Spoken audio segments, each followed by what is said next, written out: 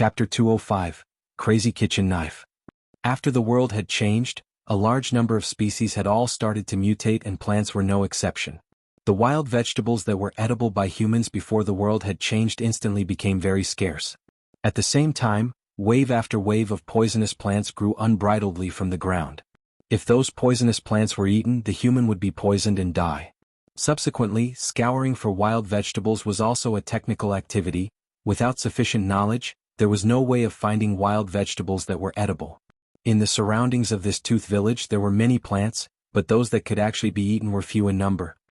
When Ma Jingming and his party returned to the villages all surrounded them and greedily looked at the big fishes in the nets. Ma Jingming and his party also all had their heads held up high, as if they were heroes triumphantly returning. In fact, in the eyes of the people of Tooth Village, Ma Zengming and the others who had brought over food really all were heroes. However, even more people's gazes landed on White Bones, who was dragging the corpse of the mutant water snake behind it. This was the first time that they had seen such a terrifying monster.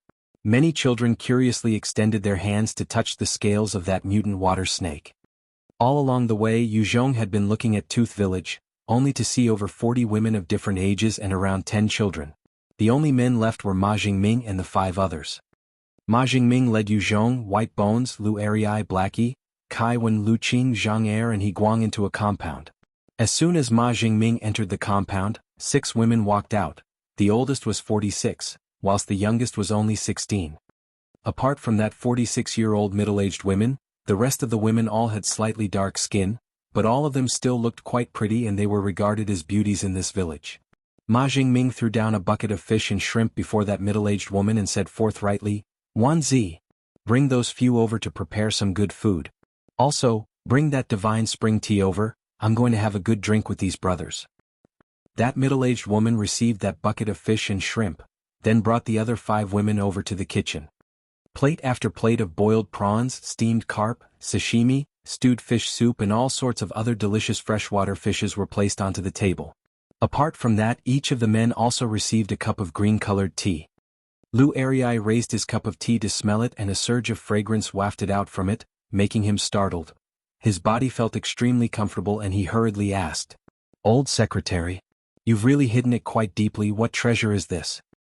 Ma Jingming gave a chuckle and raised his cup of green-colored tea to take a sip, before saying with his eyes narrowed, "This is divine spring tea. Drinking it will give your body many benefits." Yu Zhong raised his cup of divine spring tea to take a sniff and a surge of fragrance rushed into his nostrils. After that surge ended he also felt quite refreshed. He poked out his tongue and lightly licked that divine spring tea. He didn't perceive any danger and immediately drank it. As soon as that divine spring tea landed into Yu Zhong's abdomen, a surge of clean air poured out and circulated once around his body. Afterwards, it rushed straight to his forehead, giving him a refreshing sensation. "You have gained 1 point in spirit. Good tea." Having heard the enhancement notification, Yu Zhong couldn't help but let out a few words of praise. White Bones, Lu Erei, Kai Wen, Lu Qing, Zhang Er and He Guang all gulped down that divine spring tea one after another as well. White Bones wore a human disguise in front of other people, so it naturally had to gulp down that divine spring tea. It was just that its body turned into a cup made from bone, which contained the divine spring tea. Meanwhile, the other 5 people all revealed an extremely intoxicated look. Seeing that everyone had gulped down that divine spring tea, Ma Jingming's eyes flashed with a hint of a strange light. He then said very graciously, "Eat the dishes." After he finished speaking, Ma Jingming took the lead to take a boiled prawn, put it straight into his mouth and started chewing on it. Even though those prawns didn't have any seasoning, they still had a fresh and sweet taste when eaten. After the end of the world, these dishes were rare delicacies and the survivors from Tooth Village had not tried them many times. Apart from Yu Zhong and White Bones, the other men all ravenously contested for those dishes and ate them in big mouthfuls, as if they were hungry ghouls that had just been reincarnated. Yu Zhong also ate a few prawns but suddenly he felt his body go numb and immediately he lost control of it. His expression changed and he looked towards Ma Jingming saying, "Have you poisoned it? What's happened? Why is it that I can't move anymore? Damn. It's really numbing." Almost simultaneously Lu Erei, Kai Wen, Lu Qing, Zhang Er and He Guang's expressions all had a huge change. The chopsticks held in their hands fell to the floor and they collapsed powerlessly onto the table. Looking at Yu Zhong and the 5 others who had fallen into a paralyzed state, Ma Jingming's eyes flashed with a hint of joy and he explained, "Poisoned it? I really haven't done that kind of thing. It's just that although this divine spring tea can play the role of nourishing the body at the same time, it also paralyzes people's bodies for 5 minutes." Yu Zhong's gaze hardened and he said in a heavy voice, "What are you attempting?" Ma Jingming had concealed the information about the paralysis effect of the divine spring tea, so he obviously didn't hold any good intentions. Otherwise he definitely would have told people about it beforehand. Ma Jingming smiled grimly at Yu Zhong and said, "Little brother Yu Zhong, I was very attracted to that treasured blade in your hands. However, I knew that you definitely wouldn't sell it. As long as you made an unwise move though, you would perish. This way the treasured blade in your hands will be all mine. After gaining that treasured blade, I will then use that big snake scales to make a whole body armor and so I won't have to be afraid of the zombies in Qin Village. After killing all of the zombies in there, I will be able to get hold of the resources in Qin Village. As long as this cycle continues, my days will become better and better. For my future, the only way is to sacrifice you." Yu Zhong's expression didn't change and he asked aloud, "Lu Arii and the others have now seen your true colors. Do you want to kill them as well?" A person who will achieve great things doesn't bother with trifling matters. They will also very quickly go accompany you down there, to make you feel less lonely on the road to the Yellow Springs. Ma Jingming revealed a grim smile towards Lu Arii and the others and said, "Relax, your wives and daughters, I will help you properly take care of them." Ma Jingming, you beast. You brute. Even if I become a ghost I still wouldn't let you go. Old secretary, why don't you let me go? I'm willing to do anything for you, I beg you to spare my life. As soon as Ma Jingming had revealed his true colors, sounds of cursing and pleading were transmitted from the feast. "Wanzi, come over here and kill them." Ma Jingming only gave a cold smile and loudly shouted. In order to paralyze Yu Zhong and the others, he had also drank divine spring tea, so he was also in a state of paralysis. He could only kill off Yu Zhong and those 5 by using others. That middle-aged woman with ordinary looks walked out of the kitchen with a kitchen knife, standing beside Ma Jingming as if she were a specter. "Wanzi, go kill them."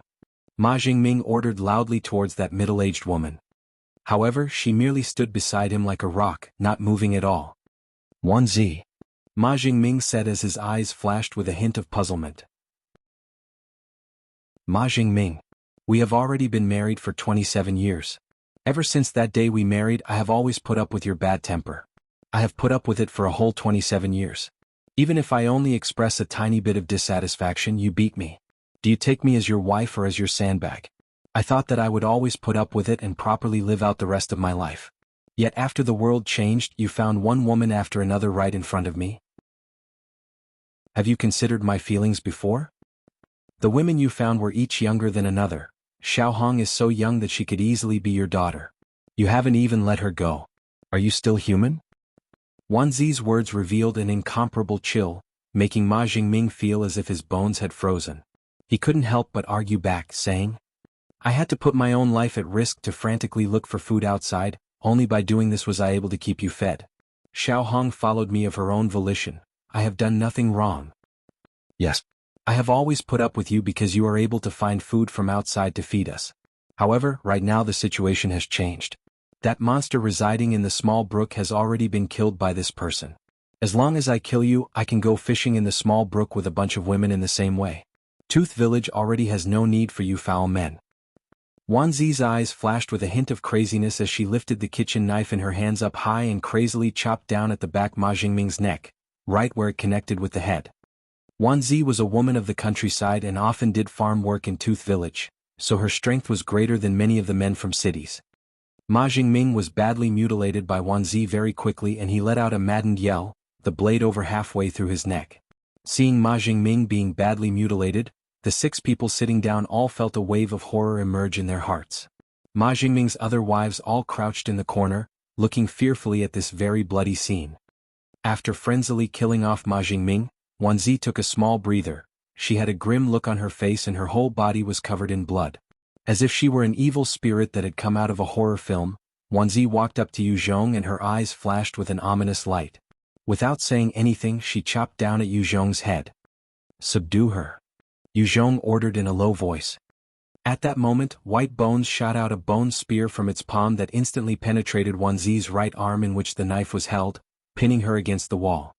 Seeing White Bones shoot out a bone spear, a hint of disbelief and madness, she desperately roared. How is this possible? People who have drunk the divine spring tea will definitely have their bodies paralyzed for 5 minutes. How can you move?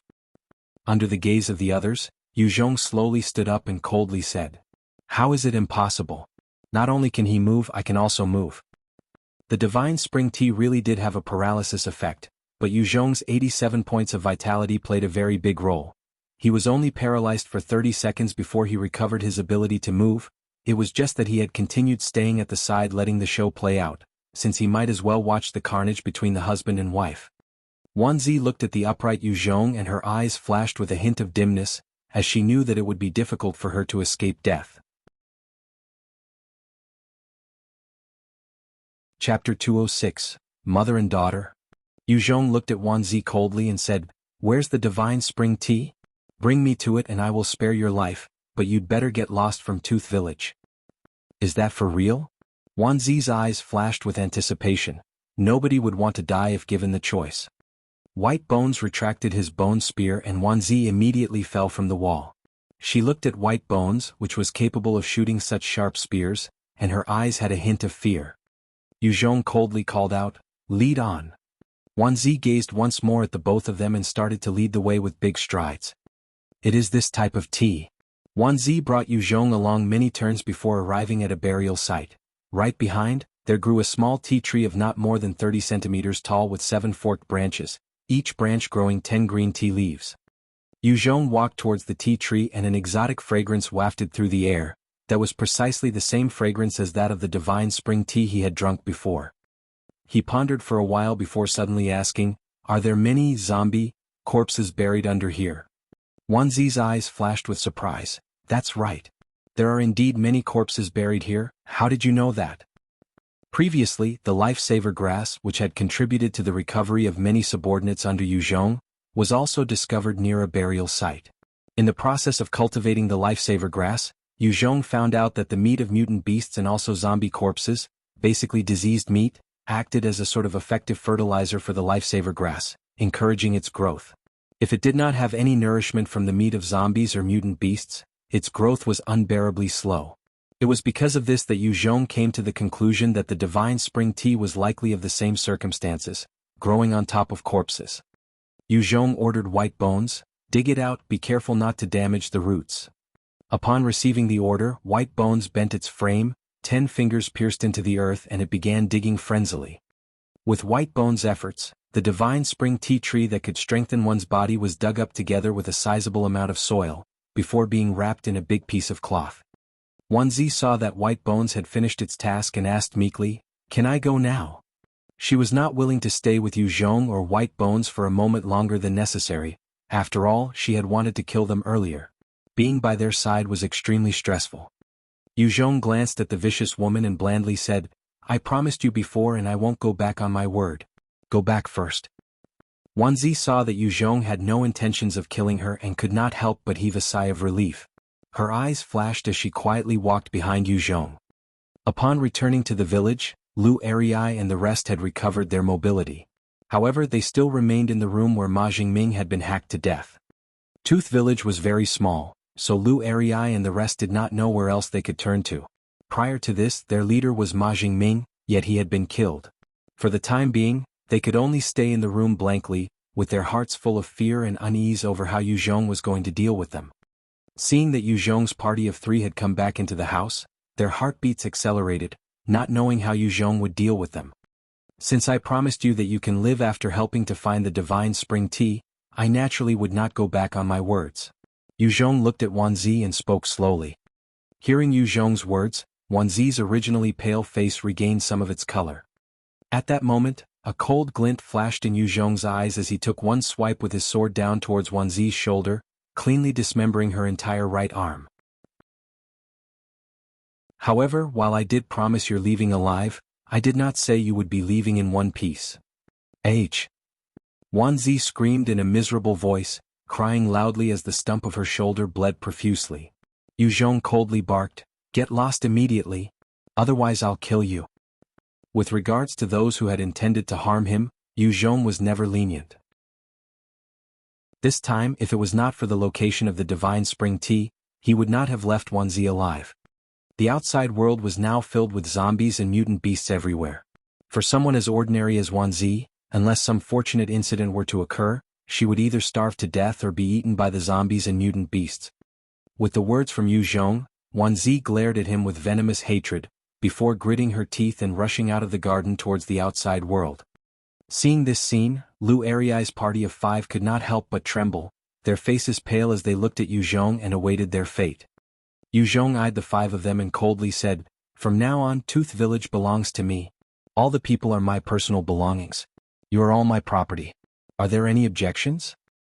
With Ma Jingming's death, Yu Zhong harbored the intention to possess Tooth Village. The village had over 50 survivors, and in the current circumstances where the human populace was dwindling, it was considered a decent treasure. White Bones was also hoisting its white bone axe on its shoulders, staring at the 5 of them. If any of them dared to make a move, it would not hesitate to kill them. Lu Ariai and the rest of them could feel the thick killing intent from White Bones. If they disagreed, the person in black robes would not spare them. Lu Ariai immediately called out loudly, "I have no problems. From now on, Boss Yu is the village's head. If anyone dares to not comply, I will punish that person myself. Boss Yu, I'll listen to you. Boss Yu, whatever you ask of me from now on, I'll do it." The rest all chimed in one after another. In the current world, following someone was not just following. Instead, it ensured survival if the person was a strong evolver. As long as Yu Zhong did not ask of things that crossed their bottom line, they would be willing to work for him. Yu Zhong continued to say, "Very good. Who knows the way to Qin Village?" "I know." All of them rushed to answer. "Lu Ariai, you go back and prepare. Tomorrow you shall lead the way. Kaiwen, when I'm gone, you will be the temporary leader. Gather everyone to go fish. I will come back to bring you all away after some time. Disperse." After giving a number of orders, Yu Zhong finally dismissed the members. "Boss Yu, what about us?" After a little hesitation, the pretty wife of Ma Jingming walked to Yu Zhong's side and asked uneasily. The rest of the ladies all looked towards Yu Zhong. If he wanted them to sleep with him, they would definitely not resist. Before this, they had followed Ma Jingming so that they could eat their fill. As for feelings, it was basically zilch. If Yu Zhong wanted them, they would not mind changing to serve another man. "Go back to your rooms and rest." Yu Zhong waved his hands after taking a look at them. Although he was not someone virtuous, he was used to the likes of Ji Qinggu, Guiyu, Lu Wen and Zhang Jingqiao. The rest of these women basically could not hold a candle to them. The next morning, Yu Zhong brought Lu Ariai and left Tooth Village, towards the direction of Qin Village. In a certain location at the top of a 3-story building in Qin Village, having starved for 6 days, Zhui Yadong was looking at her frail-looking daughter Yun Kaiwei, her eyes gleaming with a strange light. Her stomach was growling like crazy, her hunger enveloping her entire body and slowly eroding her sense of reason and energy. The amount of food in the room had already mostly been consumed 3 weeks ago, and during the span of these 3 weeks, Zhui Yadong and her daughter Yun Kaiwei had eaten very sparingly, taking small mouthfuls of food each day and limiting their movements as much as possible. However, 6 days ago they had finally wiped their food clean. In these 6 days, Zhui Yadong was constantly tortured by hunger to the extent that she almost wanted to die. At the same time, under that immense hunger, a crazy thought had blossomed in her mind: eat her. No, she's my daughter. My precious daughter. Eat her. Under the intense moral conflict, Zhui Yadong seemed to have been driven mad by torture. The look in her eyes as she gazed at her daughter changed, as though she had just seen a roasted turkey. Under the state where her mind was half collapsed, she subconsciously got closer to her daughter, her hands stretching out to Yun Kaiwei's neck. Yun Kaiwei opened her lovable eyes, rubbing them gently, and pulled out a piece of chocolate not even as big as a fingernail from her right pocket. She broke it into half and handed one half to Zhui Yadong, saying, "Mummy, time to eat." Upon hearing her daughter's voice, Zhui Yadong regained her senses and saw her own hands on her daughter's neck. A chilling sense of fear rise in her heart. If she had really killed her own daughter, she would break down and become insane. Zhui Yadong hugged Yun Kaiwei tightly as she bawled, "Kaiwei, you eat, you eat." Yun Kaiwei continued on very sensibly, "Mummy, eat. Only when you eat will you have energy." Zhui Yadong released her hug and smiled sadly, before taking the bigger piece and pushing it into her daughter's mouth as she took the smaller half and ate it. "Little Wei, you stay here, okay? Mummy will go look for some food." Zhui Yadong instructed Yun Kai Wei to stay as she got up shakily, walking towards the kitchen. The kitchen was already swept clean of all edible items. Even salt, soy sauce and items like vinegar were all eaten by the mother and daughter pair. However, her aim was not these items, rather it was a vegetable knife. She feared that she would commit something unthinkable under her frenzy, so her heart was dead set. She picked up the knife, her eyes empty, as her hands trembled uncontrollably, her heart also beat with fear and unease. "If only someone could save us right now, I would agree to whatever he wants." Zhui Yadong laughed bitterly before killing off that hope, closing her eyes as she swung the knife down towards her left hand. Chapter 207, Zhui Yadong. Just as Zhui Yadong closed her eyes, there came a sound of something being broken into from the outside. Her hand trembled and the vegetable knife in her hand fell to the ground. She was not willing to die in the first place, so hearing the weird sound from outside led her to have renewed hope. Zhui Yadong ran quickly to the window and looked outside. Very quickly she saw many zombies outside the convenience store lying on the ground. It seemed that the door had been kicked wide open. Not long after, 3 people exited from the convenience store, with one of them hoisting a huge backpack, one holding a pot of the divine spring tea and the last person also carrying a huge luggage bag, obviously filled up with items. Zhui Yatong mustered all the strength she could summon and shouted loudly, "Help! Save us!" Yu Zhong had just brought White Bones and Lu Erei out of the convenience store when he heard the plea for help. Yu Zhong looked towards the direction where Zhui Yadong had screamed from, and pondered for a while before turning and walking towards her. He knew that there could be survivors in this village, yet he was not prioritizing their rescue.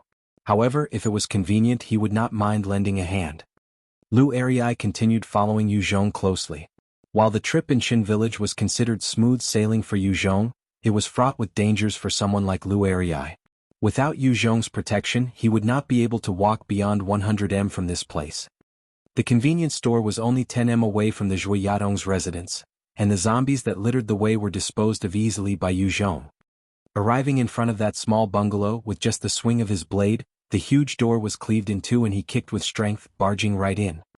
Yu Zhong strode up to the top with big steps and saw Yun Kai Wei curled up into a ball, as if she was a weak cub, looking up at Yu Zhong's party with her huge eyes. She was dying of hunger and did not even possess enough energy to escape. He walked to her side, taking one look and concluding that this little doll-like Lolita had been starving. He pulled out a lollipop, and a bottle of water from the backpack, giving them to Yun Kai Wei and saying, "Quickly eat." When a person has not eaten for a long period, he or she cannot suddenly eat huge amounts or they can choke to death.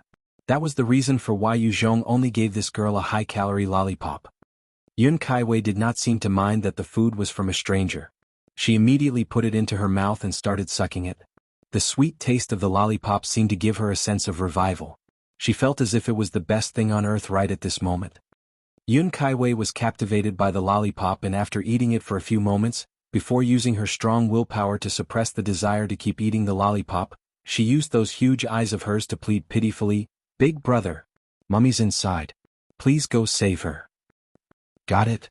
Yu Zhong immediately stood up and went into the kitchen. Zhui Yadong had used her remaining strength to shout earlier. After that, she crumpled down onto the floor without any energy left to even climb up. If no one came to save her, she would definitely become like a starved mummy. Yu Zhong came into the kitchen and saw that Zhui Yadong had fainted. Pulling out a can of cola, he immediately poured it into her mouth. Having drunk 2 mouthfuls of cola at once, Zhui Yadong choked a bit before opening her eyes, seeing Yu Zhong feeding her. Yu Zhong pulled out a piece of chocolate and stuffed it into her mouth. "This is chocolate. You should still have the energy to chew, right?" Zhui Yadong looked at Yu Zhong and a small tear fell from her eyes as she started chewing the chocolate weakly. Soon after, she swallowed with great difficulty and regained her energy. After resting for a while, she looked at Yu Zhong expectantly before slowly climbing up. She wanted to eat, really wanted to eat. Yu Zhong looked at Zhui Yadong and said softly, "I just saved you and the little girl outside. If you want to follow me, you have to listen to my orders. I will protect you and feed you to the best of my capabilities. If you do not agree, I will not force you and we will part ways here." Right now Zhuiyadong had a face completely covered dust and dirt, her hair was disheveled and there was a sour odor on her body. She had not bathed in close to 2 months, therefore her body naturally stank. Yu Zhong was not keen to bring her nor the little burden along with him, so coming here to save them was also about the most he could do as a human being. If they were to decline, he would immediately leave. My name is Zhuiyadong and the girl outside is my daughter, Yin Kaiwei. We are willing to follow you and your orders. Zhuya Tong replied a little weakly. She knew that it was a critical decision to make, because if this man in front of her left, the mother-daughter pair would definitely die from hunger here. Eat this and properly rest for a while. Yu Zhong pulled out a dozen lollipops, 3 chocolate bars and a small cake, before placing them into Zhuiyadong's arms. Then he said lightly, "You have starved for too long, so you can only eat this for now. Once you have recovered a little, I will let you eat your fill." When Zhuiyadong saw the amount of high-calorie foods placed in front of her, her eyes flashed and she immediately tore into a bar of chocolate, her hands trembling as she unwrapped it. Without a care for her image or dignity, she stuffed it into her mouth whilst at the same time, her hands were already on the small piece of cake, also trembling as she unwrapped the packaging. Yu Zhong looked at her as she was wolfing down the food and asked, "Can you drive?" "Yes." With her mouth full of food, she used her throat to sound out an affirmation. She grabbed the bottle of mineral water and washed down the food with a few gulps before replying hastily, "In the garage there is a BMW and the fuel inside can last us for at least 60 kilometers. Zhuiyadong knew she needed to show her value as a team member, otherwise she might be discarded. Hiding in this 3-story bungalow, she had witnessed many cases in the leather shop nearby where people had been forced out, only to be eaten by the zombies. This was precisely because those people could only eat and were not useful to the boss. 10 days ago, even the boss of the leather shop could not bear the hunger anymore and made an attempt to enter the convenience store. The effort was in vain as he was devoured by the zombies and the scene had shocked Zhuiyadong, preventing her from stepping out of the bungalow to look for food. Yu Zhong frowned, as cars like BMWs were not of practical use in the current world. These types of cars would be dented just after a few hits with the zombies. Only vehicles like Hummers and the Dongfeng vehicles with a sturdy frame were more reliable. Using them to hit and crush zombies would not be a problem. Looking at the weak Zhuiyadong, he pulled out a chunk of cooked mutant beast meat saying, "Eat this." Zhuiyadong received the meat and took a huge bite. Not long after, a warmth blossomed in her body and she felt that her strength was recovering consistently. She was pleasantly surprised and immediately asked, "What treasure is this?" Yu Zhong saw that Zhuiyadong had recovered her energy in such a short time and his eyes could not help but flash with surprise. "You can stand and walk on your own? I don't want to stay here for too long." Zhuiyadong used her strength to prop herself up, standing up shakily. While she still felt weak, her body had a hint of energy. She looked at Yu Zhong and said firmly, "I can walk now. Let's go." Yu Zhong looked at her and immediately went outside in big strides. With just a thought, Yu Zhong made White Bones pick up Yun Kaiwei in one of its arms as though it was carrying a little kitten and it followed out. Zhuiyadong got into the garage and started to drive the BMW out. Yu Zhong sat in the front passenger seat, while Yun Kaiwei and Lu Ariai sat behind. White Bones acted as the vanguard in front of the BMW, clearing out the normal zombies that had been attracted to the commotion of the car starting. As soon as the zombies got within range, White Bones would immediately decapitate them so that they could not even touch the car. Under the protection of White Bones, Yu Zhong's group quickly made it out of Chen village. When they passed a small stream, Yu Zhong got Zhuiyadong to disembark and lightly said, "You and Little Wei should go wash up." Zhuiyadong's face turned red and she immediately got out of the car, walking towards the stream. She knew how she must have smelled after not having bathed for close to 3 months. Yu Zhong also grabbed the little lowly Yun Kaiwei and walked towards the stream. "Can you turn around?" After hesitating for a moment, Zhuya Tong pleaded to Yu Zhong. She was not used to bathing under someone else's supervision. Yu Zhong took a look at her and said warmly, "Although there are no zombies in the wild, there are many more fearsome mutant beasts. If you two don't want my protection, I can wait outside for you." Zhuya Tong was frightened by this and immediately replied, "Don't go." After that, she pondered a little more before entering the stream fully clothed with Yun Kaiwei. The water was not deep, only up to their waist, and it was so clear that one could see the bottom. Other than the various schools of fishes and prawns, there were no scary mutant beasts to be seen. The moment the mother and daughter pair entered the water, they began scrubbing themselves with fervor. After the world had changed, due to the fear of being infected, Zhu Yadong and Yun Kaiwei did not dare take a bath. They also only drank from bottled water and water that they had stored before. This was the first time that they had taken a bath for 3 months. Yun Kaiwei had also eaten the meat Yu Zhong gave her, so even though she had not regained her full strength, it could be said that she had a little more energy now. Yu Zhong sat down boredly, observing the surroundings. In the wilderness of the New World, the mutant beasts were considered the most dangerous existence out here, hence the moment he let his guard down, the mother and daughter could be in danger. "I'm done. Do you have a set of dry clothes to spare?" An extremely soft and beautiful voice sounded, making Yu Zhong turn towards the source. His breathing sped up. He saw an extremely beautiful woman with long black hair and snow-white skin, her slender body, long legs and perky but like features from an exquisite painting. She exuded an alluring mature charm.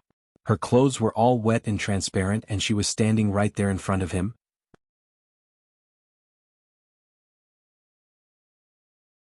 Chapter 208, Push Down Zhu Yadong. That stunning beauty full of mature charm was precisely Zhu Yadong. A soaked white shirt clung tightly onto her full figure, completely outlining her beautiful body.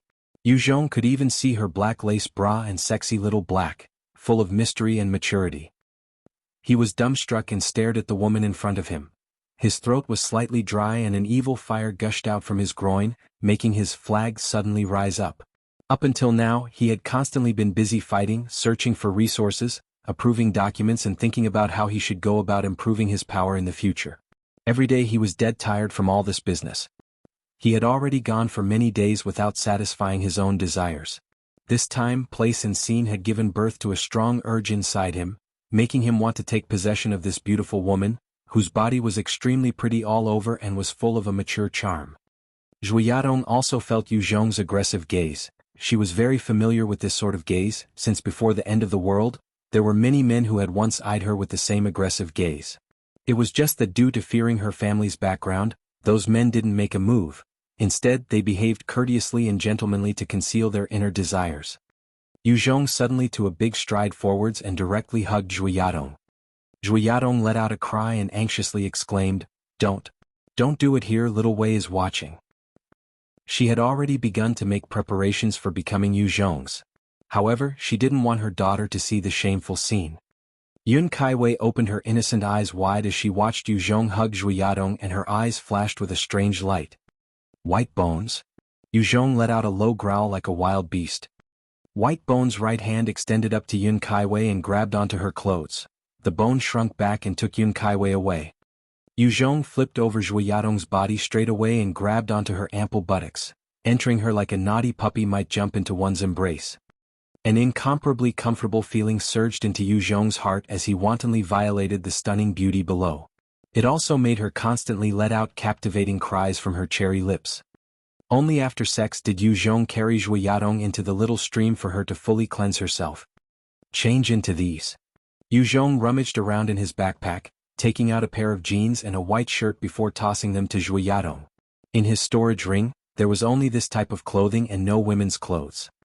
Zhu Yadong hesitated for a moment before changing her clothes right in front of Yu Zhong, displaying her beautiful in front of his eyes. That pair of jeans wrapped tightly around Zhu Yadong's buttocks and her ample were also almost about to make the buttons on the white shirt burst apart. She hesitated for a moment again before telling Yu Zhong, "It's a little tight." After having intimate sex with Zhu Yadong, Yu Zhong's tone when speaking to her had also softened to some degree. "I know now. In the future I will help you to find a set, but for now just bear with it."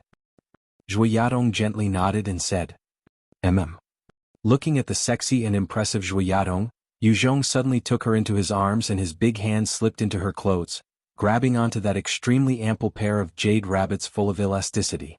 As he smelt her body's fragrance after bathing, he lightly said, "Is Yun Kaiwei your daughter? Today I see that your age does not exceed 27 or 28, how can you already have a daughter this old?" Zhu Yadong was sexy and also had a mature charm. Yu Zhong had already made her become his own, only now did he wish to understand her past. If it was a normal situation, Yu Zhong would have no interest in her story whatsoever. As she lay in Yu Zhong's embrace, Zhu Yadong slowly recounted her own past. This year she was only 28 years old and was right at the golden age. Her daughter Yun Kaiwei was also only 11 this year. When she was 16, Zhu Yadong had fallen in love with a man, and had thus eaten the forbidden fruit. Not long after, she conceived and subsequently gave birth to that man's child. However, as soon as he saw their child, that man was scared of the burden and responsibility of child-rearing and broke up with Zhu Yadong. Zhu Yadong's family could be regarded as a prominent one. Upon knowing of this matter, the elders of her family were absolutely furious and chased the mother-daughter pair away to a remote little village as some sort of banishment. Zhu Yadong was very brave and relied on her own efforts, some funding from her parents and also her family's prestige to gradually operate a business that produced a decent career for her. Before the end of the world, she was already kind of a rich woman with a net worth of several million.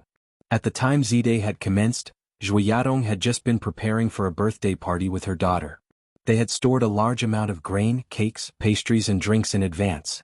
It was because of this large amount of stored-up food that she and her daughter were able to luckily hold on for 3 months until Yu Zhong had rescued them. With some overbearingness Yu Zhong said, "From now on you are my. I will not let you be touched by other men, nor will I let you fall in love with other men. If I discover that you have betrayed me, I will definitely not let you go." "I know now, husband," Zhu Yadong said coquettishly as she curled up like a lazy cat in Yu Zhong's embrace. This was the first time in many years that she had acted as such to a man, and it made her feel quite good. If those men who had tried to court Zhu Yadong before the end of the world saw this, it would definitely make their eyes shatter all over the place. It's important to know that back then, her style at the market always appeared as an image of a strong woman in the eyes of others. She was an independent, modern woman. If it was before the end of the world, men like Yu Zhong definitely wouldn't be the sort of partner chosen by Zhu Yadong. She was able to build up a career without any help from a man and lived very well. However, after the end of the world, Zhu Yadong could only choose to rely on Yu Zhong. She had rich experience and had witnessed the cruelty of post-apocalypse humans. Otherwise, with her beauty, she would be bound to experience a lot of suffering. Upon hearing this stunning beauty Zhu Yadong call him husband, and act so coquettishly towards him, Yu Zhong felt very comfortable. In his current, only Gui Yu's appearance and temperament could be compared to that of Zhu Yadong's. However, one was a sweet fruit that was gradually ripening, whilst the other was already mature, the whole body revealing a honey-sweet fruit. Both were different types of beauties and couldn't really be compared. Yu Zhong gently let Zhu Yadong down and said in a deep voice, "Right. Let's go." Zhu Yadong straightened her clothes, smiled sweetly and said, "Mm." After she finished speaking, as if she were a little girl who had just fallen in love, Zhu Yadong's soft little hand as white as snow held onto Yu Zhong's big hand and they walked forward. As he held onto Zhu Yadong's little hand, Yu Zhong's heart was slightly swayed. Even though he had once had sex with 3 others, it was his first time holding hands with a woman whilst walking. Before, he had constantly been in battle, in more battles and in even more battles again. All this desperate effort was for the sake of survival and evolving. Yu Zhong was not really a genius at fighting. He could only grow stronger through his constant, repeated efforts and finding opportunities to become stronger. He raised his own strength little by little, increasing his own power. Wave after wave of unexpected events made him exhausted, to the extent that he couldn't even properly go on a date. Holding on to Zhu Yadong's hand, Yu Zhong arrived in front of the car. "What a pretty... Is she really that Zhu Yadong? Boss, you really has good luck." Lu Ariai looked at Zhu Yadong with her stunning looks, sexy figure and dazzling fashion, and his eyes flashed with a little shock. Since he was experienced in these sorts of matters, he naturally knew what had just happened below with Yu Zhong and Zhu Yadong. The lowly Yun Kaiwei trotted up to Yu Zhong and Zhu Yadong, and using that pair of big blinking eyes, she asked Zhu Yadong with an innocent expression, "Mummy, what game did you play just now down there with Big Brother?" Right now, Yun Kaiwei had also changed into a large set of men's clothes. Although this made her appearance rather strange, her innocent sweetness was still hard to conceal. Upon hearing her own daughter's question, Zhu Yadong's face was instantly covered in a scarlet glow as she felt endlessly ashamed. She had no way whatsoever of telling her innocent daughter that just now, she had actually been battling in the wilderness with a man. Yu Zhong went up and took a look at Yun Kaiwei before saying in an unquestionable tone, "We are going now. Little Wei, get into the car." "Yes, Big Brother." Yun Kaiwei's pixie-like eyes turned and she didn't continue to ask this question that made Zhu Yadong feel awkward. In a well-behaved manner, she went to the back seat and sat down there. Gratefully, Zhu Yadong glanced at Yu Zhong and said, "Thank you." Yu Zhong smiled at her and directly sat down in the front seat. Zhu Yadong got on as well and started the engine, leaving this place. Evening. Dinner was barbecued meat, cakes and milk. Zhu Yadong and Yun Kaiwei had both starved for a long time, so as soon as they saw the delicious food, they couldn't resist and ravenously began to eat. As he watched Zhu Yadong eat in such an unrestrained manner, Yu Zhong gently patted her on the back and said, "Eat a little slower. I still have a lot of food here." Zhu Yadong's pretty face blushed, and only then did she slow down her eating speed, regaining her elegant demeanor again. Coupled with her own stunning looks and that she had originally received good etiquette training as a young miss, even the picture of her eating could be regarded as a beautiful scene. Yun Saiwei's big eyes wandered around a little on Yu Zhong and Zhu Yadong's bodies, the light in her eyes briefly flashing before disappearing. Lu Ariai sneakily took a couple of glances at Zhu Yadong before not daring to look again, afraid that he might be charmed by that mature, sexy and elegant woman if he kept on looking. "Husband, I have a headache." After eating a chunk of barbecued meat, Zhu Yadong's pretty face was suddenly dyed with a red glow. Both of her eyes seemed lost and her body swayed a few times before collapsing onto the ground. "What's happened?" As he watched Zhu Yadong collapse onto the ground, Yu Zhong's heart was shaken and he immediately brought her into his embrace. He saw that her face looked abnormally flushed and a sense of foreboding poured out from his heart. Immediately, he reached out and touched her forehead, and his hand felt an extreme heat. "Do you have a fever?" Yu Zhong's heart sank. In this apocalypse world where doctors were hard to find, there was a great probability of dying from an illness.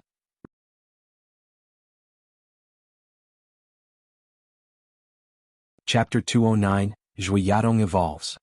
If it were in Qingyuan County, Yu Zhong could get over 20 doctors to help diagnose and treat Zhu Yadong, but here he could only rely on the life-saving grass and some herbs, stuffing them into her mouth and watching over her. In Yu Zhong's storage ring he had amassed quite a number of herbs. After all, the life-saving grass was not entirely a miracle drug. Although it could help recover internal injuries and treat external wounds, with regards to illnesses resulting from viruses, it was not much of a help. Yun Kaiwei looked at her mother whose face was currently pale, her entire body perspiring and her breath ragged. She pulled on Yu Zhong's hands and asked worriedly, "Mommy? Big brother, what's wrong with her?" In this world, Yun Kaiwei could only rely on her mother and Yu Zhong, so seeing her mother like this was enough to cause her to panic. Yu Zhong helped Zhu Yadong wipe away the sweat on her face while consoling Yun Kaiwei, "Don't worry, it will all be all right." Yu Zhong himself did not know what had happened to Zhu Yadong, but he knew for a fact that he could not be rash. Being rash would not help anything, so he pulled Yun Kaiwei away from Zhu Yadong's side and placed her into the car. After the world had changed, many sorts of strange happenings had taken place. If Zhu Yadong suddenly became a zombie, it would not be considered as unexpected. Half an hour passed, then followed by a full hour, and with the flow of time an entire night passed, yet Zhu Yadong's fever did not subside one bit, although she had not turned into a zombie. On the second day, Yu Zhong cooked porridge again to feed Zhu Yadong and helped her wipe away her perspiration, busily taking care of her for an entire day. There was no intention to progress from their current spot. On the morning of the third day, Zhu Yadong furrowed her eyebrows, opening those beautiful eyes of hers and seeing Yu Zhong lying beside her, obviously having taken care of her for an entire day.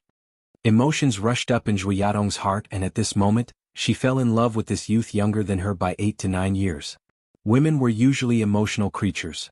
Whilst Yu Zhong had come to their aid at the start, she was thankful but not moved. Even their tryst by the riverside happened as a way of thanking Yu Zhong for saving them, and it was not out of love, hence at that time, she didn't actually develop any feelings for him. Yet when she found that Yu Zhong had taken care of her unconditionally when she was unwell, she realized that she had truly fallen for this man. This was because regardless of what his motives were, he had personally taken care of her very carefully, and this type of trait was hard to find in the current world. Zhu Yadong couldn't help but reach out her hand to stroke Yu Zhong's face. As he possessed a strong sense of wariness, Yu Zhong had awakened the moment Zhu Yadong had moved. He grabbed her delicate hands in his, saying, "You're up. Let me go cook some porridge for you." Not a single mushy sentence like, "I love you," or "without you I'll die," came from his mouth. Yet this simple sentence had moved Zhu Yadong, her emotions stirred. Yu Zhong also did not know that he had unintentionally won the heart of this beauty. He had chosen to take care of her simply because he had treated her as his woman, and he had the responsibility to. He knew that even though he had won her body, he did not assume that he could win her heart. Zhui Yadong looked at Yu Zhong and a hint of tenderness flashed in her eyes.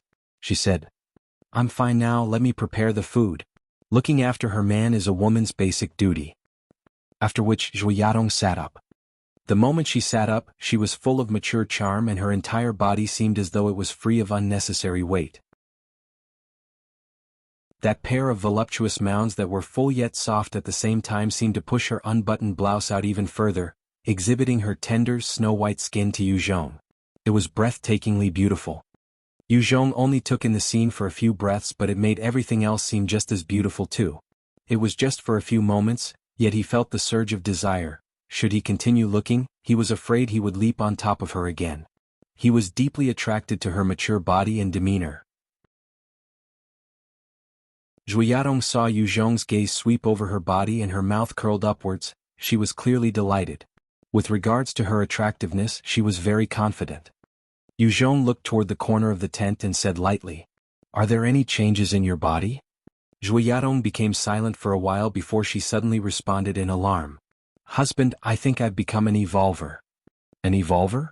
Yu Zhong heard this and his mind immediately went blank. He had a lot of enhancers in his team, but as for true evolvers like Yao Yao, she was the only one whom he knew. It was really the first time that Yu Zhong had come across the process of an evolution. Yu Zhong continued his questions, saying, "What are your current abilities and skills?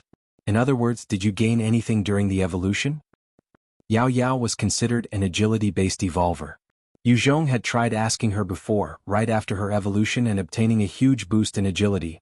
Every time she gained an increase in abilities from the system, other than 2 points of free allocation, she would gain a fixed increase in agility. It could be said that when comparing evolvers with the normal enhancers, the evolvers actually reaped more benefits. Zhui Yadong's face did a weird change and she hesitated a little before saying, "My strength had received the strongest boost. Currently my stats are level 1, strength 25, agility 13, vitality 12, spirit 11, stamina 12, and endurance 13. Evolvers really do have an advantage." Yu Zhong was partly depressed yet also happy for Zhui Yadong at the same time. Zhui Yadong's basic attributes were already above average, hence even if she was only level 1, after her evolution she had attributes that had already surpassed normal level 10 enhancers. The 25 points of strength had bestowed upon her an immense strength. If she gave it her all, she could probably snap the neck of a normal zombie with just one punch. Yu Zhong waved his hands and retrieved 3 skill books, throwing them to Zhui Yatong and saying, "These 3 books are for you. As long as you want to learn them, you can easily do it." Those 3 skill books were the level 2 skill, Super Strength Enhancement, level 2 skill, High Speed Movement, and the level 3 skill, Enormous Power Solidification. The level 3 skill book was obtained when Yu Zhong had killed the mutant water snake. He had already learnt it before, hence there was no need to relearn. After receiving the 3 books, with just a thought, they turned into streams of light and entered her sea of knowledge, uniting to form strange runes within. Yu Zhong retrieved a set of white gloves, level 1 enhanced boots, a replica tang sword, a level 2 armor and the water snake skin cape that he had swapped out earlier, passing it all to Zhui Yadong. That water snake skin cape was one of 4 sets that Yu Zhong had kept prepared in his ring. After all, being in constant battles could cause either the rat king's skin or water snake skin to rupture. Therefore when he had fully equipped Zhui Yatong, her strength reached 41 points, stronger than most normal people by 4 times. If she used the strength enhancement skill, she could unleash a strength 7 times that of a normal person. However, even though she possessed such strength, she did not have the relevant experience in battle. Any level 10 enhancer under Yu Zhong's training could easily dispose of Zhui Yadong who had not gone through any training. However, the fact remained that her strength vastly outstripped that of other normal enhancers. It was precisely because of this that Yu Zhong chose to invest in her, giving her 3 skill books in one go. "Is this my strength?"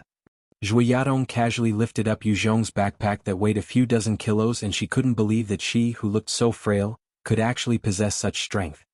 Yu Zhong took a look at Zhui Yadong and said in a deep voice,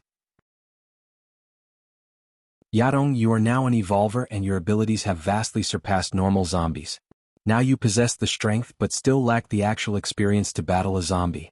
After this, you will need to handle 3 normal zombies by yourself. Until you have finished disposing of 3 zombies, I will not lend a hand. Do you understand?" Zhuoyadong was not a stupid person, so as soon as she saw the firm expression on Yu Zhong's face, she gritted her teeth and replied heavily. Understood. As they continued on their journey at top speed, Yu Zhong's party came across a highway which was packed with many private vehicles. On that densely packed highway, there were many zombies roaming around as well. Upon hearing the noise of the BMW, a number of the zombies started shambling over. Yu Zhong saw the zombies making their way over and ordered White Bones. Leave one alive, kill the rest. The moment White Bones received the order, it moved as quick as lightning, rushing into the midst of the zombies in a short span of a few breaths. Immediately, White Bones waved its axe like a tornado, killing all but one before returning to Yu Zhong's side. Yu Zhong took a glance at the remaining zombie before giving Zhuoyatong the order. Go. Finish it. Your strength is much stronger than it. All of your attributes are superior to these zombies, so as long as you can muster the courage, you can kill them. Zhuoyatong grabbed her tang sword and walked a few steps forward. However, the moment she saw the rotting face with two huge holes as well as the blackened teeth, the murky white eyes and the shriveled body, she could not help but feel fear rising in her heart. Her body trembled and she looked back at Yu Zhong. Most people would not be able to overcome their fear of the grotesque appearance as well as the fear of infection if they didn't try killing the zombies. They also would not be able to engage in a battle with them, not to mention a brawl. To brawl with a zombie required courage. At that time in Qingyuan County, Yu Zhong had to threaten the survivors with guns, in order to force them beyond their threshold before they actually rushed ahead to fight the zombies. Facing the pleading look on Zhuoyadong's face, Yu Zhong was unmoved and only sternly glanced at her before saying, "If you don't want to become its food, you have to use your sword to chop off its head."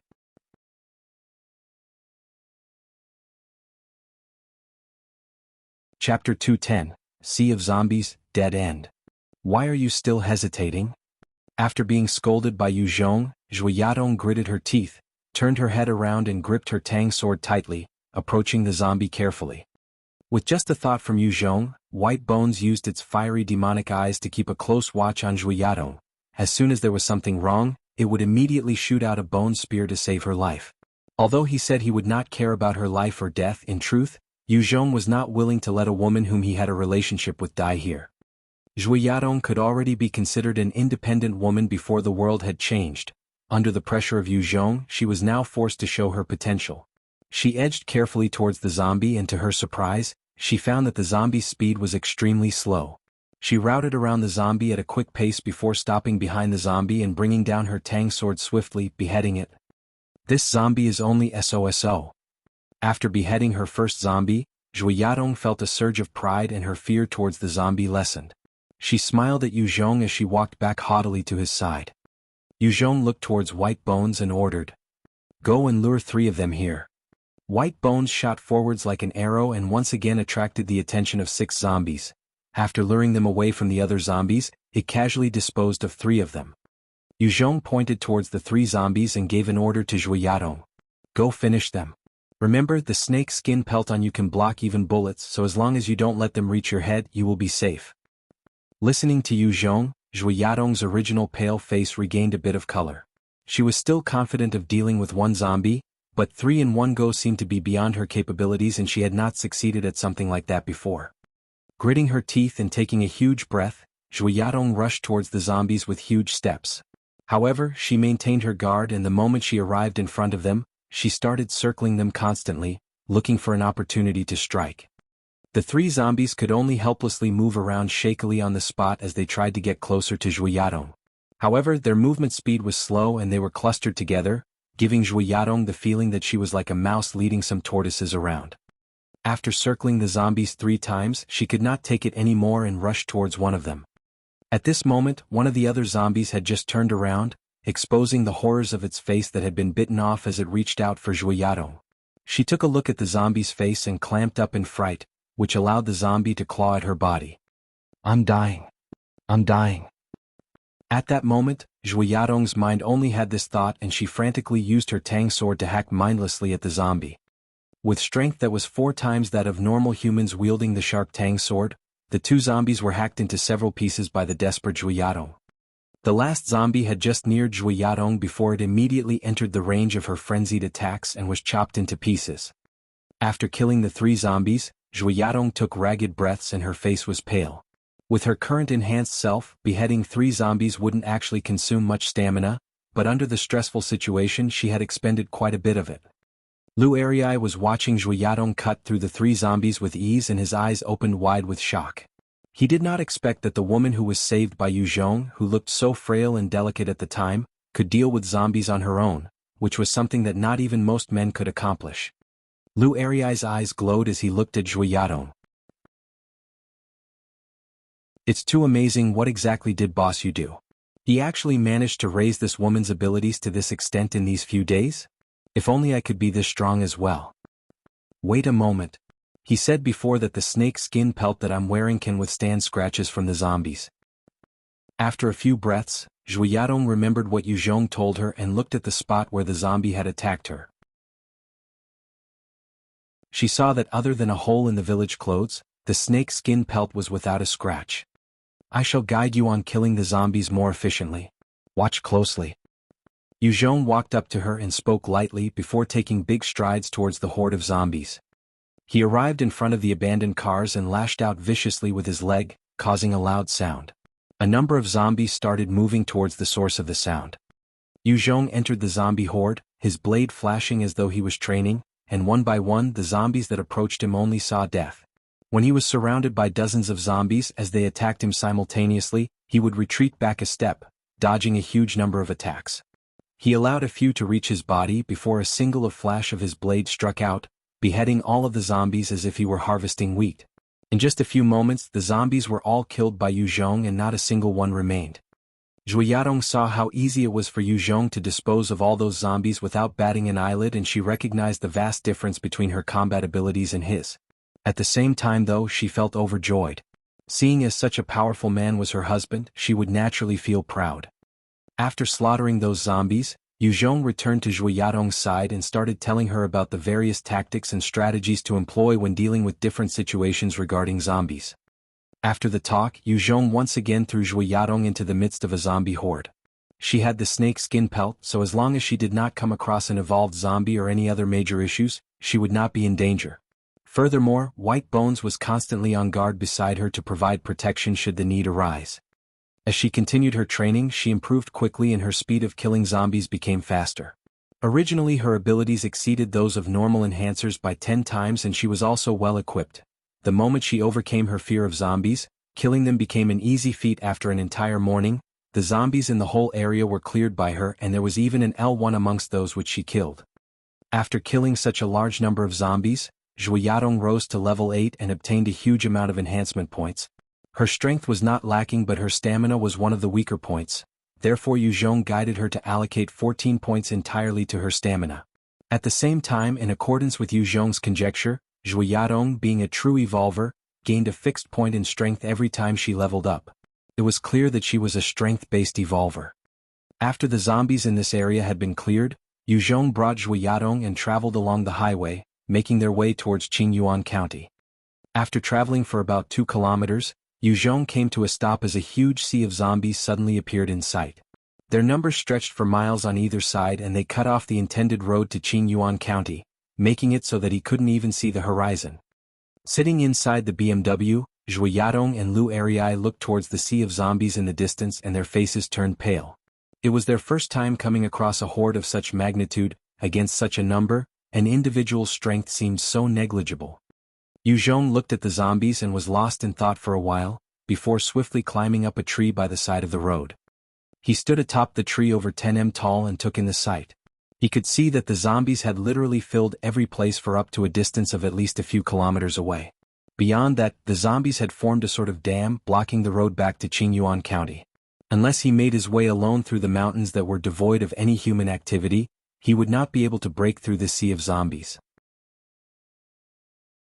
Even if he activated his encompassing body armor, used the bone spears and also used various other skills, it would not be easy. The sea of zombies was not remaining still. The zombies simply followed along the highway and progressed aimlessly. Turn back. Yu Zhong observed the sea of zombies for a while before leaping down and getting into the car, giving instructions to Zhuiyadong. The huge sea of zombies was not on a level for Yu Zhong to contend with, and so he switched his priority to finding a radio communications tower. He would make use of it to contact his forces. Zhu Yadong stepped on the pedal and brought the car to turn around, going back the way they came from. Yu Zhong's team did not make it very far before they came across a fleet of 5 buses, 4 Dongfeng trucks, 2 Humvees, 3 jeeps and 4 cars that cut off the road. Yu Zhong saw the appearance of the fleet and his eyebrows furrowed. With a wave of his hand, Zhu Yadong stopped the BMW. With just a flick, a 05 light assault rifle with a silencer appeared in his hands. This gun was lightweight and had a simple structure. With its small size, it possessed good accuracy and strong firepower at close range, and with its ammo capacity at 50 rounds per clip, it was currently one of China's most advanced weapons. Even though its firepower could not penetrate the defense of an L2, when dealing with humans, it could not be beaten. Hold this. Yu Zhong gave a 54 handgun to Zhu Yadong. When dealing with zombies, it was possible to still engage in melee combat, but when dealing with other humans, using guns was a sort of assurance. Yu Zhong was not sure what kind of people were in front of him, and he wanted to be safe than sorry. Zhu Yadong looked at Yu Zhong and her eyes flashed with shock. She didn't know how Yu Zhong managed to retrieve the 05 light submachine gun and 54 handgun. Just how many secrets is he hiding on his body? Zhu Yadong thought silently in her mind as she accepted the 54 handgun and played with it for a moment before glancing at Yu Zhong. The fleet saw Yu Zhong's team in the BMW and one of the jeeps came to a stop. 4 men stepped out. Amongst them 3 of them held 81 rifles, whilst the leader was very burly and only held a 79 assault rifle with a tang sword hanging at his waist. His clothes were very tidy and his bearings gave the impression of a cheetah ready to pounce. Yu Zhong opened the car door and strode out.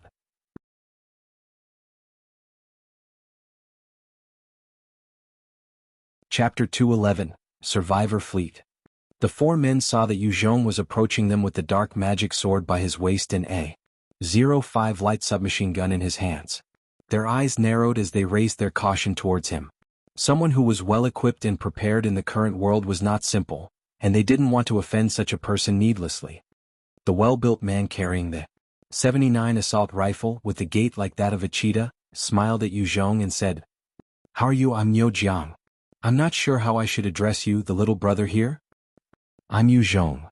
Yu Zhong took a look at Niu Jiang before asking, "Niu Jiang, where are you guys headed for?" Niu Jiang did not hesitate before responding. "We want to head to the SY County gathering. The government has established stability there and has called out to survivors to gather there." Niu Jiang looked at Yu Zhong and said warmly, "Brother Yu Zhong, why don't you come along with us? Moving together brings more benefits." Yu Zhong was well equipped and the items on him were not simple. If he joined this fleet, then their defense would also rise. Yu Zhong pondered for a while before nodding. Yes. That sort of government establishment would definitely have radio communications. Since Yu Zhong's destination was the same as Niu Jiang's team, he naturally would not decline going together. Yu Zhong joined Niu Jiang's team and the entire fleet continued on their journey. When the sun set, the fleet chose a small, barren plain to set up camp. In the fleet there was a total of 200 survivors. The moment they disembarked, they would pull out pots and pans, and the children and women would forage for twigs and branches to start a fire for cooking. Amongst these 200 survivors, a huge number of them had tattered clothes and emaciated appearances. However, there were a few who seemed much better off. There was a handful who were led around by a fatty with a plump face and huge belly. He was surrounded by 5 men and 8 women of mixed ages, all of whom didn't seem weak. Yet another group comprised of a male cop dressed in his uniform leading his colleagues around, and each of them had a 79 assault rifle. Another handful had Niu Jiang as their leader with 9 people in total, each of them equipped with either a 81 rifle or 79 assault rifle. There was one final group where the leader was a bespectacled male roughly 30 years old, and he was gathered with 34 other people. The majority of the survivors gathered around the bespectacled male were mostly middle school students of 13 to 14 years. This crowd of people was the largest with the most people. The other survivor groups would be as large as a family at most. No one else congregated on such a level. Yu Zhong's team stepped out from the BMW. Zhu Yadong brought Yun Kaiwei to wash the rice to cook. Lu Ariai was in charge of gathering the rotten leaves and debris for starting a fire. Yu Zhong pulled out 2 tents from the boot of the BMW and he set it up. The two tents had just been pitched when they attracted almost everyone's attention from the other camp. After the end of the world, luxurious goods were frowned upon and the most sought-after items became food. When the 200 survivors were on the run, their focus was only on getting as much food packed as they could. Luxury items like tents were considered unnecessary and so none of them had one. Camping tents. Do they think they're on a tour? One of the students looked on with envy as she scowled in a low voice. Currently, the year was already entering the autumn season, hence the air could get very cold in the night. Without camping tents, they could only squeeze together in the bus, where it was extremely cramped and uncomfortable. Another student snorted coldly. With a hinge of jealousy in his eyes as he looked at Yu Zhong's side, the student said, "Let's ignore them. They will regret it once they run through their rations." Amongst the grumbling of the envious and jealous people, one of the men under the fatty walked to Yu Zhong's side. His body was on the skinny side and he said with a hint of haughtiness, "I'm called He Yi. How should I address this little brother?" Yu Zhong glanced at He Yi lightly saying, "I'm Yu Zhong. Do you have any business with me? I'm a driver for Secretary Huang from Jiaoyuan County." "That person over there is Secretary Huang." He Yi pointed towards the fatty surrounded by a few men before saying, "Since it's autumn now, the winds are cold. I hope you can give this tent to him. Once we arrive at SY County's gathering point, Secretary Huang will definitely take care of you guys. With his status, even getting you some civil servant positions would not be an issue." After he finished talking, he looked on confidently at Yu Zhong. Although the world had changed a lot, the government had established a safe haven for the survivors at SY County. Secretary Huang could be considered someone of power even before the end of the world and his words had some worth. As long as they could reach SY County and establish themselves, securing a few civil posts would be an easy feat. A position that allowed you to eat your fill in the current world was really an achievement. It was enough for people to fight bitterly to obtain it. He Yi did not believe that Yu Zhong would decline the offer. Yu Zhong looked at He Yi with disgust before saying coldly, "Not interested. Please go back." He Yi heard the words and instantly turned pale. He had noticed the .05 light submachine gun in Yu Zhong's hands, so he could only hold back the harsh words at the tip of his tongue. He immediately turned on the spot and walked back towards his boss. Secretary Huang glanced at He Yi and asked quietly, "How was it, He Yi?" He Yi replied in a grieved manner, "Boss, he is not willing to give it to you." Secretary Huang's face changed and he replied, "All right, I understand. Go take a rest and prepare to have dinner." Even though he did not express it explicitly, Secretary Huang started to bear a hatred for Yu Zhong. However, he would always seek counsel before taking action. If he didn't possess enough strength to handle the matter, he might end up creating a problem for himself, thus he wouldn't be so stupid. Amongst the survivors, although there were the 5 police officers, these 5 policemen came from another place and were not willing to listen to him, nor take heed of his status as Jiaoyuan County's VIP. Not long after, Zhui Yadong and Yun Kaiwei brought over the hot rice that they had cooked. On the other side, Yu Zhong set up a barbecue pit and began roasting the Type 2 mutant boar's meat. Drops of the pig oil dripped onto the fire, feeding the flames. The smell of barbecued meat began wafting through the air. What is that smell? It's barbecued meat. Who is barbecuing meat? The moment the starved survivors caught a whiff of the barbecue, they immediately turned their heads around and looked towards the direction the smell came from. Upon seeing the countless envious gazes, Yu Zhong continued to constantly season the meat without a care, causing the smell to become even more fragrant. One of the middle school students stared at the meat and said with his mouth practically drooling, "Roasted meat, if I could get just one bite, I would die willingly." That's right. Another student took a look at the mixed gruel and bread in his bowl. The amount was so pitiful that the grains of rice could be counted. The student's gaze returned to the meat and he unconsciously swallowed gulp after gulp of saliva. After the events of Z-Day, all the survivors faced a shortage of food. Niu Jiang and his party of 200 people had congregated over the course of the past 3 months after Z-Day.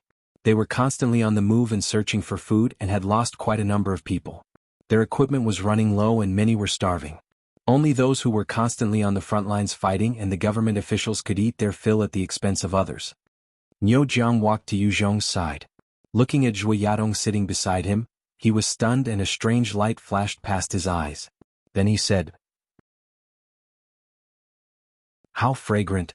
Yu Zhong, is this your wife?" She's really beautiful. You're quite lucky.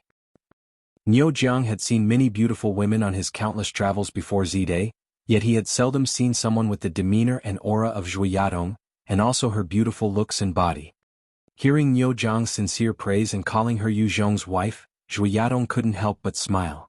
Her heart leapt in joy and she also began to see Niu Jiang in a better light. Niu Jiang only looked at Zhu Yadong once before his gaze fell onto the meat Yu Zhong was roasting and his eyes couldn't move away. Peerless beauties were great of course, but he possessed enough strength to attract many women. The meat that Yu Zhong was currently roasting was the true attraction to him right now. Yu Zhong looked at Niu Jiang before smiling and inviting him over, saying, "Please sit. Let's eat together." "Oh, how could I?"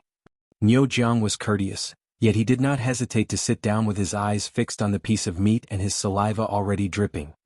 After the events of Z-Day, the vast majority of biological creatures had undergone mutations, so almost every beast in the wild was much stronger than before. Subsequently, obtaining fresh meat was extremely difficult and Niu Jiang also hadn't eaten much. After being called Yu Zhong's wife, Zhu Yadong carried out her duties as a mother and wife, helping scoop rice for Yu Zhong and also cutting a thin slice of meat, which she placed on a dish for Niu Jiang. "Thanks." Niu Jiang received the plate and immediately devoured the meat. The meat was succulent and incredibly delicious, causing him to be endlessly mesmerized. When he hastily chomped down that piece of meat, a smile broke out on his face. He had also received some enhancements. He looked at the huge piece of meat on Yu Zhong's plate and his gaze became even more intense. Yu Zhong ignored the gaze of Niu Jiang and laughed as he asked, "Niu Jiang, I am not that familiar with your members of the fleet, why don't you introduce them to me?" As the saying goes, the mouth talks when fed. Niu Jiang had eaten Yu Zhong's meat, and he started carefully introducing the various people to Yu Zhong with attention. "That person over there is..." At first, the fleet only had the 5 policemen and the bunch of students who were on an outing at the time. The leader of the 5 policemen was called Wang Jian. He had brought along his colleagues and the bunch of students, using only his handgun to deal with the zombies as they searched for and rescued other survivors.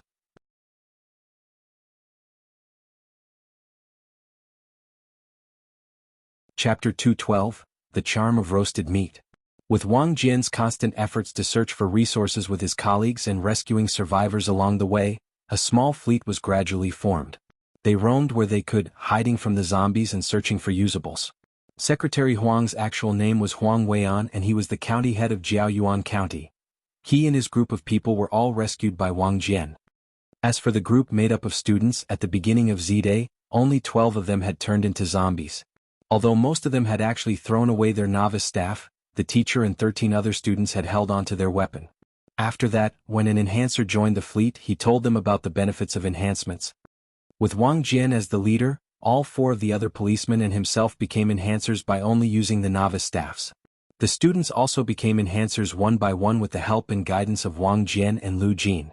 It was just that leveling with the assistance of others only provided a little experience, therefore their aptitude was not high and the strongest person was currently only level 9. Niu Jiang was a retired soldier before the end of the world and afterwards, he relied on his own abilities to gain access into a police station and obtain firearms. After recruiting quite a number of people, they roamed about for a while. It was only after the zombies had started evolving and a huge number of his subordinates had perished that he fled with his remaining people. After they had escaped, they joined Wang Jian's fleet. Wang Jian's fleet operated by equal distribution of the resources. Everyone ate the same amount. Only those who went out to hunt for resources and those officials like Huang Weian would get to eat more. Wang Jian was righteous yet not overly concerned with rules, and in fact he was quite easygoing. Since they were headed to a government establishment, he knew it would not be wise to offend someone of status like Huang Weian. It's important to know that prior to Z-Day, if someone of Huang Weian's status wanted to play with someone insignificant like Wang Jian, who was just a normal civil worker, they would not need to use much force. Of course, it didn't mean Huang Weian literally using his fat body, but with just a few words, it would be easy to remove Wang Jian from his post and rank. Even sending him to be a security guard was not a difficult feat. After Z-Day, no one knew what the establishment that the government had set up looked like, and so even less people dared to offend Huang Weian. They allowed him to retain his official post and an attack team all to himself. Just as Yu Zhong and Niu Jiang were discussing about the various highlights of each team, a tall lady who was about 1. 62M walked in front of Yu Zhong. She seemingly hesitated for a few moments before pointing to the meat and saying, "Let me eat my fill. I will let you do me as you like." Yu Zhong frowned as he lifted his gaze. He saw that the woman was really tall, and although her figure was not as perfect and alluring as Zhu Yadong's, she did possess a C-cup bust, long slender legs, very white skin, an oval-shaped face and other defining features. It was just that her eyes seemed a little wan and sallow, and her face also didn't look too good. Even though she could not compare to Zhu Yadong, she could be considered a beauty in her own right as well. She stared at Yu Zhong and gritted her teeth before saying, "I am Gu Manzi. I graduated from XXX University of the Arts and I am 25 years old this year. I don't have a boyfriend and am still a virgin. As long as you let me have my fill of that meat, I will let you play with me however you like. If you can feed me from today on, I will always follow you and be your woman." Gu Manzi had not eaten her fill for at least 2 months. She was tormented by her hunger to the extent that she was close to her tipping point. As Yu Zhong roasted the Type 2 mutant boar meat, the oil glistened all over. If it were before the end of the world, Gu Manzi would have felt revolt at the meat since she was all this time. The meat that was on the grill right now was extremely enticing to her, even more so than having $100,000 prior to Z-Day. Gu Manzi did not even ask for Yu Zhong's name.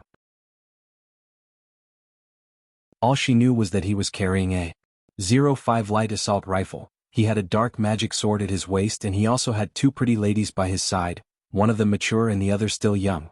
There was even an able-bodied man following him. She knew that he could be relied on, so if she wanted to sell herself, she would only sell herself to someone like him. Truthfully, not many women could tolerate the hunger and in the end they chose to sell themselves. The few ladies by Huang Weian's side also sold themselves and willingly became his mistresses just to be fed well. Among the fleet, there were even some females who secretly used their bodies in exchange for more food, thus it wasn't particularly shocking. If it wasn't for the righteous and moral Wang Jian containing the reasoning of the people, there might have been cases of cannibalism already. Upon hearing Gu Manzi's words, Zhu Yadong could not help but feel nervous and she clasped her hands tightly as she looked towards Yu Zhong. Although she was sure that her own looks, demeanor and even strength were all way above Gu Manzi's, from her experience, she knew men were creatures who always preferred new to old. Furthermore, Gu Manzi had something she did not have, virginity. To most men, being able to be the man who took the cherry was a huge attraction.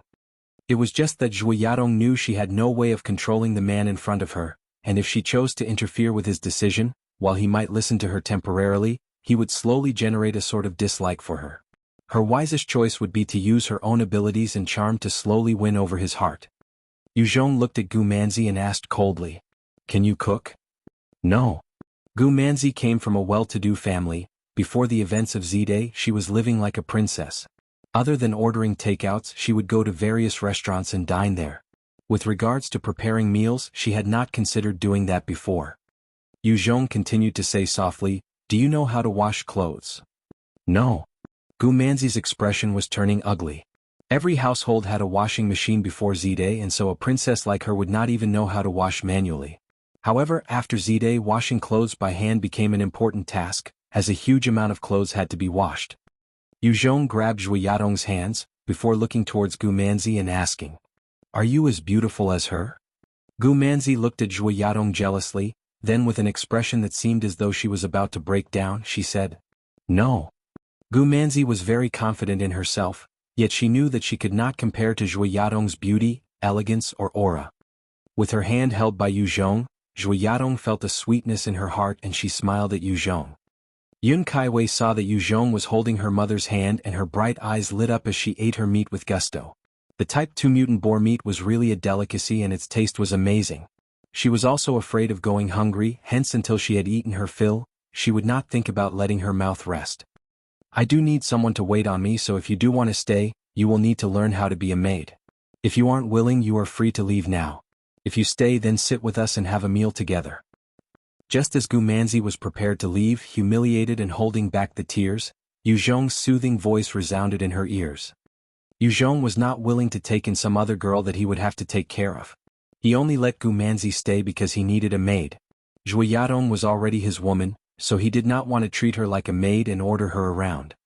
Gu Manzi couldn't help but blurt out, "I'm willing." After which, she immediately sat down with her eyes staring at the piece of meat, and she gulped down her saliva without any regard for her dignity. Seeing her expression, Zhu Yadong smiled understandably and proceeded to slice off pieces of meat, placing them on a plate for Gu Manzi. She had been, after all, in a similar situation not too long ago. Upon receiving the plate, Gu Manzi immediately dug in and wolfed down the pieces of meat with gusto. She licking the plate clean before continuing to stare at the roasted meat. Yu Zhong glanced at Gu Manzi and said, "You can only eat 3 plates of meat. Based on your current state, if you eat too much, it would not be good for your body." To someone who had starved for a long time like Gu Manzi, placing too much stress on the stomach after such a long period of hunger could cause death from overeating. Listening to Yu Zhong, Zhu Yadong sliced off 2 servings worth of meat again with some rice, before giving it to Gu Manzi. Gu Manzi looked down at the rice and meat in front of her, her eyes reddening as huge drops of tears flowed down her cheeks. This was the best meal she had eaten in the 3 months since the end of the world. However, having eaten this meal, she had to accept the fact that she was no longer a proud princess. Instead, she now had to wait on this man in front of her. Although she was a maidservant in name, she was very clear that should Yu Zhong want to obtain her body, she had no way of declining. Since things had gotten to this point, although she was mentally prepared, she couldn't help but tear up a little at the humiliation she felt. Niu Jiang did not pay attention to the crying Gu Manzi, as his gaze also fixed on the piece of meat. He asked, "Give me one more plate, Yu Zhong. This meat is really too delicious. What meat is this?" As he squeezed Zhu Yadong's hands, Yu Zhong lightly smiled and said, "It's meat from a mutant beast." Zhu Yadong smiled back at Yu Zhong, before serving one more plate to Niu Jiang. As he stuffed his face with the meat, Niu Jiang asked, "Mutant beast meat? Sure enough, you must be really powerful to be able to dispose of something as scary and fearsome as a mutant beast. At that time, more than 10 of my brothers died to a mutant cat. Alright, Yu Zhong, you must be an enhancer as well? What's your current level now?" As Niu Jiang spoke these words, everyone looked towards Yu Zhong. They all wanted to know this secret. Yu Zhong laughed lightly and said, "It's a secret." Every enhancer's level was considered to be a secret. If it was known, it would be easy to deduce her abilities and skills, as well as how many attribute points they had. This was an important battle of wits, and so Yu Zhong naturally wouldn't let others find out so easily. Just as Yu Zhong and Niu Jiang were resumed their idle conversations, 5 women walked out from the huge camp of survivors up to Yu Zhong's side.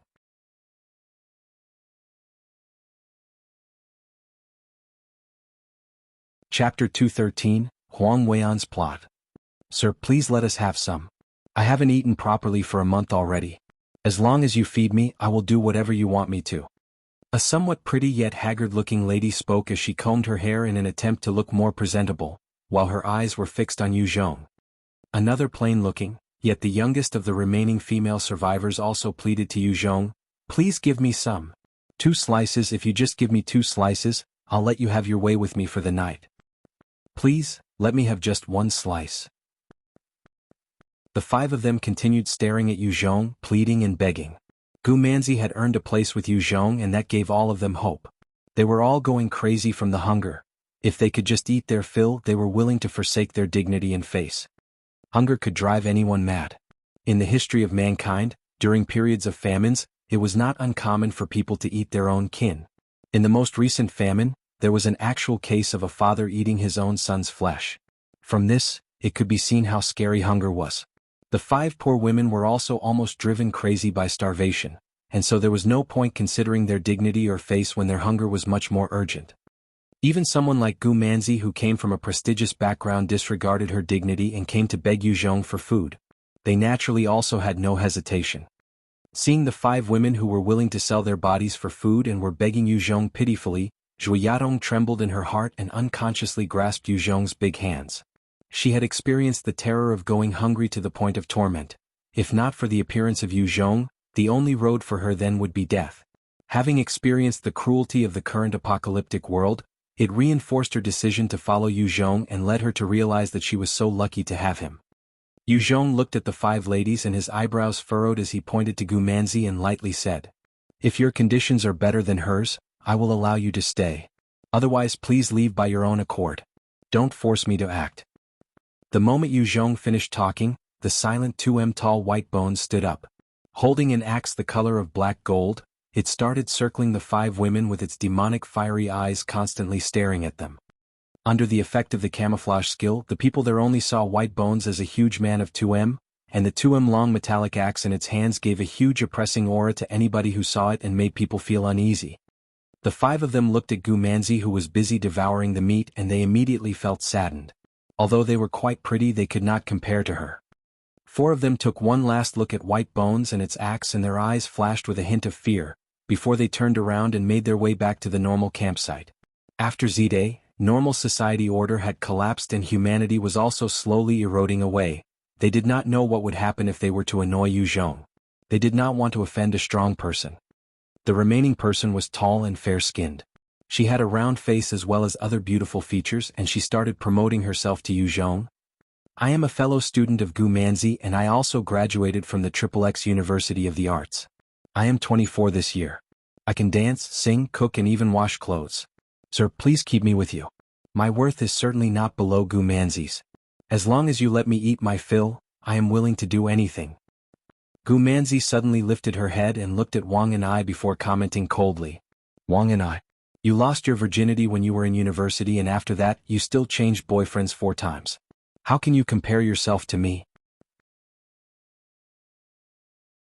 After experiencing the cruelty of the post-apocalyptic world, Gu Manzi had changed for the wiser as well. She saw that Yu Zhong only had a car and his reserves were immaterial. The fewer the members in the team, the longer the team could hold out, and her personal portion would be more as well. If more people joined, she would have to share Yu Zhong with them, and she was not willing to see that. Gu Manzi, why you? Wang Ni's past had now been revealed. Her face paled as she immediately tried to explain to Yu Zhong. That was all in the past. I haven't had a boyfriend this year.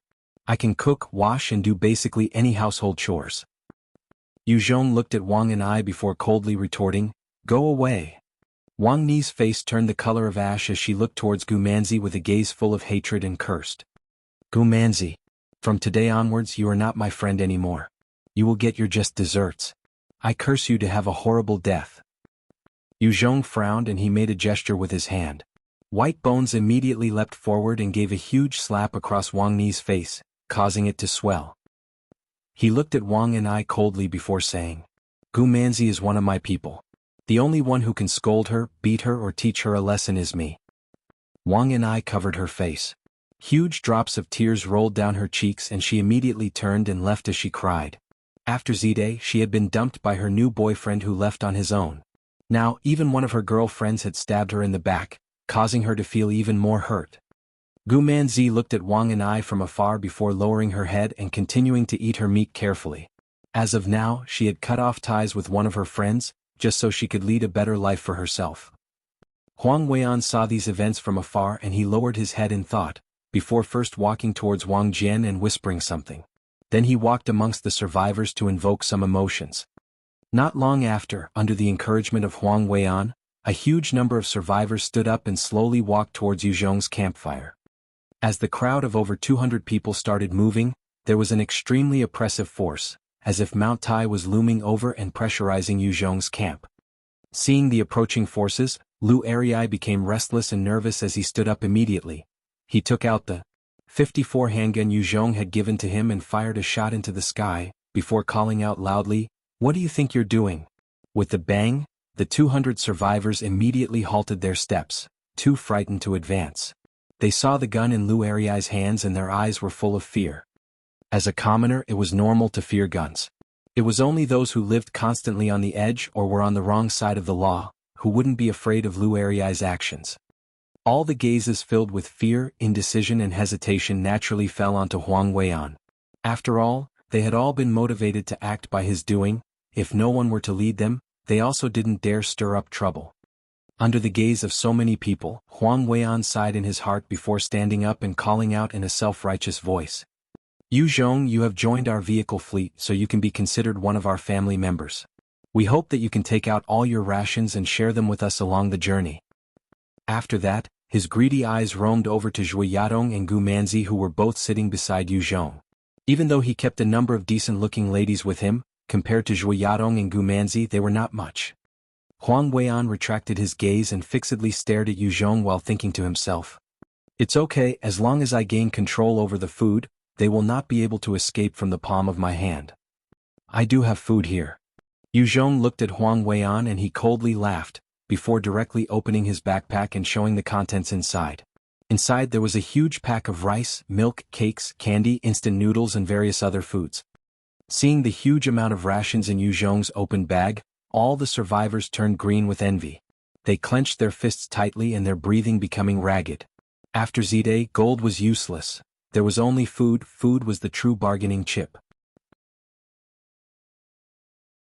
Gu Manzi saw the amount of food inside Yu Zhong's bag and sucked in a breath of air, silently celebrating her decision to follow Yu Zhong in her heart. I do have food. But why should I give it to you? Yu Zhong laughed coldly before continuing. I scavenged all these based on my own efforts, my blood and sweat, from killing hundreds of zombies and retrieving these from their mouths. What justifications do you have to make me give it to you?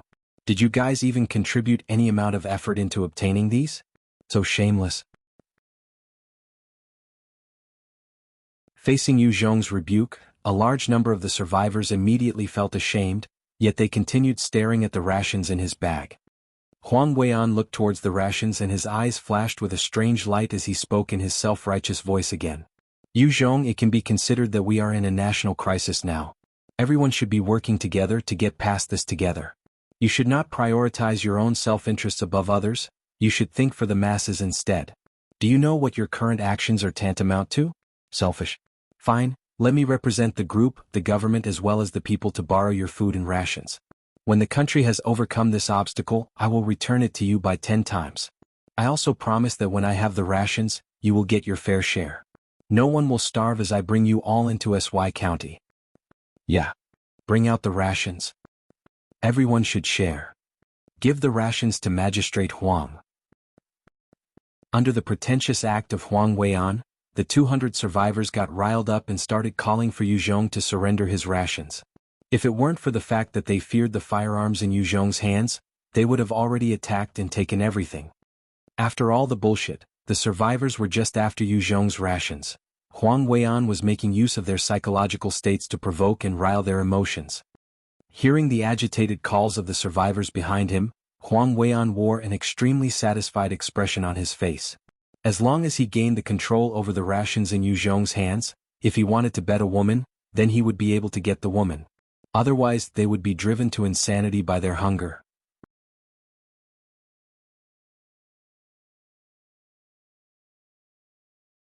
Chapter 214. A Violent Disturbance.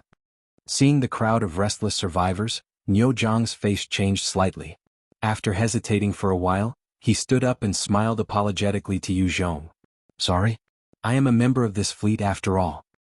After he finished speaking, Niu Zhang left and returned to his own subordinates to silently watch the events unfold. A few slices of roasted meat were not enough for him to entrust Yu Zhong with his life, and they were only acquaintances who had met by chance. As she watched the zealous, imposing crowd of over 200 survivors, a hint of fear flashed through Gu Manzi's eyes and she retreated a few steps. If those survivors were incited and began to riot, they would be even more frightening than the fiercest beasts. Yu Zhong instantly stood up with the silenced 05 light assault rifle in his right hand and the 54 handgun in his left, and directly fired a shot in front of Huang Weian. Trying to get my food? No way. All of you fuck off for daddy, you crowd of trash. If you have the ability, go and snatch back some food from the zombies yourselves. If you advance one more step, I'm warning you that my gun can't see what it's doing. An extremely accurate bullet shot right in front of Huang Weian, whose face suddenly paled. As he looked at the silenced 05 light assault rifle and the 54 handgun in Yu Zhong's hands, he took several steps backwards, no longer with that soaring spirit from before. Although his ability to incite people was impressive, his inherent nature was that of a coward. Yu Zhong. Huang Weian had just wanted to continue speaking when he was forcefully cut off by Yu Zhong. Huang Weian, you shut up for me and fuck off. Otherwise, the first person to be shot by daddy will be you. After being berated by Yu Zhong, the color of Huang Weian's face changed back and forth from green to white. His mouth trembled a few times and then he turned around, walking away gloomily like a stray dog. Yu Zhong suddenly pointed the muzzle of the gun in Wang Jian's direction and shouted in a voice full of hostility with a cold killing intent. Wang Jian, I'm warning you, don't point a gun at me. Otherwise, I don't mind killing all of you. I've killed several thousand zombies before, and the number of people who have died by my hands is also over 100. If I have to kill one, then I'll do it. If I have to kill 100, then I'll do it as well. I didn't come here to harm you, so you shouldn't try to harm me.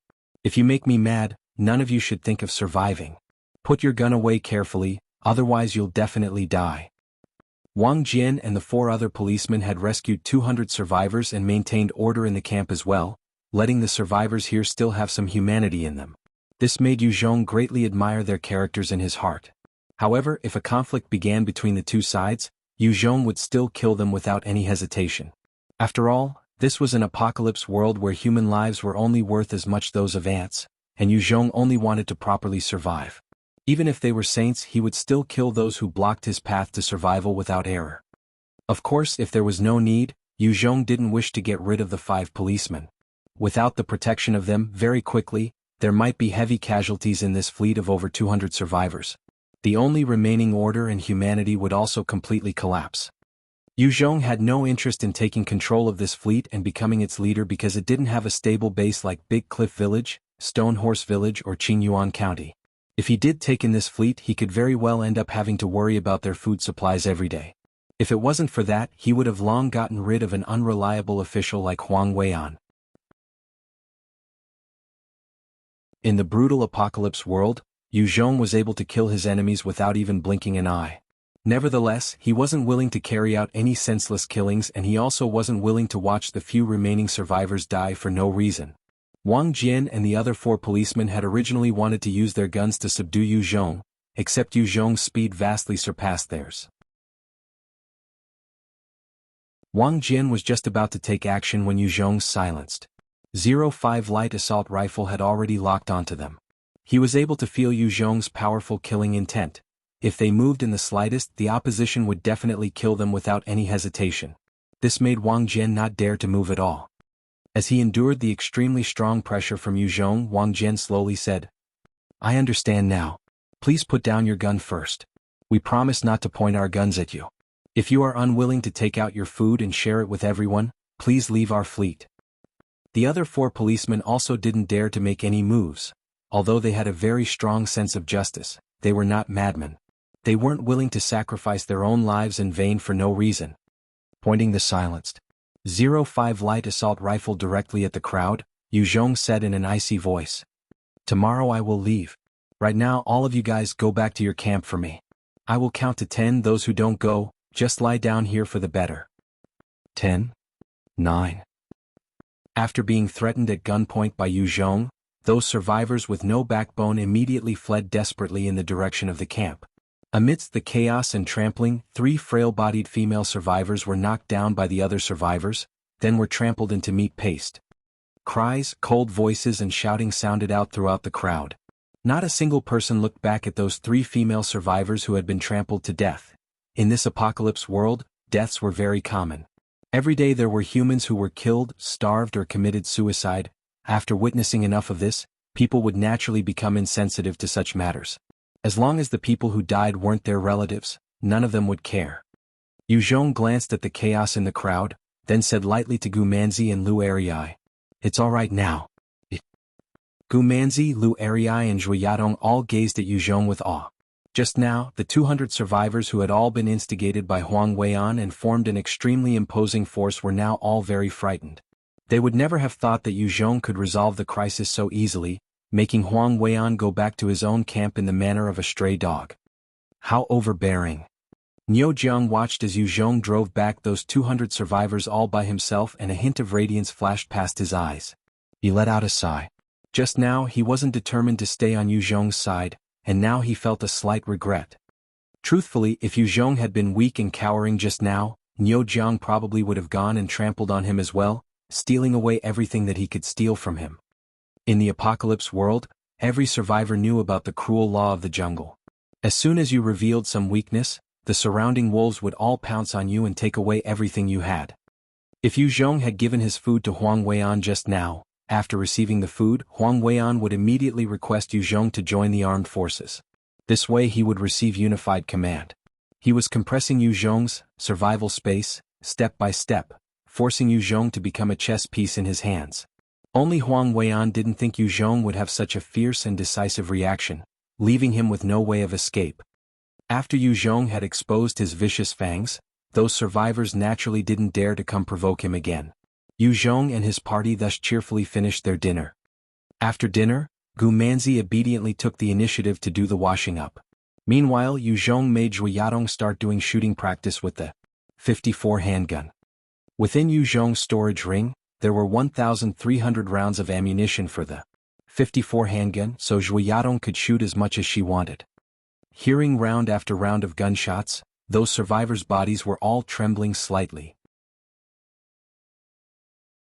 If they had continued to pressurize Yu Zhong just now, those bullets probably would have been fired at them. Do they really have that many bullets to waste? Perhaps what that Yu Zhong said about him killing several thousand zombies is true. I don't know if forcing him to leave the fleet was right or wrong. Wang Jin heard the constant gunshots from nearby and he had some very complicated feelings in his heart. When Huang Weian had initially encouraged him, he had agreed to force Yu Zhong to hand over the food, but that was because the fleet's food supplies had already reached a dangerously low amount. Food and drink for over 200 people was not a small amount. Their fleet simply didn't dare to enter towns, and so they were only able to find some small villages to search for resources. Even if they did come across a small village, they could only be like thieves and would secretly kill a few zombies, clear everything from a small supermarket or convenience store and then leave. If they were discovered by a horde of zombies, they could only flee in panic. Subsequently, in the process of searching for zombies, there were constant deaths of fleet members, making the morale of the fleet lower and lower. Those who were willing to go out and search for resources became fewer and fewer. As Yu Zhong stood beside Zhu Yadong, he gave her pointers on her shooting skills. Zhu Yadong was already a novice at fighting battles with zombies, so with her ability and equipment, finishing off evolved zombies like an L1 or an S1 was no problem. However, when it came to dealing with other humans, firearms were still more practical and were a great deterrent. The time of year had already entered the autumn season. A night breeze blew and a chill swept across everyone. The wind blew across Yun Kaiwei, who was standing beside Yu Zhong, making her shrink back slightly. She tugged at the corners of Yu Zhong's clothes, using that big pair of delicate and charming eyes to look at him, saying, "Big brother, can you hug me? I'm a bit cold." "All right." Yu Zhong looked at Yun Kaiwei, who seemed as delicate as porcelain, and then he hugged her in his embrace. A hint of fragrance spread from her body. Like a kitten, she curled up in Yu Zhong's embrace, feeling the warmth from his body. Her face was filled with satisfaction. With this broad and warm embrace, she didn't need to worry about the wind and rain outside anymore. Not long after, she fell asleep. After she had fired more than a dozen rounds, Zhu Yadong returned to Yu Zhong's side. Zhu Yadong, Yu Zhong, Yun Kaiwei and Gu Manzi all cleaned themselves up before getting into a camping tent. Meanwhile, Lu Ariai had luckily also gotten a tent for himself. Holding its large axe, White Bones patrolled the surroundings. How comfortable. After she got into the tent, Gu Manzi slept to the right of Yun Kaiwei. She was covered with a blanket and stretched her own body, feeling how full her stomach was. Then she closed her eyes and happily fell asleep. This was the first time she had slept so sweetly since the beginning of the apocalypse world 1 month ago. She didn't have to worry about food, her own future or her safety. Zhu Yadong glanced at Yu Zhong, who was sleeping to her right, and she leaned forward, kissing him lightly on the face. Only then did she fall asleep, clinging onto one of his arms. In this moonless night, a group of militants crept through the dark night one after another, as careful as mice. They silently approached the fleet.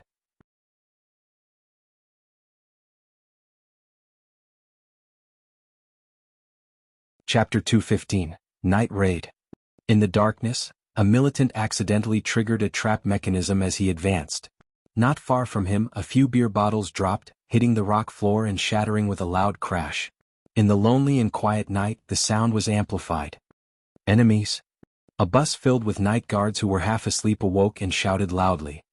After the apocalypse, danger was everywhere. With fearsome zombies, fierce mutant beasts and even humans who became depraved, nowhere was safe. Without any preparation or safety, no one could even think of wandering around freely now, as it meant death.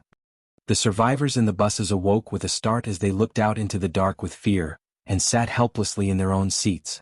All they could do was wait. The bus drivers had also woken up at the start and had prepared their engines to drive off. Only by starting their vehicles could they break free from the ambush. As for retaliation, the thought had never even crossed their minds. Kill? Kill the drivers. The leader of the militants issued an order loudly. Immediately, those militants who were creeping around quietly and carefully like lizards stood up one by one, lifting their guns and aiming at the numerous buses. They let loose a barrage of bullets.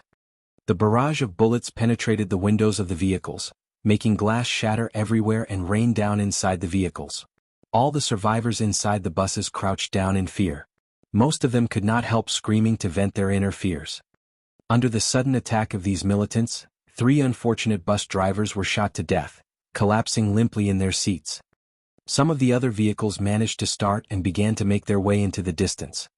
Right at this moment, another 2 huge buses came from the front of the lane, sealing off the road ahead. Another 2 buses drove from behind and cut off their retreat. Huang Weian had a look of horror on his face. He grabbed the driver next to him, He and pointed to the right of the road before shouting, "Go! Drive! Why did you stop? Why did you stop? There! Drive towards there!" He saw the barren lands on both sides of the road and he gritted his teeth, veering the bus off the path and rushing towards the wilderness. The remaining jeeps and Humvees also split up and drove off the road, driving towards the wilderness. That was the only lifeline they had at the moment. They couldn't care less about the survivors in the 2 remaining buses. A number of militants jumped off the 2 buses that had blocked the way forward, and in their hands there were 81 rifles and 79 assault rifles. A dense barrage of bullets was fired through the windows of the survivor buses, instantly killing the drivers. Under the firepower of the militants, the drivers of the Dongfeng vehicles panicked and rushed out towards the main road. Bullet after bullet hit the 4 Dongfeng vehicles, causing many sparks to fly out. The militants saw that the vehicles were leaving one by one, making a beeline for the main road, and a small detachment of 30 people immediately chased. The land here was full of detritus and forests, and the direction that those vehicles were heading towards had a small forest. Even if it were an off-road vehicle, its speed would not be fast enough to navigate the forest in a short span of time.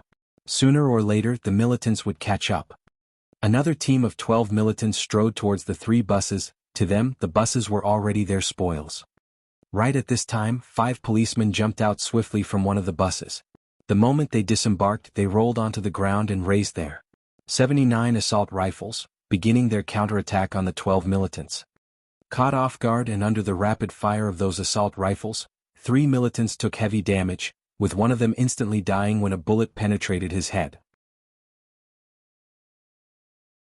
As for the other 2, one received a shot to his chest, whilst another received a shot to his waist, falling down to the floor and wailing in agony. The remaining militants immediately dived towards the side, searching for cover as they scrambled away. At the same time, they fired back at the 5 policemen. Both sides were engaged in a fierce gunfight in the dark of the night. On the other hand, the survivors in the 3 buses were a different story.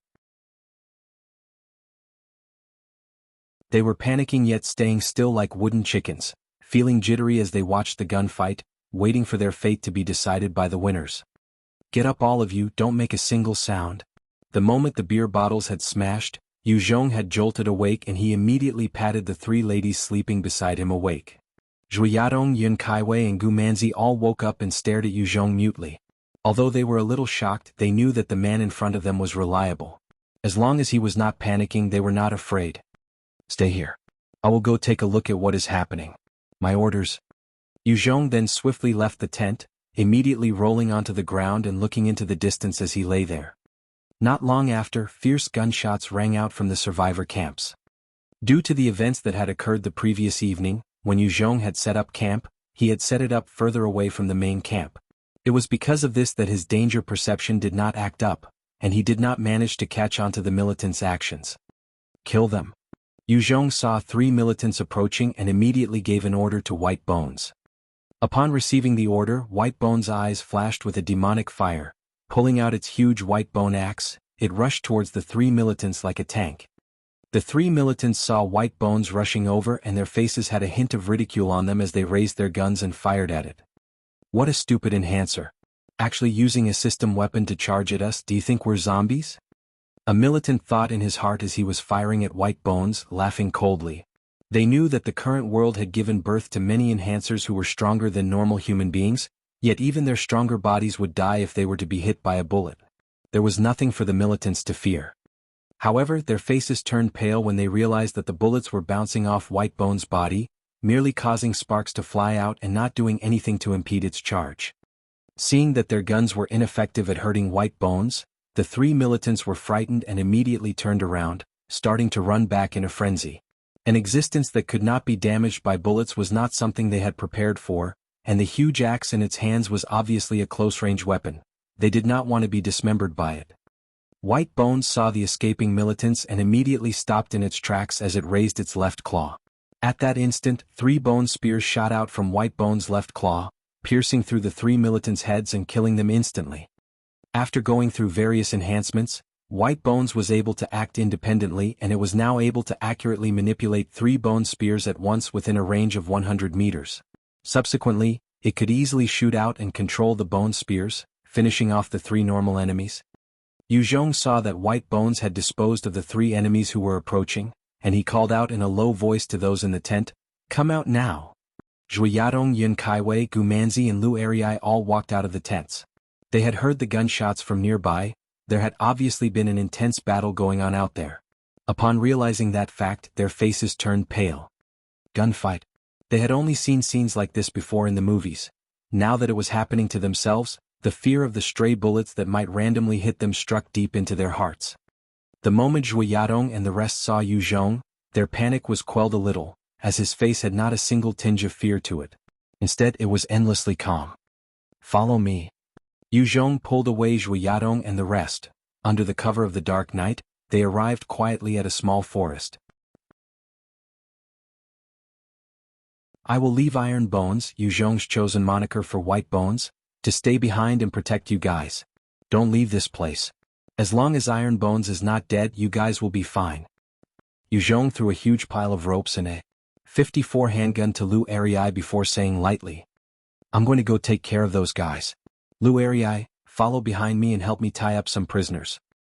Lu Erei's body twitched as his hands shook while lifting the ropes and the .54 handgun.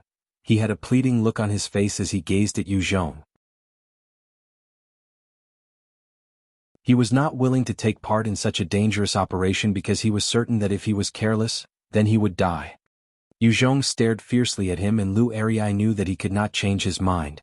He had also witnessed Yu Zhong's heavy-handedness before and was clear on Yu Zhong's behavior, therefore he could only resign himself to his fate. Zhui Yadong had a look full of worry as she said, "Do take care." Yun Kaiwei also called out sweetly, "Big brother, you must come back safely. Little Wei will pray for you, you will definitely be safe." Gu Manzi looked at Yu Zhong and was at a loss. She was vehemently against the idea of Yu Zhong taking action all on his own. To her, there were many people on the opposite side. With so many guns, the current best course of action was to sneak away while they were not paying attention. She did not know why Yu Zhong had such guts. She hesitated for a while before also saying, "Be careful." Yu Zhong laughed, bringing Lu Erei with him as they charged in the direction of the fight. With the strengthening of his passive skill night enhancement, Yu Zhong's night vision had improved to a farther distance and he was now more aware of danger. To most people, the darkness of the night was a hindrance to the eyesight, yet to Yu Zhong, it was the best cover. Under the cover of the darkness, he quietly sneaked into the survivor camp.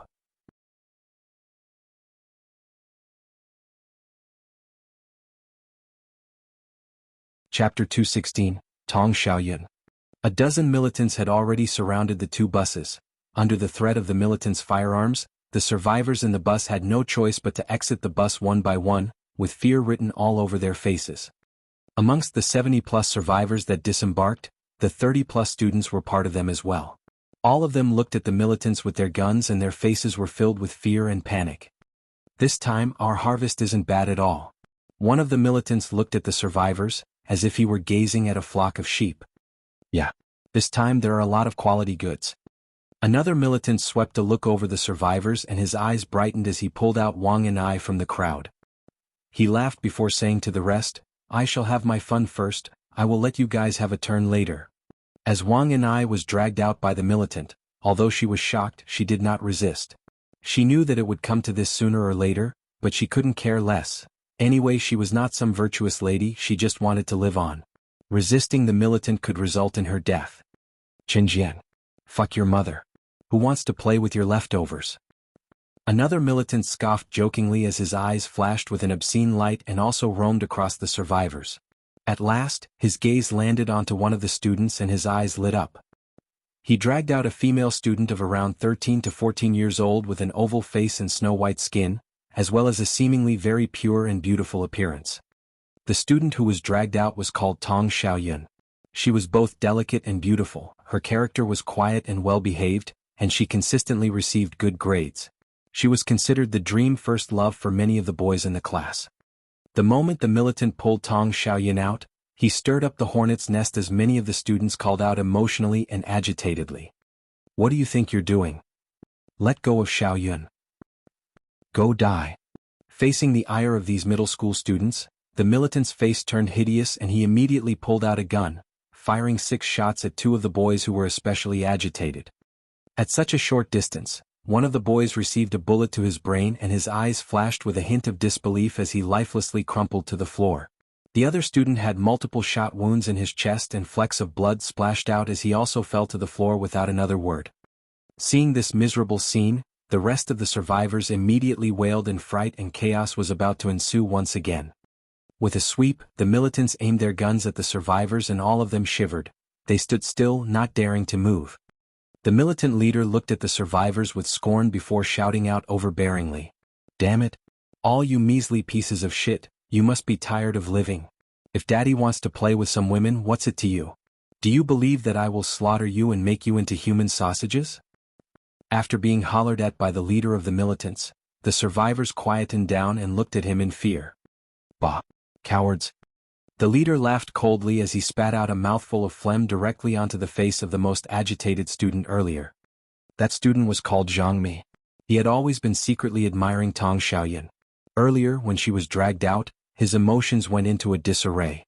He had also just received the humiliation of the militant and his heart was full of fury and resentment, yet the fates of those 2 classmates of his had warned him about the consequences of being rash. "Chick, you see that? No one will come to your rescue." The militant pinched Tong Xiaoyun's cheeks and let her look at the teacher and students nearby. "Wake up to the reality in front of you. No one will save you and no one is able to. If you service me properly, I don't mind feeding you. If you make me unhappy, then you will be passed around my brothers before we cook you." Tong Xiaoyun looked towards her teacher Lu Jin and classmates pleadingly, hoping for a brave person to stand up for her and save her from the hands of the militant. However, it was in vain as her teacher and fellow students all avoided her gaze and didn't even dare to look at her. Amongst the students, there were enhancers but they did not possess strong skills and under the threat of firearms, even enhancers couldn't do much. Tong Xiaoyun was starting to despair. She was brought up to be virtuous and traditional, and not as open-minded as Wang and I. If she was raped by the militant, she would not be able to continue living. The militant let out a perverted smile, licking his lips as he pushed Tong Xiaoyun to the ground. After that, he undid his zipper and pulled out his ugly thing.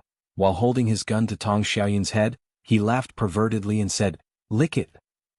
After Z-Day, the constant pressure and stress to live on, as well as the uncertainty towards the future had resulted in the depravity of a lot of people's hearts. The militant was also a pervert to begin with and liked to humiliate girls in front of an audience, desolating their body and mind. The despairing look on their faces was like a drug to him, giving him immense pleasure. Tong Xiaoyun was kneeling on the ground and could feel the gazes of the rest of them on her like knives. She was unwilling to perform this type of vile thing in front of other people, yet she could feel the gun pressing against her head. If she did not heed the perverted militant's words, she would be shot dead on the spot. The militant used the gun and without a shred of pity, pressed it against her head and shouted out threateningly, "Faster! Do you want to die?" Tong Xiaoyun only felt that her world had suddenly collapsed and she began to cry, her hands trembling as she slowly reached out for the ugly thing in front of her eyes. The militant's eyes flashed with a hint of pleasure. Yet another pitiful creature was about to be conquered under his threats and he felt a sick sense of gratification. Bang! A last hint of fear flashed past the militant's eyes. In between his eyebrows, there was now an additional hole that had been created by a bullet. He crumpled to the floor lifelessly with disbelief on his face. The rest of the militants, who were planning to enjoy themselves by watching the live-action performance in front of them, immediately went into an uproar. Bang! Bang! Clear gunshots rang out incessantly throughout the dark of the night, and with every gunshot, one more militant would be shot dead. The militants couldn't care less about controlling the survivors right now and immediately split up to find cover.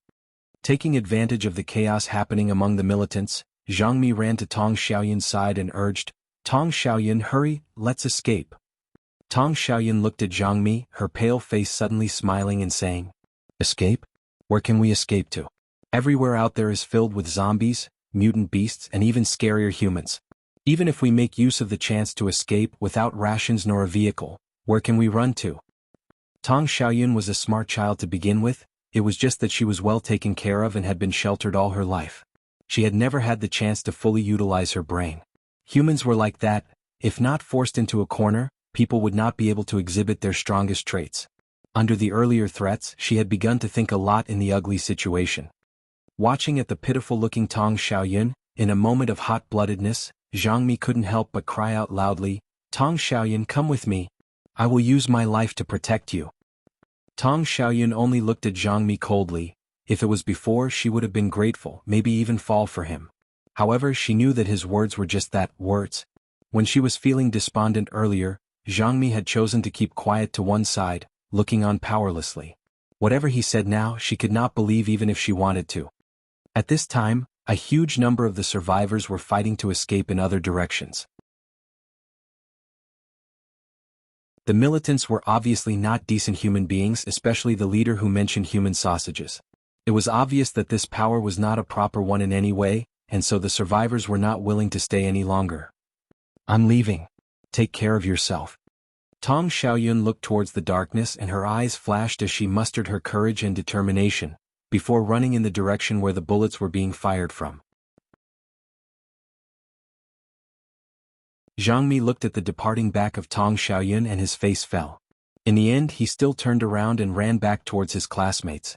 As the leader was Lu Jin, even if he was a low-level enhancer and could not do much to people who held guns, against the normal zombies, they had a small chance of prevailing. Searching for resources was also easier with others than by oneself. In this current world, one would need to possess an adequate amount of strength to do things independently. Without it, only by joining together with others could one ensure a difficult but possible survival.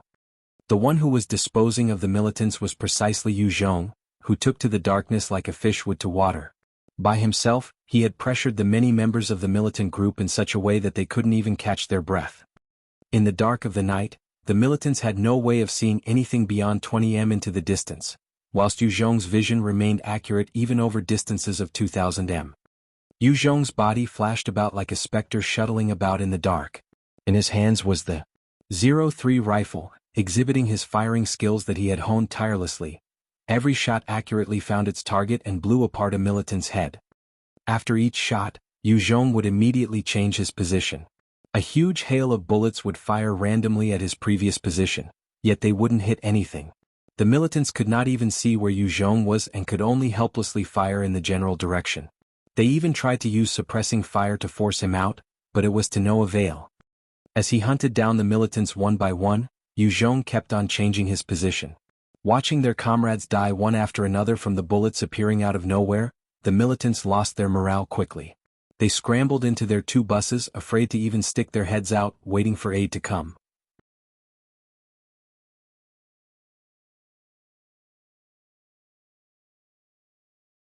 Chapter 217, Reversal of the Battle. After Yu Zhong had forced the militants to retreat into the buses, he approached the buses swiftly like a ghost. With a wave of his hand, a grenade instantly appeared and he immediately pulled out the pin, throwing it into one of the buses. Grenade. When they saw the grenade being thrown in, the militants who were cowering inside the bus and guarding the windows and doors with their guns were frightened out of their wits. Boom. Following that horrifying explosion, hot air waves and shrapnel covered the entire bus in a matter of seconds, killing many militants and injuring the rest. Yu Zhong didn't even pause for a second and followed up with another grenade into the other bus. With a boom, the militants in the other bus met the same end. Yu Zhong rushed up to one of the buses, brandishing his blade and finishing off those militants who didn't die from the explosion, completely wiping them out. After clearing the first bus, he went on to the second bus and killed the remaining militants there as well, before absorbing all of their rations and equipment into his storage ring. As for their firearms, such things were considered very precious in the current world, so Yu Zhong didn't even leave a single bullet or gun behind. After clearing the militants in those two buses, Yu Zhong disembarked and saw Tong Xiaoyun emerging out from the darkness and walking towards him. Yu Zhong looked at Tong Xiaoyun as he furrowed his eyebrows slightly, saying, "What are you doing here?" "It really is him." Tong Xiaoyun saw Yu Zhong's features clearly and affirmed her earlier conjecture. Tong Xiaoyun walked towards Yu Zhong and mustered up her courage to promote herself. "Boss Yu, let me be your underling. I can wash clothes, cook, and will pick up arms to fight if need be. If you want, I can sleep with you as well. Rest assured, I'm still a virgin and I haven't let any other men touch me yet." Tong Xiaoyun saw Yu Zhong taking care of the militants entirely on his own, and she had made the decision to follow him. She desperately wanted to survive in this new world and knew that the only way for her was to rely on a strong person. Zhang Mi was obviously someone she could not rely on, only Yu Zhong possessed the strength for her to feel safe. As for her body, she knew that it was not within her control. Even if it was not given to Yu Zhong now, sooner or later, someone would lay their hands on her, just because she was too weak and powerless. "Don't make a sound." Yu Zhong suddenly pounced forward and pushed her to the ground. Tong Xiaoyun was about to push him off almost instinctively, but she fought against it. It was just that her eyes flashed with a hint of bitterness, as she did not expect Yu Zhong to be so urgent and want to do it here. At the very next moment, she knew that she had mistaken his intentions. Bullets flew at the spot where they had been just before, causing tiny craters to appear one after another.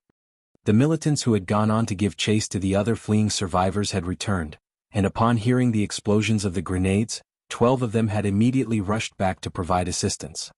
Yu Zhong hugged onto Tong Xiaoyun as they rolled towards a huge rock for cover, before he took out a .54 handgun and passed it to her, ordering, "Stay here and don't move. I will go take care of them."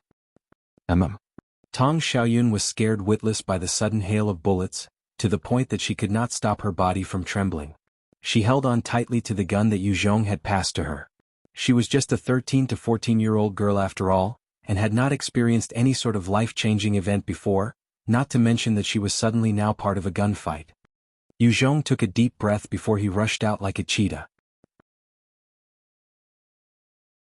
Those militants were shooting into the distance where they couldn't see anything, and so they sprayed out their bullets without actually hitting anything. They quickly stood up from behind their cover as they carefully edged their way towards the area where Yu Zhong and Tong Xiaoyun had been standing before. Yu Zhong took a look at those militants when they stood up and he immediately fired off 2 shots with his .03 rifle. 2 of the militants immediately had bullet holes appear in their heads and they crumpled to the floor. The remaining militants immediately panicked and split up to find cover, while firing random shots in the direction where Yu Zhong was. After Yu Zhong had fired his shots, he had already made a move. Ho's militants were shooting at empty space, not even hitting his shadow. Yu Zhong was like an assassin in the night as he made his way closer to the militants, and every shot of his correctly found its target, exploding each head upon contact. It did not matter where the militants were finding cover, as they would still be taken out one by one. After another 6 militants had been killed, one of them finally could not bear to be hunted down by such a terrifying opponent anymore. Being powerless to even counterattack, he threw his gun to the floor and shouted frantically, "Don't kill me! Don't kill me!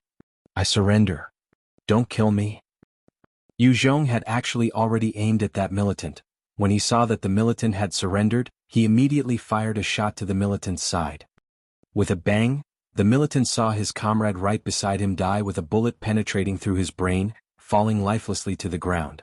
Upon witnessing this scene, the militant's heart went cold as he hugged his head with both arms and crouched down, not daring to make a single move. "I surrender. Don't kill me. I surrender." The remaining 2 militants also threw down their weapons in fear, shouting out loudly. They could not even see the enemy, yet their friends had died one by one. There was nothing more horrifying than this. They were not zombies and could still feel fear. They wanted to live on, so they chose to surrender. Yu Zhong stood behind the 3 militants, calling out to Lu Erei, "Lu Erhei, go retrieve their weapons and tie them up." Lu Erei had been hiding behind a huge stone the entire time without moving, as though he was a corpse. He jumped up and brought along the rope before arriving in front of Yu Zhong and immediately began to flatter loudly, "The fight is finally over. Boss, you're really amazing. I am too awed by you."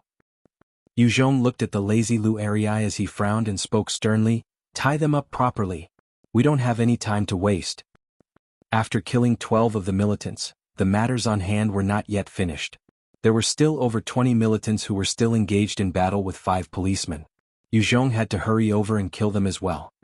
"Yes," Lu Arai replied as he quickly set down to tying up he militants tightly with the rope, and made use of rags to stuff into their mouths. Yu Zhong glanced at the captives and gave a command to Lu Arai, "Stay here and watch them.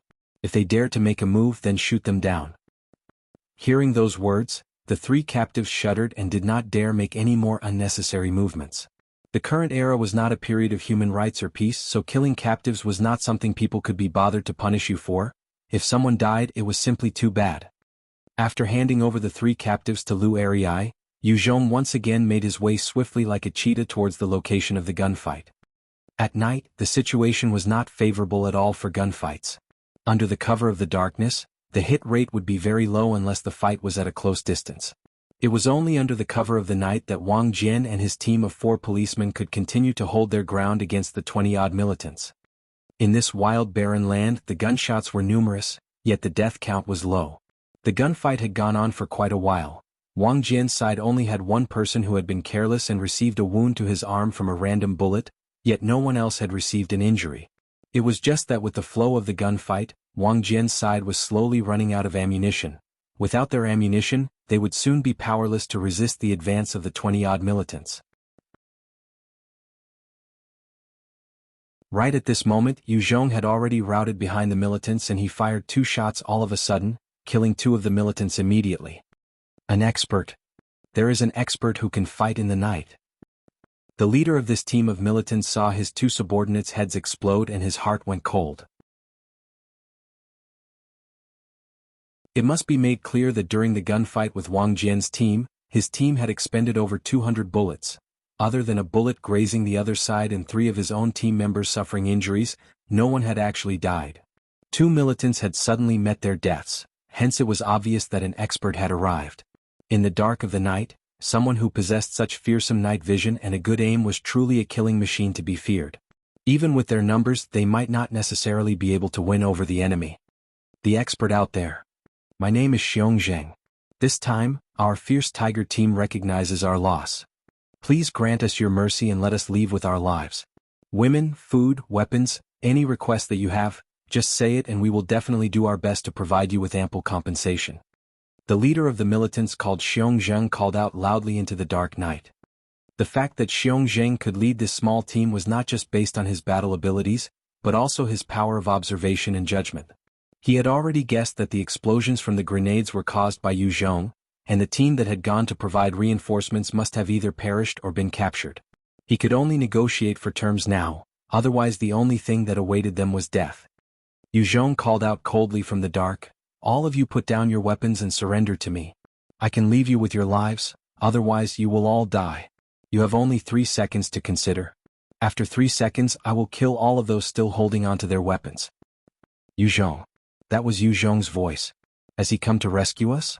How did he manage to force them to beg for mercy? He really does possess an incredible amount of strength.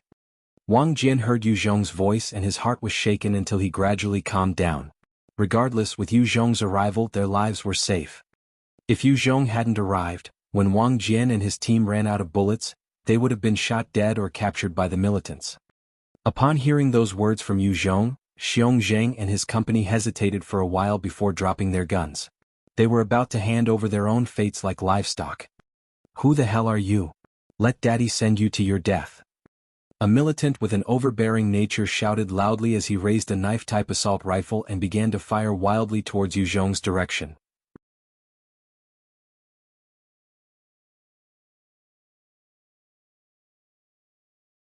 Chapter 218, Total Surrender. This chapter was sponsored by Melvin Smith and Bruce Chen. Many thanks once again. Bang.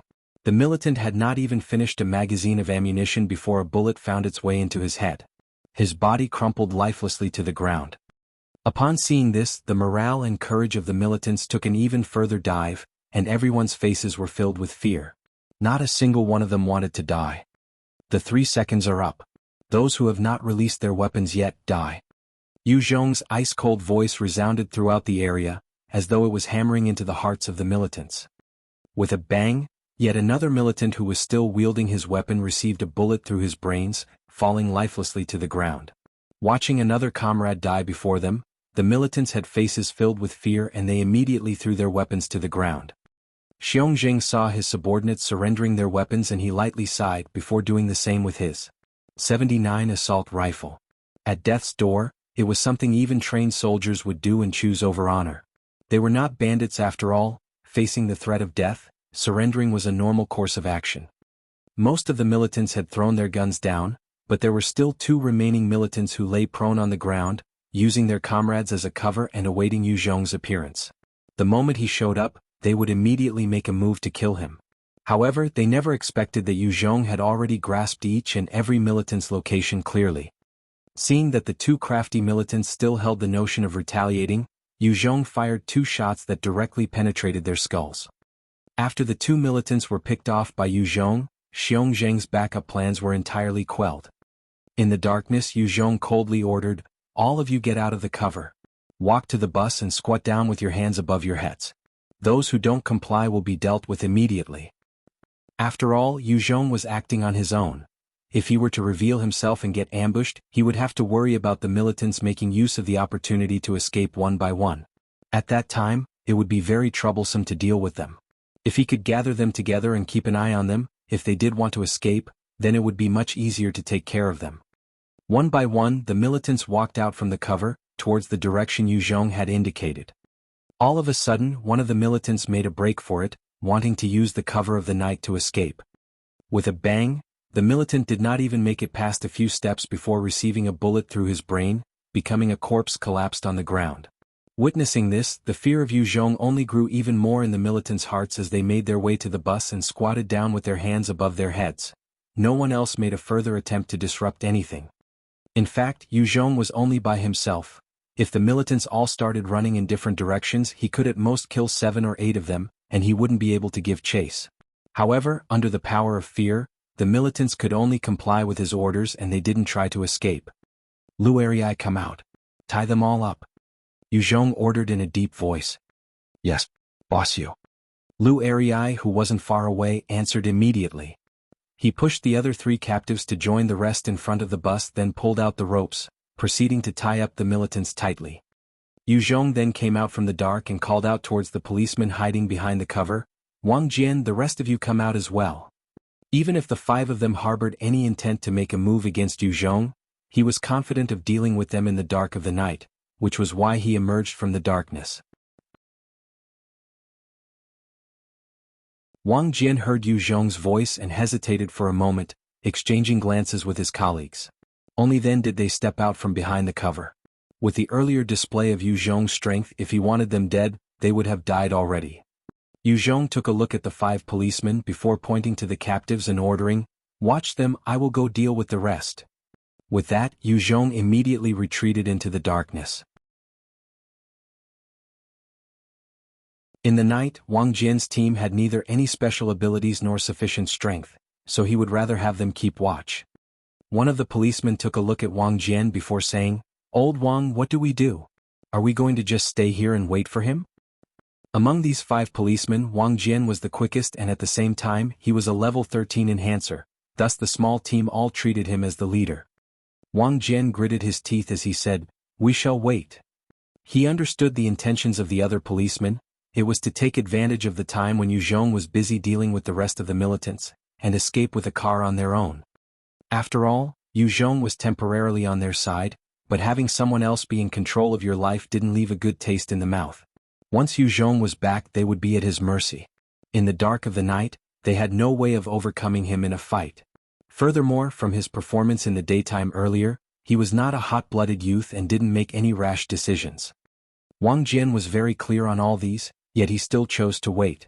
One of the reasons was that the majority of their supplies were in some of the Dongfeng vehicles that had driven off into the wilderness. Without ample rations, even if they could escape from here, they would soon face the problem of hunger.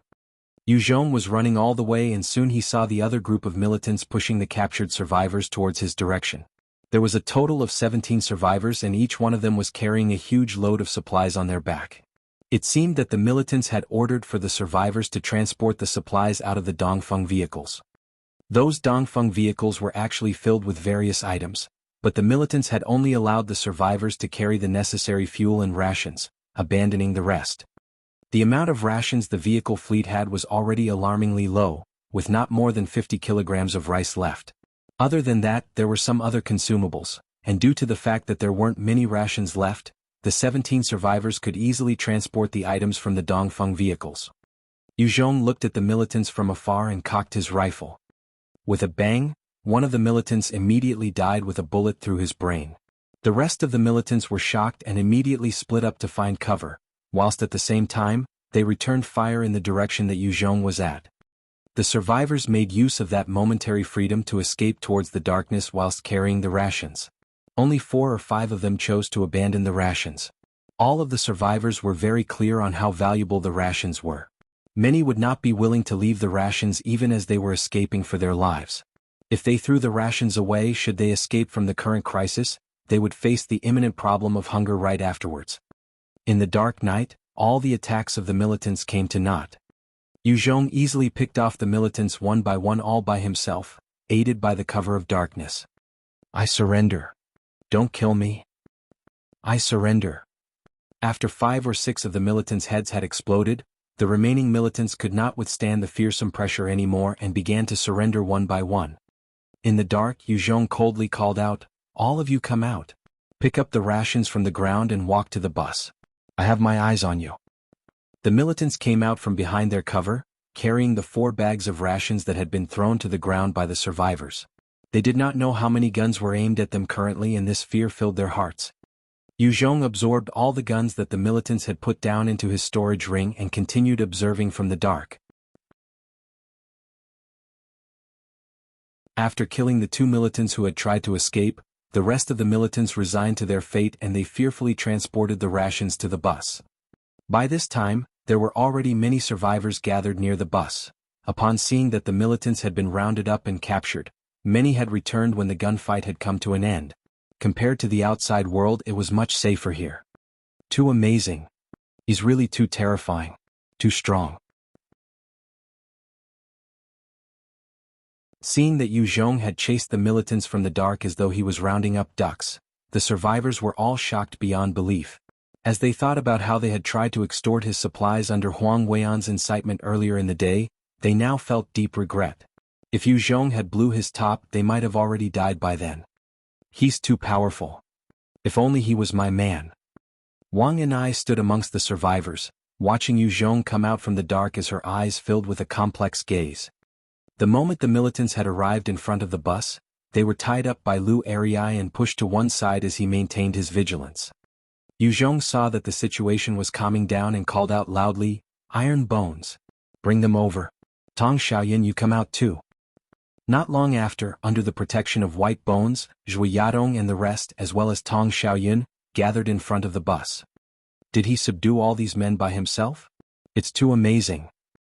Zhui Yadong, Tong Xiaoyan, Gu Manzi and Yun Kaiwei all looked at the kneeling militants who had been tied up, and their eyes flashed with a hint of shock and pride. They did not expect Yu Zhong to be that strong, to the point of turning the tide of the battle just with his efforts alone, and even capturing 30-odd militants. The women amongst the pitiful survivors all looked at Zhui Yadong and the other 3 women with jealousy and envy. In the current world, having someone strong and decent to rely on was a huge blessing. It's great that this strong person is my man. I must have him fully in my grasp. Gu Manzi gazed at Yu Zhong with joy and pride in her eyes and heart. She could feel the countless jealous gazes from the other women amongst the survivors. Tong Xiaoyun had similar thoughts as her feelings soared when she looked at Yu Zhong. I absolutely cannot give up on this person. No matter what, I need to stay by his side.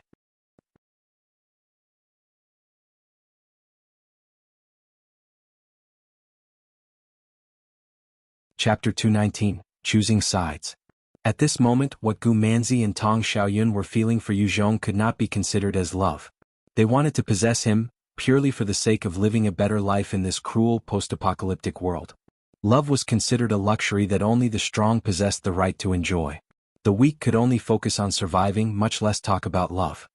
The fact that Yu Zhong could win Zhui Yadong's heart was purely by chance. As for the relationship between him and the other two girls, there was no prior interaction. To suddenly develop feelings for each other would be considered a fantasy. Under the eyes of the various people present, Yu Zhong walked up directly to Xiong Zheng holding a .54 handgun to his head as he coldly said, "Who are you people? I only want the truth. If you say any lies, I will instantly blow apart your head."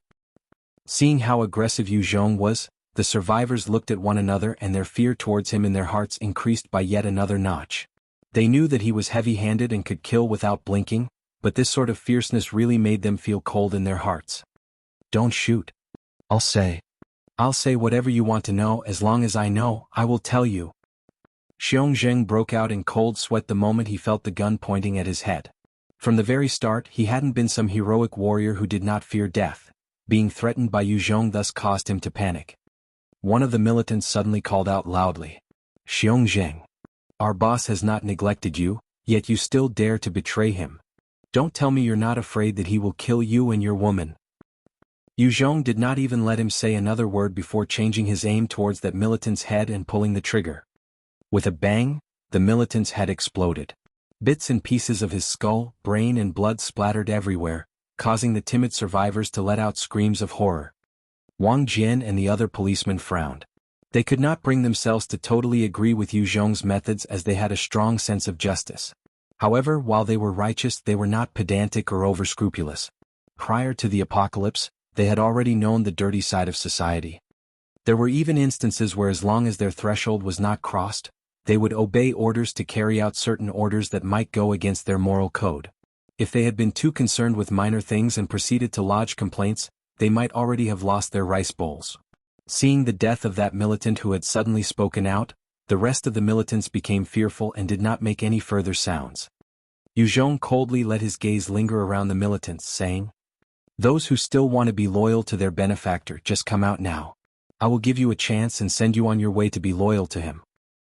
All the militants immediately shrank back in silence. Yu Zhong then moved his gun back to Xiong Zheng's head, saying coldly, "You can speak now. Tell me all that you know." Yes, I'll speak.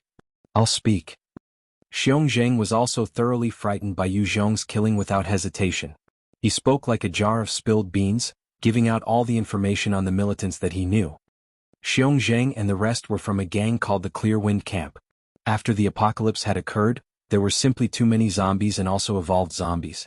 The evolved zombies didn't fear bullets and were extremely difficult to deal with as well. Mutant beasts were also a huge problem, ferocious beyond belief and aggressive in nature. Compared to zombies and mutant beasts, normal humans were the weakest. The Clear Wind Camp gang members were constantly on the lookout for small villages, and after clearing the zombies, they would search for supplies.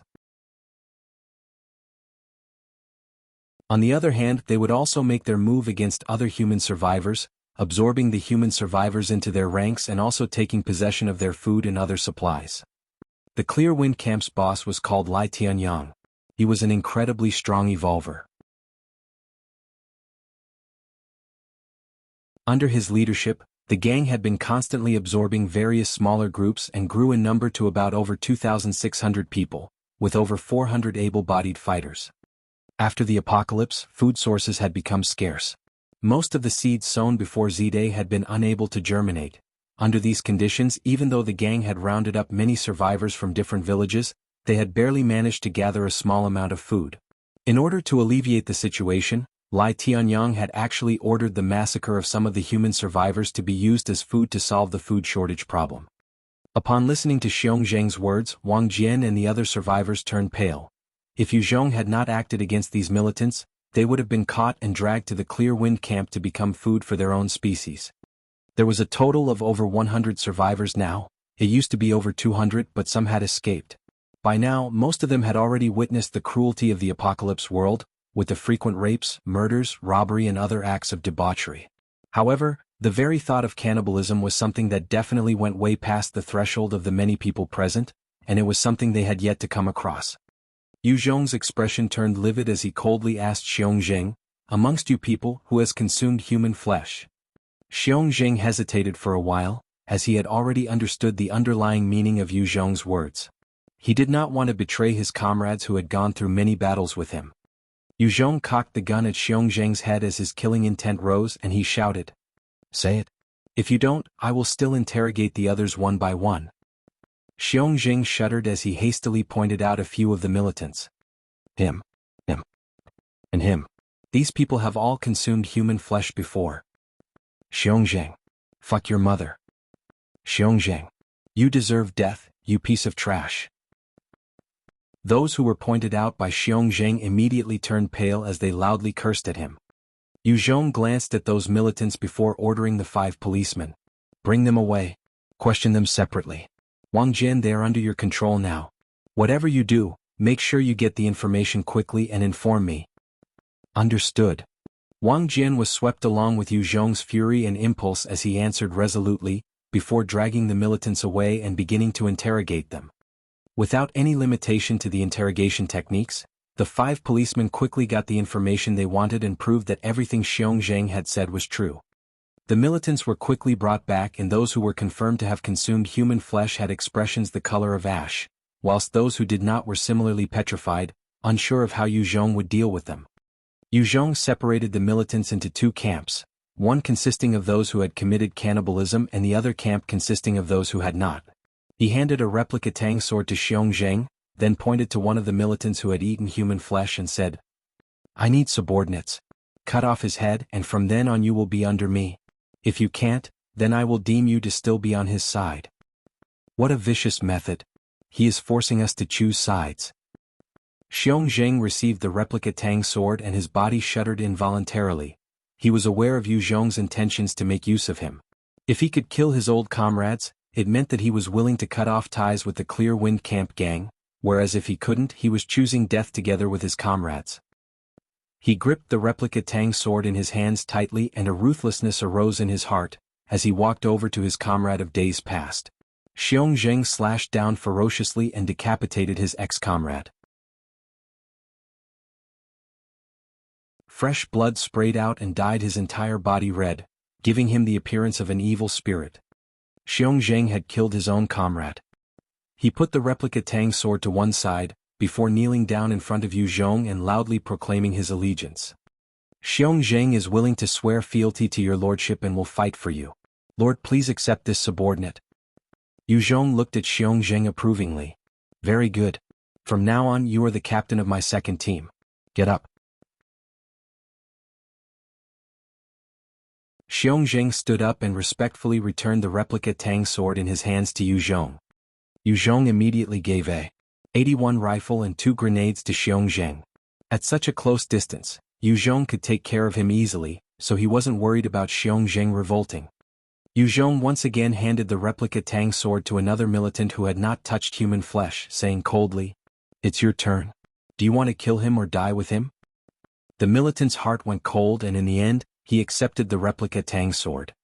He gritted his teeth, stepped forward and swung it down, decapitating his former comrade, then knelt down in front of Yu Zhong to swear fealty.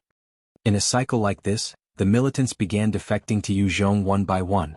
With one fell swoop, Yu Zhong obtained the submission of 15 militants, and the price of the exchange was the 18 heads of the other militants rolling on the floor. Watching the slaughter of the militants, many of the survivors could not take it and walked back to the buses. Some had even wet themselves upon witnessing the scene, while others immediately vomited. Wang Jian and his team were also shocked, not knowing how to react. After those militants had submitted to Yu Zhong, he returned their guns to them and split them up into 3 teams. Each team had 5 members and the captains of the first, second and third teams were Lu Erei, Xiongzheng and another ex-militant named Zhang Nyojiang respectively. Originally, the 15 team members would have only formed a single team, but for further convenience and easier micromanagement, Yu Zhong had split them up the way he did. After settling the issue of the teams, Yu Zhong started obtaining detailed information about Clear Wind Camp's situation, including the amount of fighters, firepower and intelligence they had. With the current strength of Clear Wind Camp and the threat they posed, if it were in Qingyuan County, Yu Zhong would simply pull out one of his main teams to easily crush them. However, he was on his own right now and could not afford to be careless. Yu Zhong had just finished the meeting when Wang Jian hurriedly ran up to him and asked, Yu Zhong, no matter how frugal we are, our current supplies for the vehicle fleet can only last for the next 3 days at most. Are you able to think of a solution? Initially, the rations could have lasted another 10 days or so, but amidst the disarray of the fleet earlier, most of the rations had been taken away by the survivors who had fled. Subsequently, regardless of how frugal Wang Jian was, the amount left could only last for 3 days.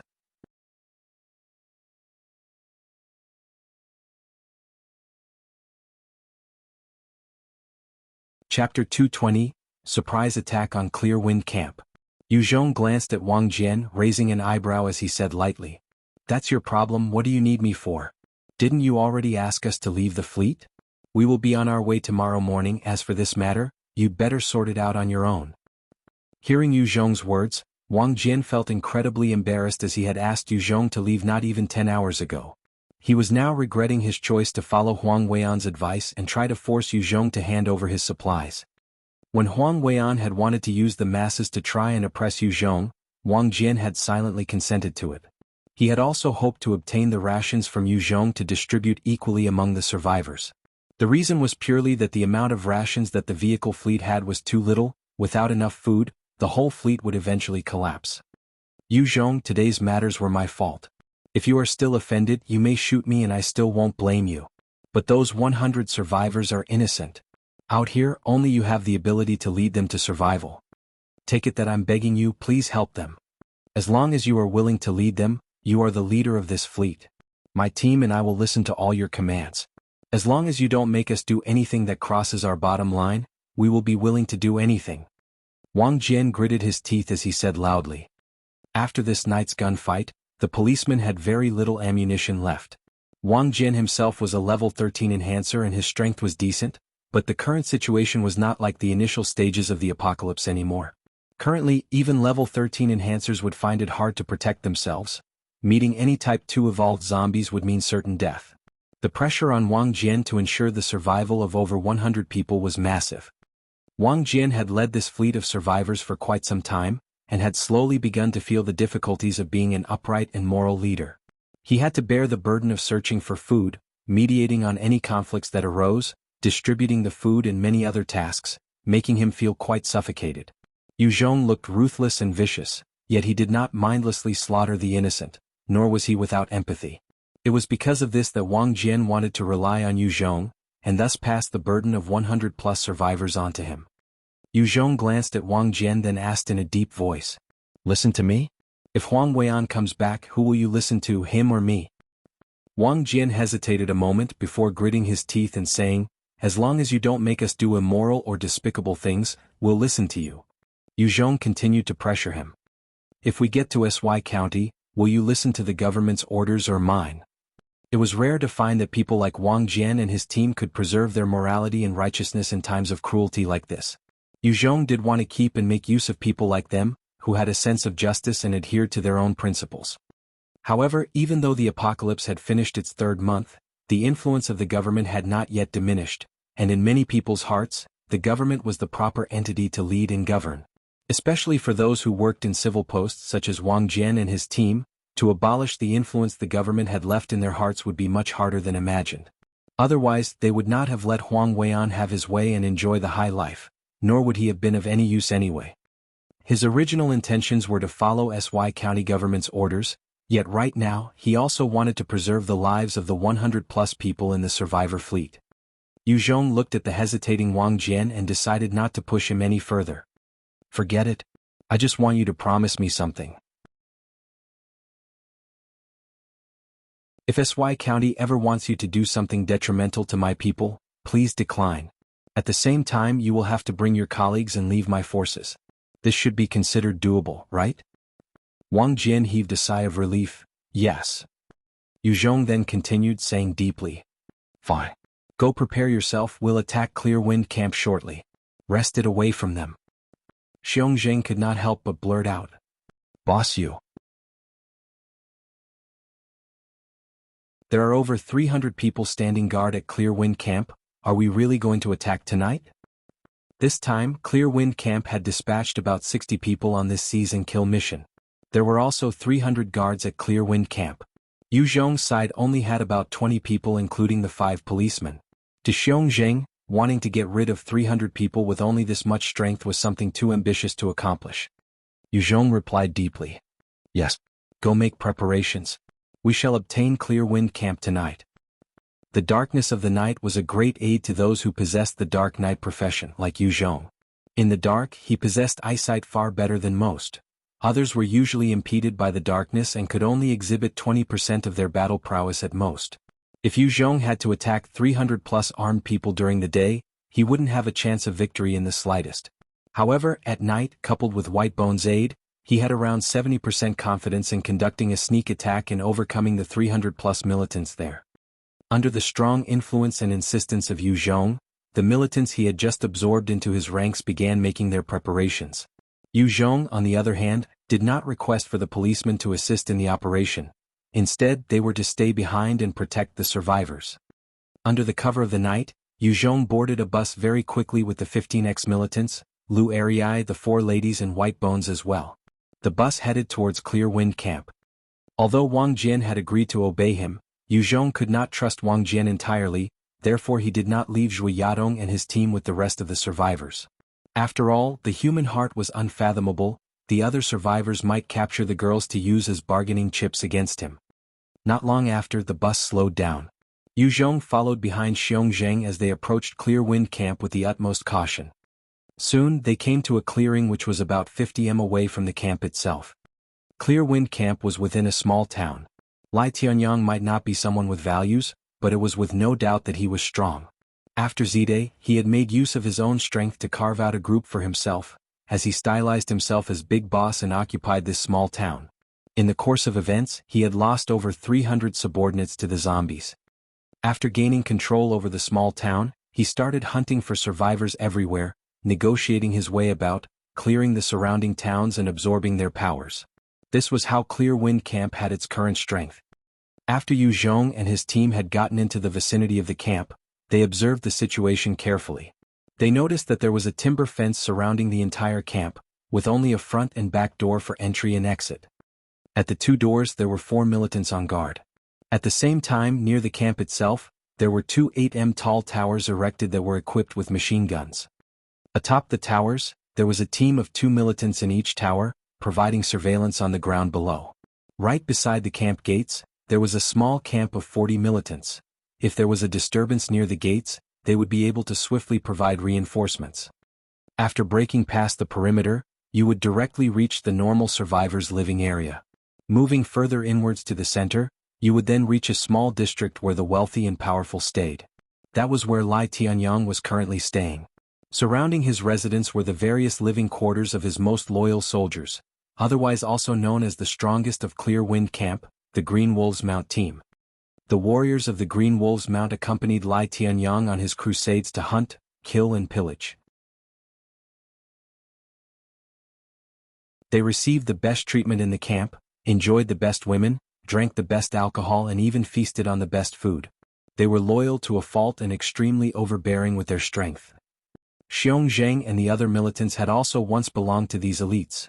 However, when forced to make a choice between loyalty to Lai Tianyang and their own lives, they had all chosen their own lives in the end. Yu Zhong glanced at the 8 militants guarding the gates before ordering, "Bring me over. I will take care of them in an instant. You girls wait here." Yu Zhong told Zhui Yadong and the rest. Attacking the camp was going to require all of his concentration and effort, so he could not afford to make Whitebones stay outside just to protect them. Xiongzheng and the 2 other team leaders looked at Yu Zhong, before stealing their nerves and bringing Yu Zhong towards the gates. The few militants looked at Xiongzheng curiously as they asked, "Xiongzheng, what happened? How come it's only the few of you, where are the rest?" "We were ambushed. We only managed to catch this captive, the rest of our brothers are all dead. I want to inform our big boss quickly. Hurry up and open the gate." Xiongzheng shouted as he stood before the gate.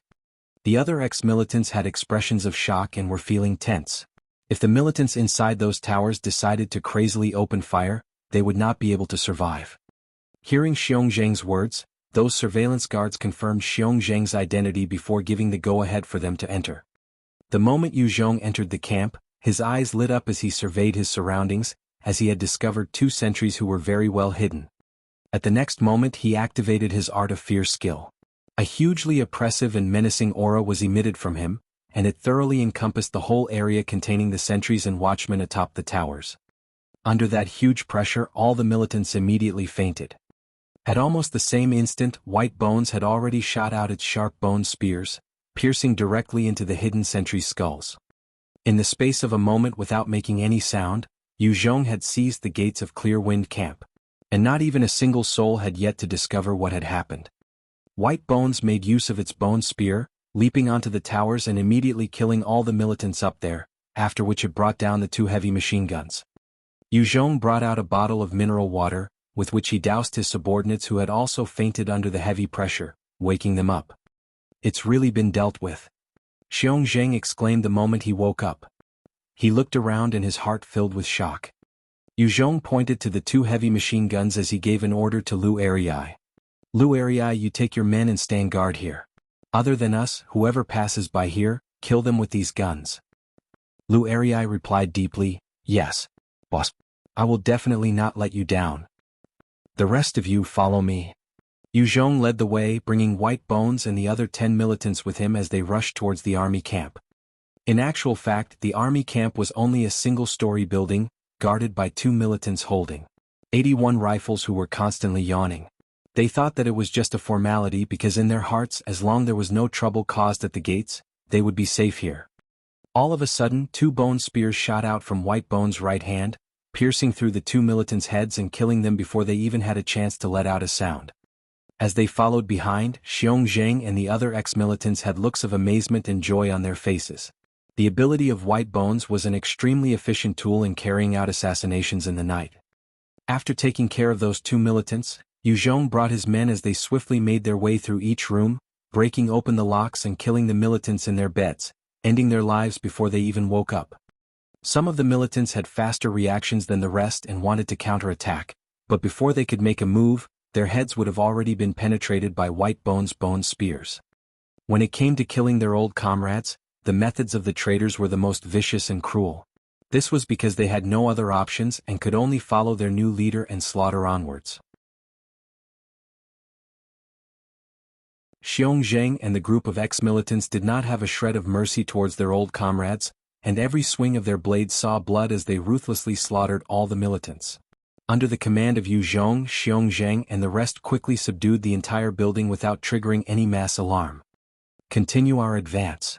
After having dealt with the army camp, Yu Zhong commanded the rest to move on. Xiong Zheng and the rest were also feeling the battle lust, and their bodies were in excited states. They followed closely behind Yu Zhong, moving towards the depths of Clear Wind Camp.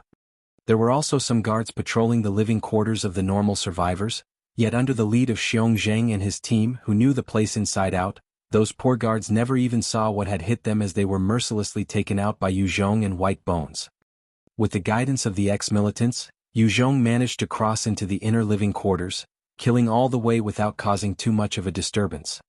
In contrast to the outer regions, the inner zone was heavily guarded with well-hidden sentries all over the place, as well as 5 teams of militants who constantly patrolled. Wanting to simply confront them the way Yu Zhong had done previously was definitely impossible. Yu Zhong carefully observed the situation before sighing deeply. Together with his team, he took a detour around the compound, mounting a surprise attack on the other side of the camp. Yu Zhong dealt with the militants at the gate, and also killed all of the militants sleeping within the army camp building. He didn't take any captives since his military strength was insufficient in the first place, not to mention sparing precious manpower to guard captives.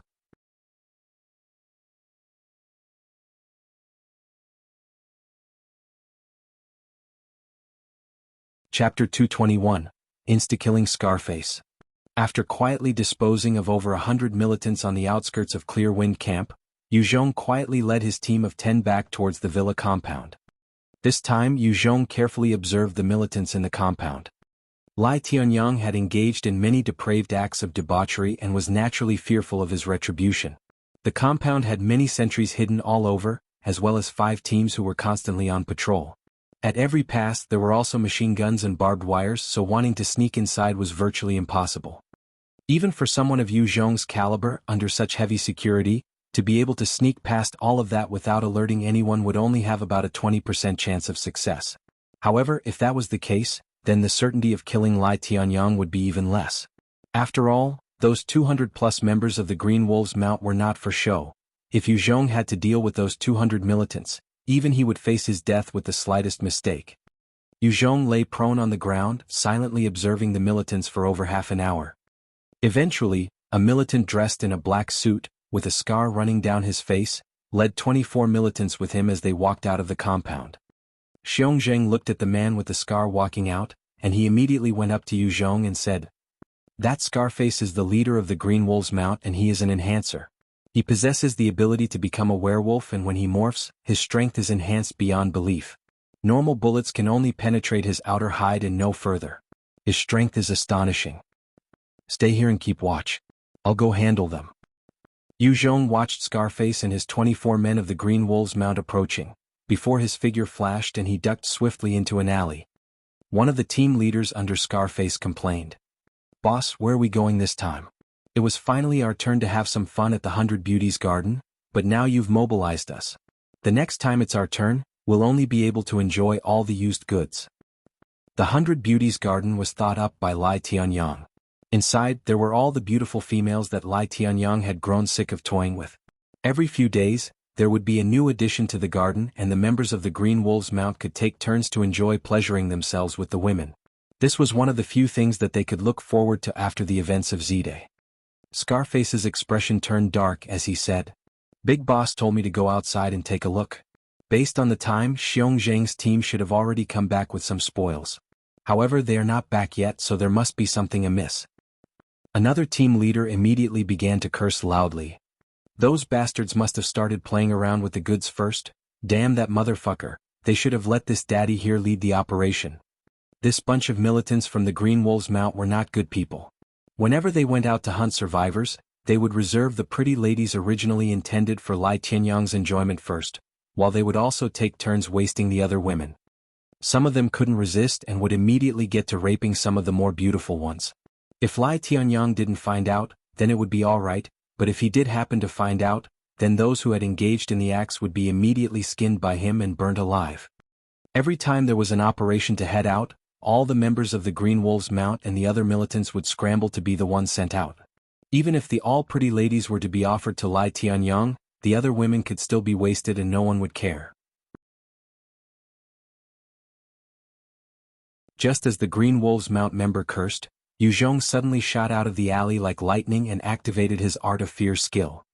A terrible, oppressive aura was immediately exuded from Yu Zhong, enveloping the 25 Green Wolves Mount members. Under the horrifying pressure from Yu Zhong's spirit, 24 of the members immediately fainted from fear. As for Scarface, he immediately activated his level 3 werewolf transformation skill. In just a moment, a tremendous amount of thick fur sprouted out from all over his body and the teeth in his mouth elongated to become sharp canines like those of a wolf. His hands grew claws sharper than needles, and his muscles became extremely defined and solid with veins protruding all over. In fact, those bulging muscles even tore apart his clothes. The level 3 werewolf transformation skill allowed a person to become a werewolf, with all attributes receiving a huge boost. However, after activating the skill, it would wear down the user's stamina. Furthermore, whilst in the werewolf form, it was not possible to make use of any other skills. Even with all these disadvantages, it was still a powerful ability. Scarface had made use of this skill to raise his level up to level 20, and he had leveled the skill up twice. He could maintain this form for 10 minutes, and while he was in a transformed state, any bullet smaller than .09 caliber would be unable to hurt his body. Furthermore, while he was in his werewolf form, he possessed a higher resistance to most attacks, hence rendering Yu Zhong's Art of Fear skill to be useless against him. When Yu Zhong had activated his Art of Fear skill, he had already pushed his speed to the maximum, rushing over to swing his dark magic blade towards Scarface's head. Yu Zhong's, 7 times that of a normal human speed, was truly too fast, too furious. After Scarface had transformed, he only had enough time to raise his right hand in front of him to block the incoming blade. A blade light flashed and a look of fright shone past Scarface's eyes. His throat twitched as though he wanted to say something. The very next moment, his arms and head directly shifted, and fresh blood sprayed from the wounds on his body, dyeing the ground red. Had it been a fair confrontation, and if Scarface had known how sharp Yu Zhong's dark magic blade was, even if Yu Zhong wanted to kill him, it would require at least 10 strikes. However, Scarface knew nothing about Yu Zhong, whereas Xiong Zheng had told the latter all there was to know about Scarface. Adding to the fact that Yu Zhong's prowess was way above that of Scarface's anyway, with an ambush as such, killing Scarface within the span of a second was not a problem at all. After disposing of Scarface, Yu Zhong walked over to those Green Wolves Mount members who had fainted, using the dark magic blade to decapitate them one by one. When he was done, Yu Zhong then returned to patting down Scarface's corpse, and began retrieving the God and Devil system items. Scarface had only equipped a replica Tang sword, a pair of white gloves, a pair of level 1 enhanced boots, a level 2 defense armor and also a level 3 power ring. I'll just give this ring to Zhui Yadong. Yu Zhong thought silently as he stored away the rest of the items. Amongst the items from the system, apart from some special items, most of the items' effects couldn't be stacked. Yu Zhong already possessed a power ring, so he decided to give the one that he'd just found to Zhui Yadong. After silently killing these Green Wolves Mount members, Yu Zhong returned to where Xiong Zheng was. Xiong Zheng saw Yu Zhong returning by himself, and his eyes couldn't help but flash with a hint of disbelief as he timidly asked, "Boss, did you really take care of Scarface and the rest?" Yu Zhong continued staring at the compound as he answered calmly, I have taken care of them." Inside the compound, there were still 7 other Green Wolves Mount members who were his real opponents. Upon hearing Yu Zhong's words, a hint of veneration flashed past the eyes of Xiong Zheng and the rest. Even assassinating just 2 Green Wolves Mount members without causing any disturbance would already have exceeded their expectations. Yu Zhong carefully circled the compound a few times, but no matter what, he could not find a gap in the defense to break through. There were lights everywhere and the patrol teams did their jobs diligently without stopping. There were also sentries were hidden everywhere, so wanting to sneak in silently would be impossible. "We can't afford to wait any longer. Otherwise they will have made preparations." Yu Zhong finally made his decision. He ordered to Xiong Zheng and the rest. "Later on, spread out and when you guys fire, change your position after each shot. There's no need to pay attention to your hit rate, just attract their attention. I'll handle the rest. Remember, only when I have opened fire should you guys then do the same." "Understood, boss." Xiong Zheng nodded his head, before giving orders for his team of 5 to split up. Zhang Youjiang also brought his men and split up. Yu Zhong brought White Bones with him as he climbed up one of the huge trees over 100 m tall. He waved a hand and brought out a QJZ-8 machine gun. Just as 2 of the patrol teams were preparing to switch over, Yu Zhong pulled the trigger and opened fire. In that split second, the machine gun spat out countless bullets, completely enveloping those 24 members of the Green Wolves Mount as he ruthlessly gunned them down. The large-caliber bullets of the machine gun were extremely terrifying, and many of the members' heads directly exploded or they were severed at the waist. Some even had their bodies torn apart. The scene became as though it had just experienced a rain of blood. Under Yu Zhong's sudden frenzy of firing, those 24 members became tattered corpses within a matter of seconds. The QJZ-8 machine gun was a fearsome weapon that could even create dents in armored vehicles. Using it against humans was simply overkill. After slaughtering the 24 Green Wolves Mount members, the piercing sound of gunfire had resounded throughout the compound and an alarm sounded out crisply. Those hidden sentries also began to open fire at Yu Zhong's position in a frenzy. However, it was in vain, for all the bullets hit empty air as Yu Zhong had already changed his position. "Kill them all, White Bones." Yu Zhong changed his position and immediately gave the cruel order to White Bones. White Bones hoisted its huge axe and began making its way like a tornado towards the hidden sentries. "Fool!" Those hidden sentries saw White Bones rushing towards them, their expressions fleeting as they all began firing at White Bones. The next moment, their expressions turned ash-gray as they realized that the bullets were bouncing off White Bones' body, not harming it in the slightest. White Bones extended its right arm and 3 bone spears immediately shot out, penetrating the heads of 3 sentries. It then retracted the blood-covered spears, before shooting out another round of spears, drawing blood once again and killing another 2 hidden sentries.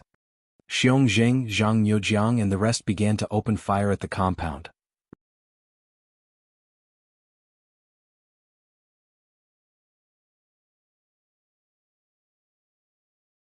Chapter 222, Assault on the Villa.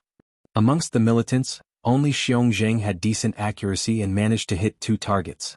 The rest didn't have much luck. After all, they were not suited to fighting in the dark like Yu Zhong. However, with them being spread out and firing all around, it gave the illusion that there was a huge force right outside the villa. The members of the Green Wolves Mount were forced to take cover and randomly return fire in the dark. Although Xiong Zheng, Zhang Niujiang and the rest were not effective at taking down the enemy, their additional firepower was enough to attract the enemy, making them panic to aid Yu Zhong's attack. After White Bones had killed those 6 hidden sentries, the remaining Green Wolves Mount members on their side were also easily taken care of by Yu Zhong and it. With a slash of his blade, Yu Zhong split the barbed wire open and proceeded to charge towards one of the villas in a frenzy with White Bones. From the information that Xiong Zheng had provided, Yu Zhong knew that this villa contained the resting and living quarters for most members of the Green Wolves Mount. The members of the Green Wolves Mount also frequently needed to rest. After all, there was close to 100 militants simply patrolling outside alone, so whenever they switched shifts, the rest would take the chance to sleep inside the villa. Pushing his speed that was 7 times that of a normal person to the limit, Yu Zhong crossed the entire distance of 150 m in just 6 seconds, leaping straight into the villa. In the huge hall, there was the rancid smell of alcohol, sweat and also a strange sour odor. 20+ women were all lying around exhausted on the floor, sofas and tables, their bodies covered with foul-smelling white specks. Many members of the Mount were sprawled all over the place as well, in deep sleep. Only 2 or 3 of them who had higher perceptions of danger than the rest were currently dressing themselves. As they saw Yu Zhong rushing in, their eyes flashed with a hint of fright. Yu Zhong had already pulled out his 05 light submachine gun, and without further ado, he began to spray bullets at the 3 who had stood up, turning them into sieves. After disposing of those 3 members, he continued his advance towards the upper level. Other than the Mount members in the Great Hall, the second story had many members as well. Yu Zhong had just rushed up to the second story when White Bones entered the Great Hall right behind him. As it looked at the sleeping humans, its fiery demonic eyes lit up. It proceeded to pierce through their heads continuously with its bone spears, killing all the humans in the Great Hall. After Yu Zhong had reached the second story, he would slash at the locks on each door before kicking the door wide open, then wildly open fire and instantly decimate the sleeping Green Wolves Mount members. One by one, the inhabitants of each room met their doom as Yu Zhong advanced. If they were awake, they might have posed some sort of threat to him, but since they were asleep, they were completely harmless. After he had cleared up the second story, Yu Zhong went back down. All the people in the Great Hall, be it man or woman, had already been killed by White Bones. Killing the members of the Green Wolves Mount in this villa meant that the total number of enemies Yu Zhong had to face had now been reduced by yet another huge portion. He immediately rushed out of the villa with White Bones. As soon as he exited, he came across the first patrol team that had arrived as reinforcements. Yu Zhong immediately activated his encompassing body armor, and White Bones turned into a stream of light that encompassed his body, which then transformed into an external armor that covered Yu Zhong's whole body minus his eyes. Yu Zhong then raised his 05 submachine gun as he opened fire at the approaching Mount members, instantly taking down 4 of them. The other members immediately dove for cover while returning fire at him.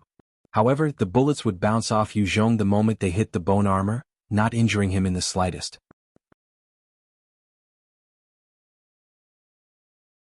Yu Zhong was like a human tank as he advanced forward fearlessly, constantly firing at the militants.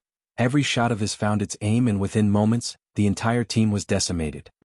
After killing this team of Green Wolves Mount members, Yu Zhong made his way towards the team that was pressuring Zhang Niujiang's team. He wanted to take care of all the insignificant members before finally tackling Lai Tianyang, the leader of Clear Wind Camp. All Yu Zhong knew about Lai Tianyang was that he had great strength, but Yu Zhong didn't know to what extent this strength reached. He did not want to engage in an all-out fight with Lai Tianyang, only to be suddenly decapitated by some random Green Wolves Mount member. With the protection of the bone armor, Yu Zhong was like a tank as he used the 05 submachine gun to take down the gunners in the team, before killing the rest of the normal members. He was swift and every shot fired meant another militant was dead. Shots fired at Yu Zhong were also useless as they would just deflect off him, causing the militants' morale to constantly drop. Just when the militants had been picked off one by one until there were only about 23 of them left, Yu Zhong had a sudden premonition. He perceived an extreme danger and immediately retreated 3 steps backwards. With a bang, a large caliber projectile penetrated Yu Zhong's bone armor near the chest area, landing on the rat skin leather. It managed to leave a white mark before its momentum was depleted. Yu Zhong himself was flung 5-6 backwards, as though he had been hit by a martial arts practitioner, and he spat out a mouthful of fresh blood. If he did not have the protection of the bone armor or the Rat King's skin, receiving this bullet directly would have meant certain death. Even with the protection of the encompassing body armor, Rat King's skin, Water Snake skin and the level 3 defense armor, Yu Zhong still received a heavy injury. If his body strength hadn't reached 49 points, even with all the protective layers, he still would have suffered some broken bones. The moment Yu Zhong was sent flying, a huge number of rifle bullets flew at him, but they were immediately repelled by his bone armor. What a good marksman. I was too careless. Yu Zhong braved the hail of bullets before swiftly rolling behind a nearby cover. He immediately swallowed some life-saving grass and began to recover from his injuries. After checking his bone armor for the sake of wiping out the Green Wolves Mount members in the shortest time possible, Yu Zhong re-entered the fray. Braving the incoming hail of bullets, Yu Zhong killed his way through the militants. The speed at which he slaughtered the members was very fast, but it exposed him to some of the other enhancers, causing him to receive some light injuries. Still not dead? What a monster. The leader of this particular Green Wolves Mount squadron was an enhancer called Wei Ji. He was hidden in one of the villas and possessed the level 3 sniper specialization skill. As he watched Yu Zhong deftly leap behind a cover through his lens, he couldn't help but inhale some cold air. Wei Ji had utmost confidence in his sniping skills. As long as the enemy did not get close, other than Lai Tianyang, no one else in Clear Wind Camp was his match. Wei Ji's only weak point was close-quarter combat, since any 4 members of the Green Mount Wolves would be enough to deal with him once they were close enough. I have to get rid of this sniper. Yu Zhong looked left and right carefully before rushing out like a cheetah, firing rapidly at all the streetlights. Following the clustered sounds of gunfire, the road lamps were all broken one by one and the entire district was engulfed in darkness. Damn it. Wei Ji saw that the entire street was in complete darkness and couldn't help but curse out loud. Without any vision, even if he could shatter a toothpick from a distance of 1000 m under normal conditions, he was currently unable to do anything about Yu Zhong. Darkness was the ultimate nemesis of snipers. Wei Ji began to quickly disassemble and pack up his beloved Barrett sniper rifle and then left this particular villa. If it was during the day he could still make use of his superb aiming skills to pressure Yu Zhong. However, in the night, staying here any longer was undoubtedly awaiting death.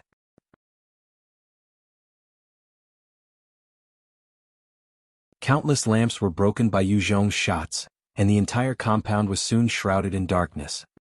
In the darkness, Yu Zhong was like a fish in water, silently killing all the members of the Green Wolves Mount like a grim reaper wherever he went.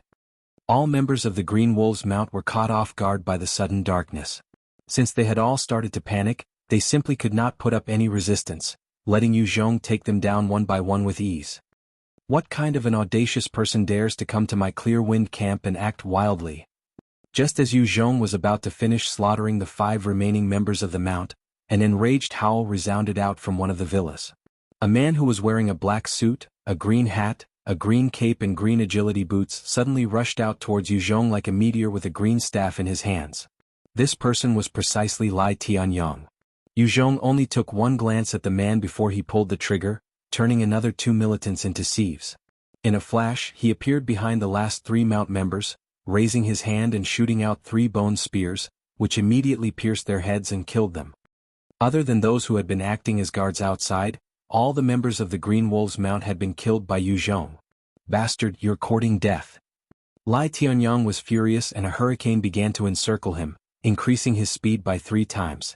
In just a few breaths he had crossed a distance of 100 m and was crazily approaching Yu Zhong. Yu Zhong looked at the enraged Lai Tianyang who was rushing towards him and answered with a wild burst of bullets from his submachine gun. Before any of those bullets could hit Lai Tianyang though, they were swept away by the hurricanes which appeared around him and were blown to one side. Damn ants. Just based on this you think you can to injure me? I will skin you alive, you swine. Lai Tianyang smiled grimly as he waved his green staff at Yu Zhong. All of a sudden, sharp blades of wind which could even cut through steel were conjured up, and they rushed towards Yu Zhong. Yu Zhong's sense of danger kept alerting him, warning him about the impending danger. Just then, his face changed greatly and he immediately rolled towards one of the buildings at the side. Those blades of wind were extremely fast. Even though Yu Zhong had managed to dodge a large number of them, he still received wounds from 2 of them. The sharp blades even managed to cut through the bone armor, and only after they hit the Rat King's hide did the blades lose their power, leaving behind a white mark and disappearing. What a fearsome person. No wonder he's their leader. Don't tell me he's an evolver too? Yu Zhong's eyebrows furrowed as he thought to himself quietly. Yu Zhong had always thrown himself onto the front line, battling against countless zombies and mutant beasts in order to get to where he was today, a level 35 enhancer. Compared to most, he was definitely very strong.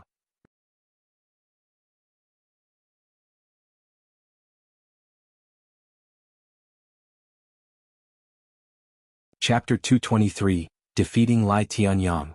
In Qingyuan County, Flame King Gu, who was hailed as one of the top 4 enhancers, could conjure up 6 fireballs at most. With just a wave of his hand, Lai Tianyang could actually summon over 10 blades of wind, showing that his battle ability was clearly above that of Flame King Gu's. Even scarier was that while Lai Tianyang was activating his wind blade skill, he could still maintain a hurricane armor around himself. Other than the possibility of being an evolver who was favored by the heavens, Yu Zhong could not think of any other possibility that could allow a normal enhancer to possess such strength.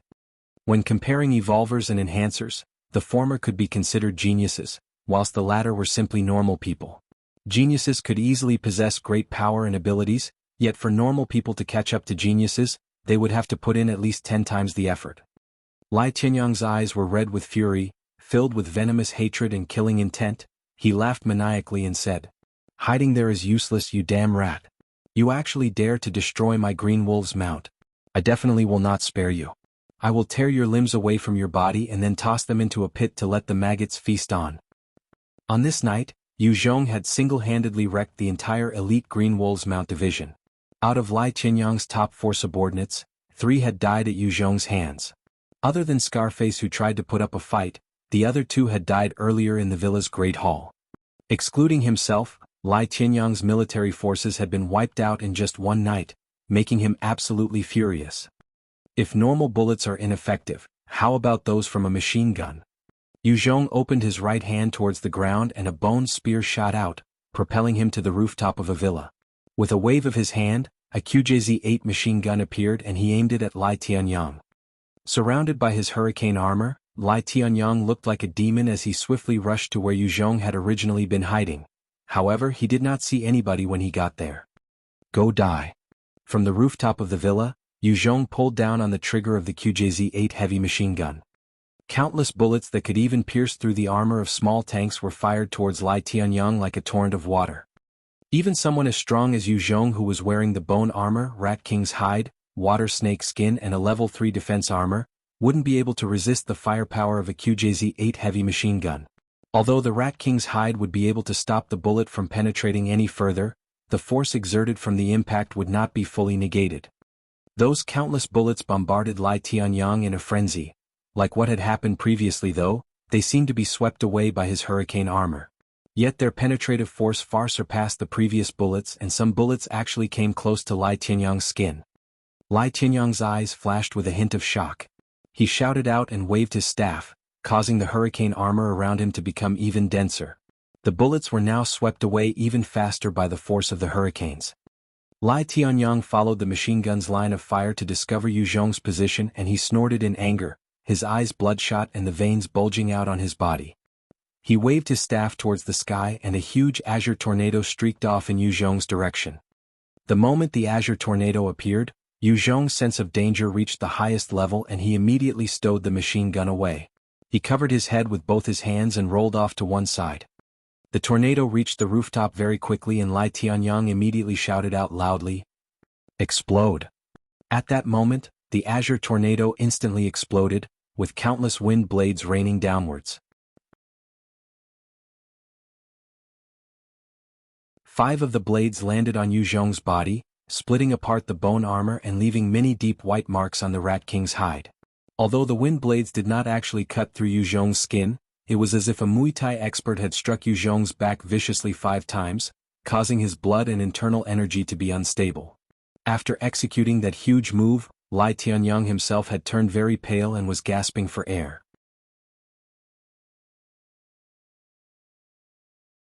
As the hurricane around him continued to swirl, he rose up high into the air. After the tornado had released all its wind blades, Yu Zhong, who had originally intended to roll down from the rooftop, stood up immediately. His face flashed with a hint of ferociousness, and with a flick of his hand, a Type 40 rocket launcher appeared. His figure flashed several times before he appeared at the edge of the roof. He aimed the rocket launcher at Lai Tianyang as he said, "If a heavy machine gun can't get rid of you, will a rocket launcher be able to?" Seeing the rocket launcher in Yu Zhong's hands, Lai Tianyang, who was slowly rising in mid-air, immediately turned pale. He mustered all his strength and tried to condense his hurricane armor into a shield in front of him. The moment the shield was condensed, Yu Zhong had already fired out a huge rocket that exploded onto the hurricane shield. With a hong, the huge rocket was actually blocked by the hurricane shield. However, the shield was immediately shattered by the resulting shock wave from the explosion. Lai Tianyang fell out of the air as he tumbled to the ground and spat a mouthful of fresh blood. "I cannot go on like this, I might even die. I am an evolver. I'm supposed to have an amazing future, I definitely cannot die here." Lai Tianyang felt fear in his heart the moment he landed.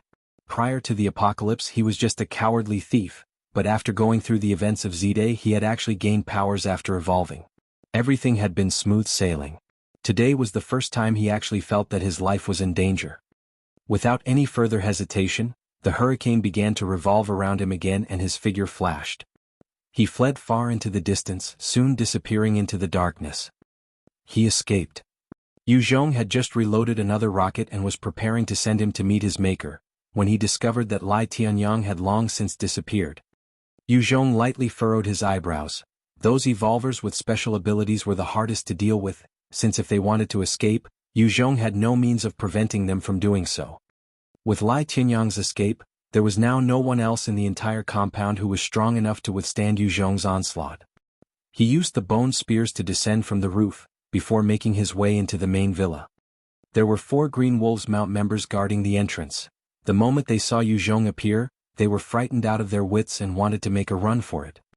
Yu Zhong opened his left hand and 3 bone spears shot out, penetrating the brains of 3 members, while he held a .05 submachine gun in his right hand and fired ruthlessly at the remaining member, turning him into a sieve.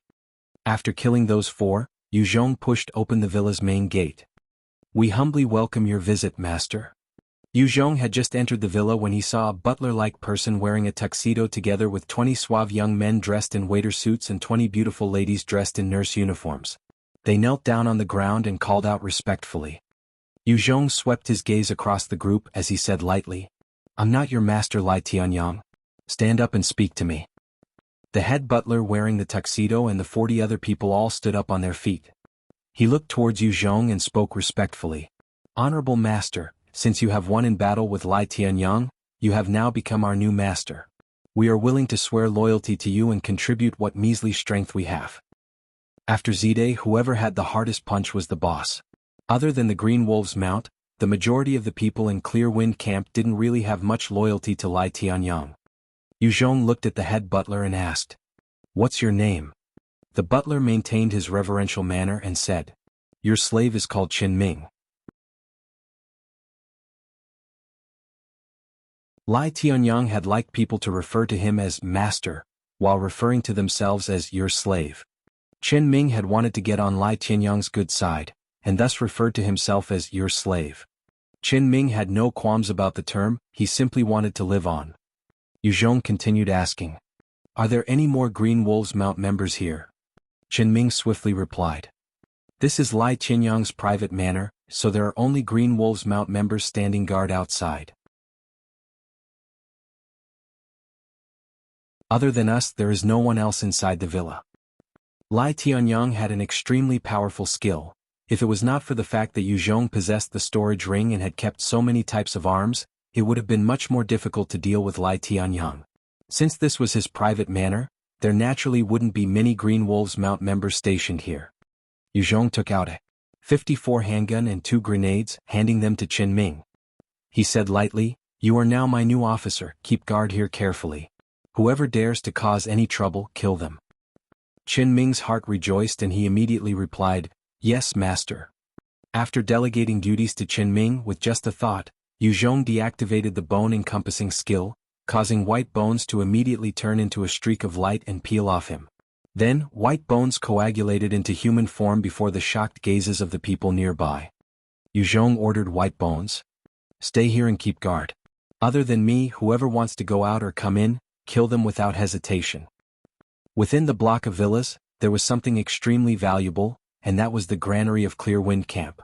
A granary as such was crucial to any huge force, and Lai Tianyang was also very mindful about rations.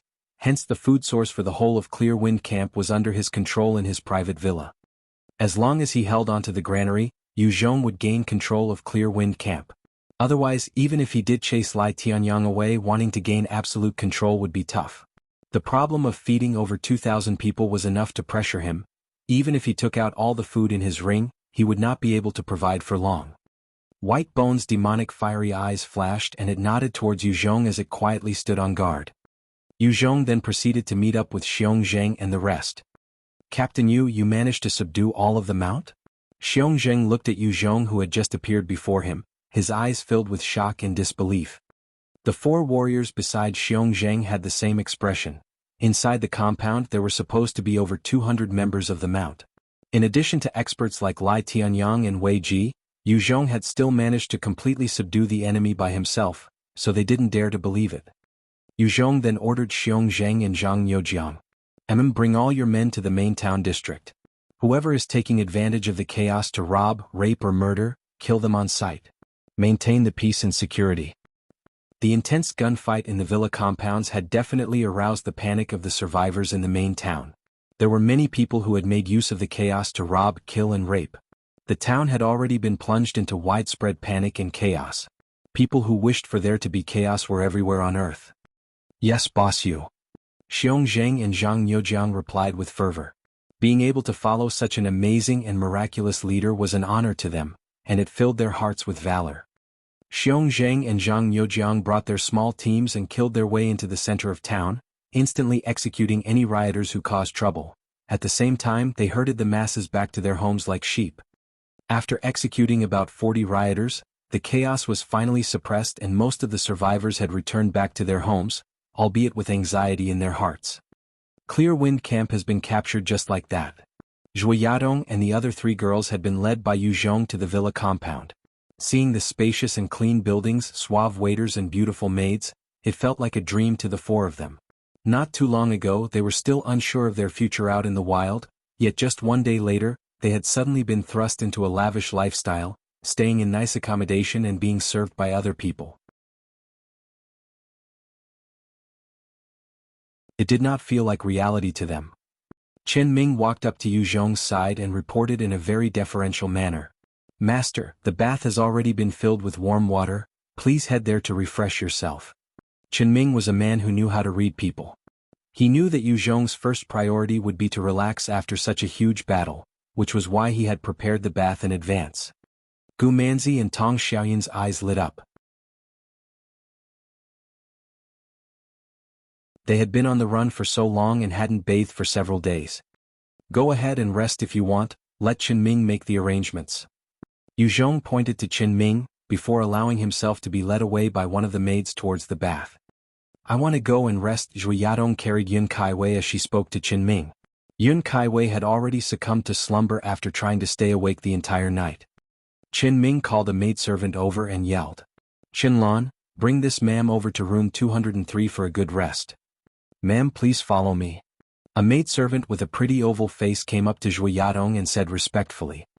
Led by the maidservant, Zhui Yadong left this area, carrying Yun Kaiwei. Tong Xiaoyun glanced at Gu Manzi as she smiled sweetly and said, "Gu Jiejie, it's so late, aren't you going to rest?" Gu Manzi looked at Tong Xiaoyun and a hint of enmity flashed past her eyes, yet she still smiled. She glanced at Tong Xiaoyun's chest and pointed out, "Xiaoyun Mimi, if you don't rest early, it will not be good for your growth." Tong Xiaoyun was pretty and her skin was fair, and she had a pure, refined air to her. However, her chest was still not very well developed, and it seemed to only bulge outwards slightly. Compared to Gu Manzi's ample C-cups, they were still far from comparable.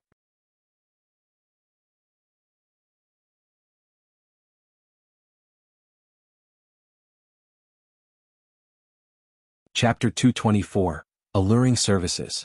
Tang Xiaoyun's smile became slightly tense as she maintained her smile while saying, Gujie, I'm not in a rush. After all, I'm only 14 this year and am still far from maturity. Who knows, I might even catch up to you. However, Gujie, you must really hurry up.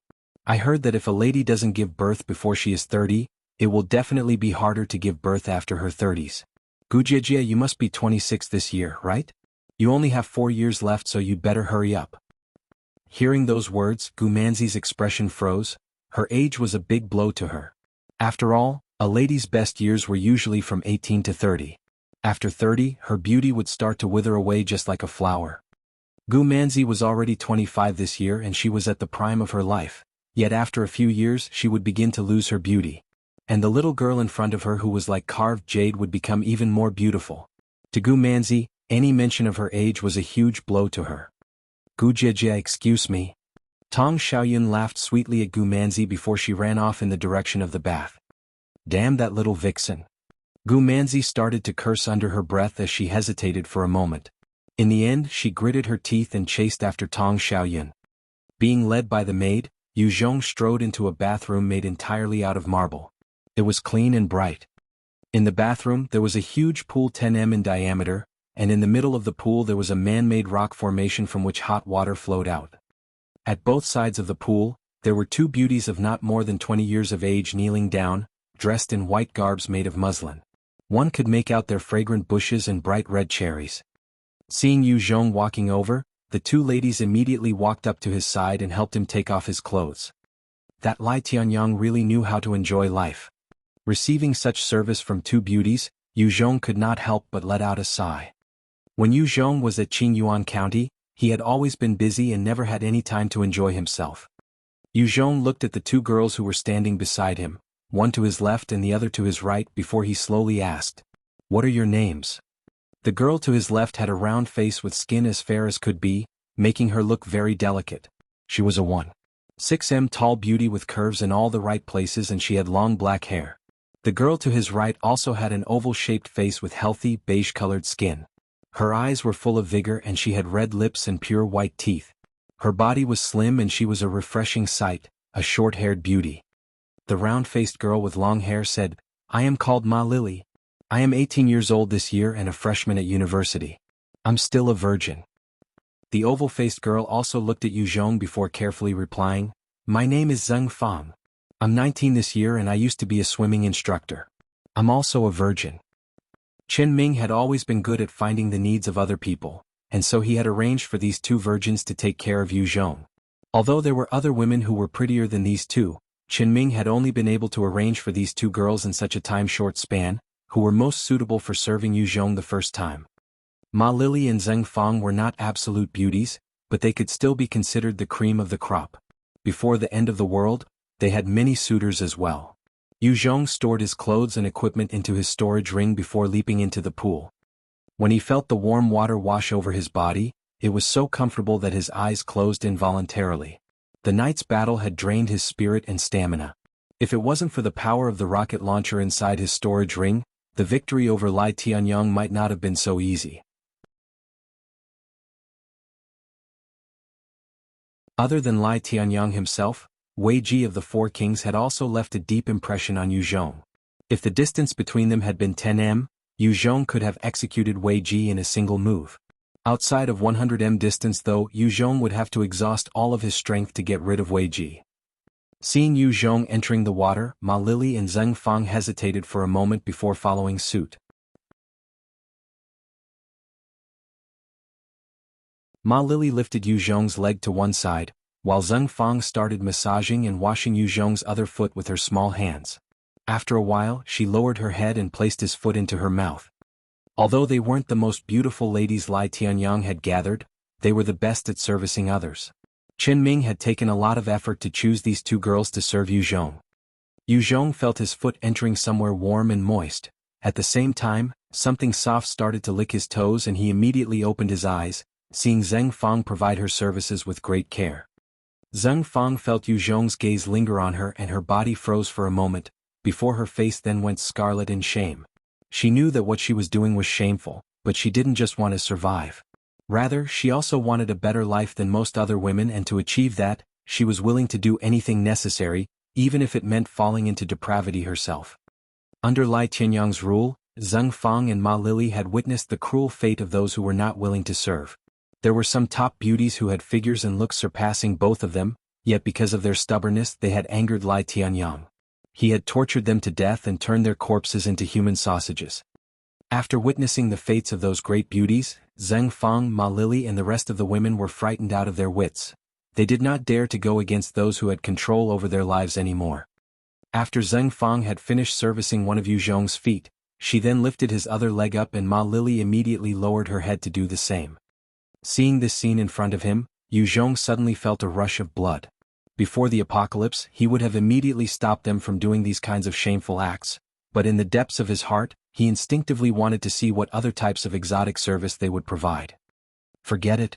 It's not like I am forcing them to do it anyway. If he was a gentleman or a righteous man like the ones in stories, or perhaps a chivalrous knight or saint, he would immediately stop the girls from doing these acts and advise them not to use their bodies this way. However, after a short dilemma in his heart, Yu Zhong had an excuse of some sort for himself, and he had no more qualms about enjoying this treatment. Right at this moment, Tong Xiaoyun strode into the room wearing nothing but a white bathing robe. She saw the half-kneeling Zheng Fang and Ma Lili, who were servicing Yu Zhong in such a demeaning way with their bodies mostly exposed, and her face fell. Although she was willing to give herself to Yu Zhong, she was not quite prepared to do something on that sort of level. Suddenly there was a flash in her beautiful eyes as she thought of an idea. She hurriedly entered the pool, hugging onto one of Yu Zhong's arms tightly as she said with an expression of veneration on her face, "Brother Yu, you're really strong. You were actually able to bring down the entire Clear Wind camp by yourself. You truly are extraordinary." Hearing those words, Zheng Fang and Ma Lili were both slightly shaken and expressions of shock flashed past their eyes. They knew that Clear Wind camp was subdued by the man in front of them, but they had thought that he had brought an army of over hundreds of subordinates with him, seeing as he had been able to take care of Lai Tianyang in such a manner. After all, there were over 300 militants in Clear Wind camp and 200 of them were members of the elite Green Wolves Mount. Those 200 members were ruthless and cold-handed, whether they were against zombies or other humans. Now that they'd realized that Clear Wind camp had been subdued single-handedly by the person who was currently right in front of them, they naturally could not help but feel endless astonishment in their hearts.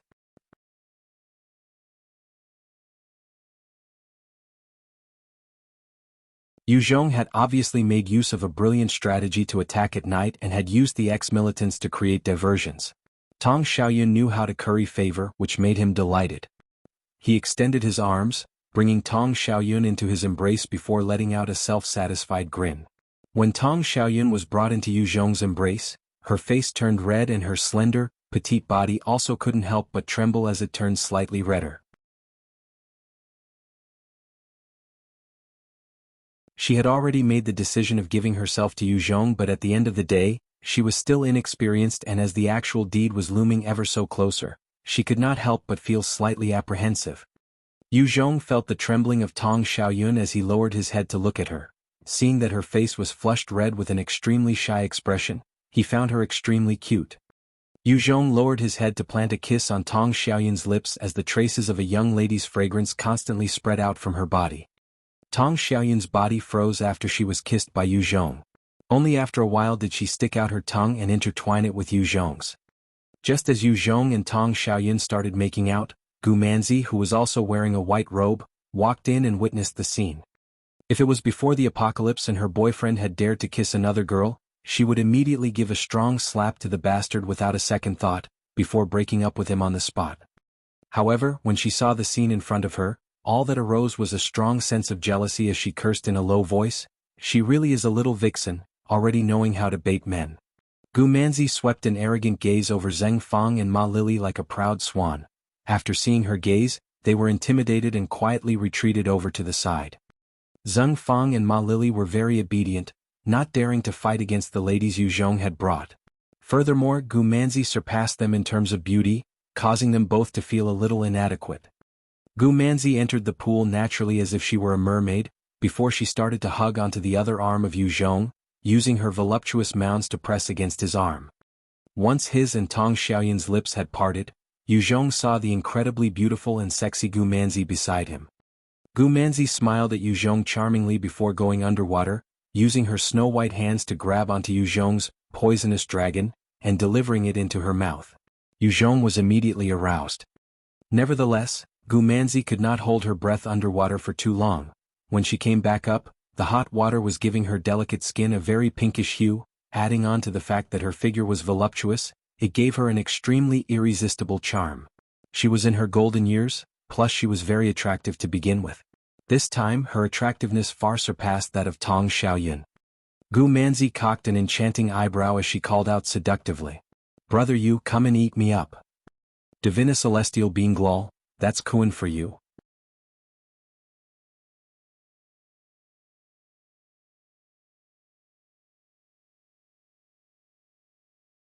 Chapter 225, Speech. Seeing the charming Gu Manzi, Yu Zhong had a sudden urge to push her down by the side of the pool and engage himself in pleasure. However, he quickly held himself back. The sneak attack on Clear Wind Camp had taken its toll on his stamina and spirit. He had to maintain his condition in case Lai Tianyang suddenly came back. If he expended too much energy and Lai Tianyang suddenly returned, he wouldn't even have enough time to cry. In fact, when Yu Zhong had started his assault on the villa compound, Lai Tianyang had been indulging himself with a few beauties at his side. This had expended quite a lot of Lai Tianyang's stamina, hence his lower concentration level and response time during the battle. After all, he had even appeared later in the battle than the rest. Yu Zhong smiled lightly and he told Gu Manzi, "Come here. Today I'll spare you." Gu Manzi swam over obediently and she asked with a face full of concern, "Brother Yu, are you exhausted? Let me give you a massage." Yu Zhong slowly closed his eyes.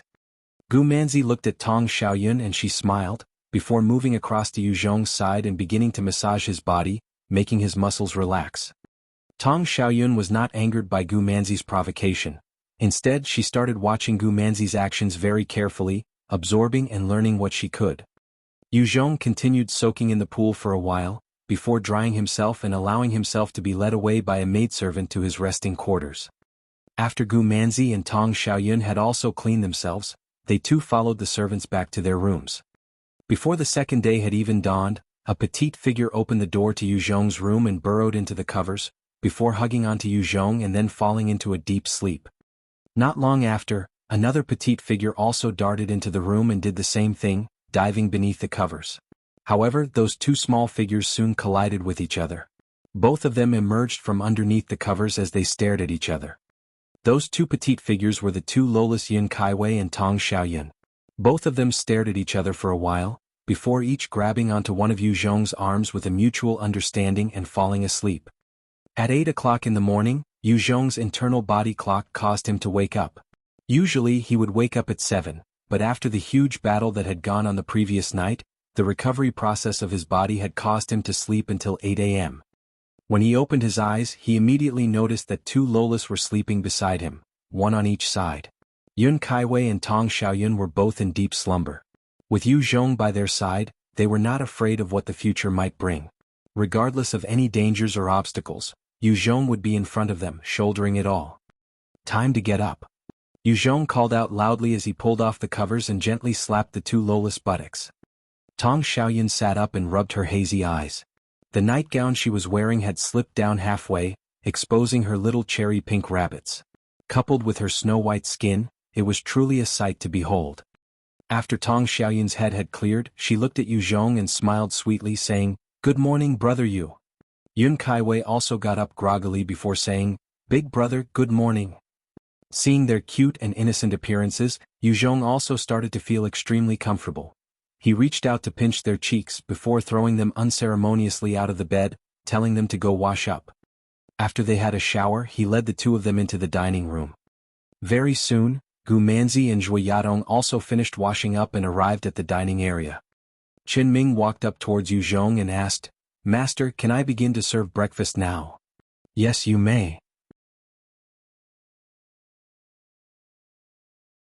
Right after Yu Zhong had just finished his sentence, Qin Ming had already gestured towards a few maidservants to bring breakfast over from the kitchen and to start serving. Breakfast actually consisted of sausages, eggs, warm milk, deep-fried fritters, corn porridge, steamed buns and so on. In the current world, this type of breakfast could be considered extremely luxurious.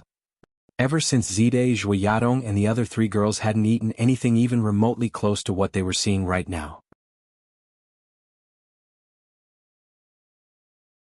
Without another word, they all lifted their utensils and proceeded to dig in. As soon as they had filled their plates, the demeanor and etiquette of the four ladies began to show. This applied especially to Zhuoyadong, who grew up in an esteemed background and had to learn special etiquette. Each and every movement of hers was refined, and she was truly a sight to behold. Gu Manzi also grew up in a family with a prestigious background, and so she had gone through similar training in manners and etiquette. Although she could not quite be compared to Zhuoyadong, she did look elegant in her own right. Tong Xiaoyun might not be as refined as those two women, but she was still equally lovable. After finishing a fried fritter, Yu Zhong signaled to Qin Ming. Get Zheng Fang and Ma Lily to be my personal maids, their remunerations will increase by 1 grade. Qin Ming replied respectfully, yes, master. The maidservants at the side had a momentary look of jealousy on their faces. Since Zheng Fang and Ma Lily had just become Yu Zhong's personal maids, their supplies and treatment would be a lot better from now on. Yu Zhong continued, Qin Ming. Get Xiong Zheng to bring all the survivors to the assembly area. Yes, master. Qin Ming nodded and retreated. After a while, Qin Ming returned and said, Master Wang Jian requests an audience. Do you wish to see him? Since Yu Zhong was the new leader of Clear Wind Camp, if Wang Jian wanted to see him, he would have to go through Qin Ming first. Yu Zhong replied lightly, let him in. Wang Jian was brought into the villa under Qin Ming's lead. When he saw Yu Zhong casually digging into the food in the dining room, a complex look flashed past his eyes. He knew Yu Zhong was strong, but he could never have imagined that Yu Zhong had actually managed to take down the entire Clear Wind Camp by himself with a dozen ex-militants who had just surrendered to him. Yu Zhong glanced at Wang Jian and asked, have you eaten your breakfast yet? Wang Jian looked at all the fritters, buns and milk upon the table and he couldn't help but start salivating as he replied, nope. Wang Jian had not eaten anything comparable to the items on the table for more than a month.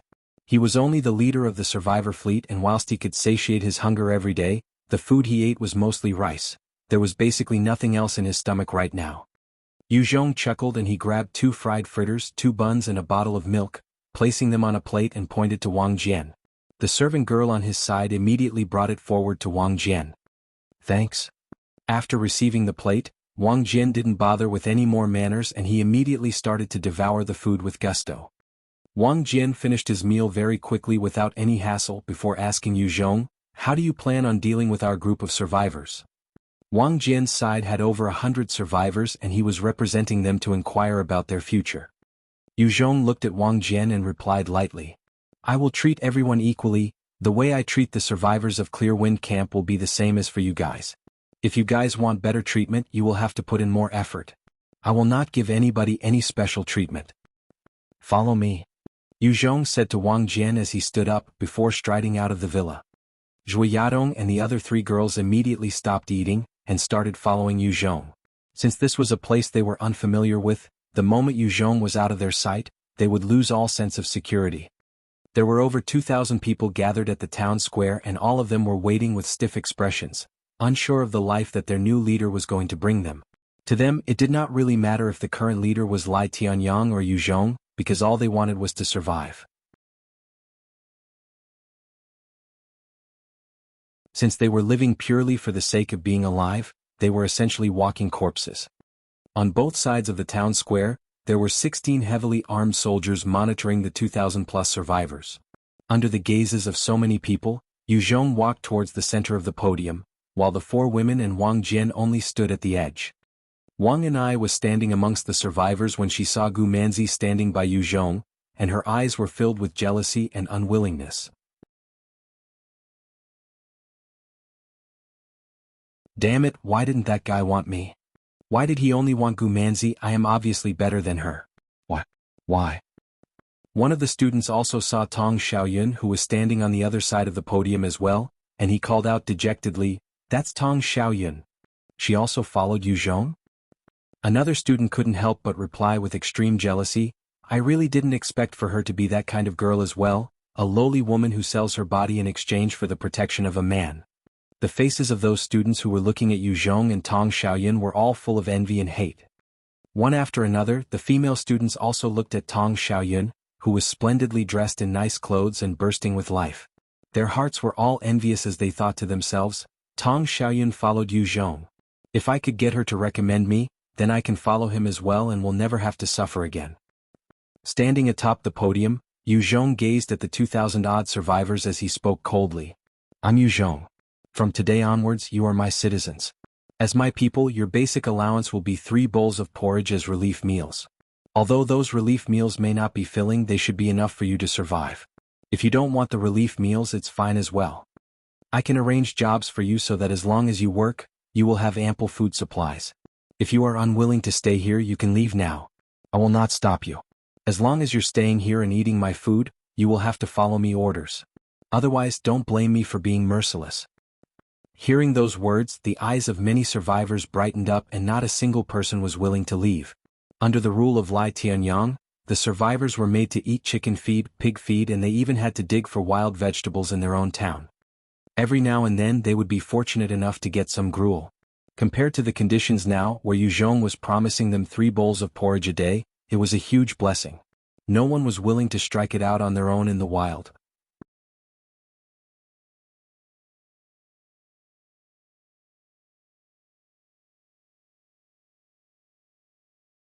Chapter 226, Fury? Even those students who were filled with either hatred or jealousy towards Yu Zhong did not dare to leave the camp. Without the protection of Wang Jian, they would not even last 3 days outside, be it due to hunger or zombies. Yu Zhong observed the people who had gathered again before continuing to say, Since no one has chosen to leave, I will take it as you have agreed to become my citizens. Come forward to report your name and your occupation before the apocalypse, together with your current strength. If you have any talents to boot, you may even get better meals. After that, he released a huge amount of killing intent as he said coldly, Now, let me make it clear before you start to queue up. Whoever dares to cut the queue will be hauled away to receive 20 whips. If anyone dares to assault somebody else, you will be executed on the spot. Hearing those words, all of the survivors started to tremble, and under the watchful gazes of the soldiers, they obediently formed 20 long rows. Not a single person dared to cause trouble, which miraculously dispelled the usual notion of Chinese people causing problems in queues. The 5 policemen, Gu Manzi, Zhui Yadong, and Chen Ming proceeded to register the particulars of each survivor, with help from the 20 fine attendants of the villa.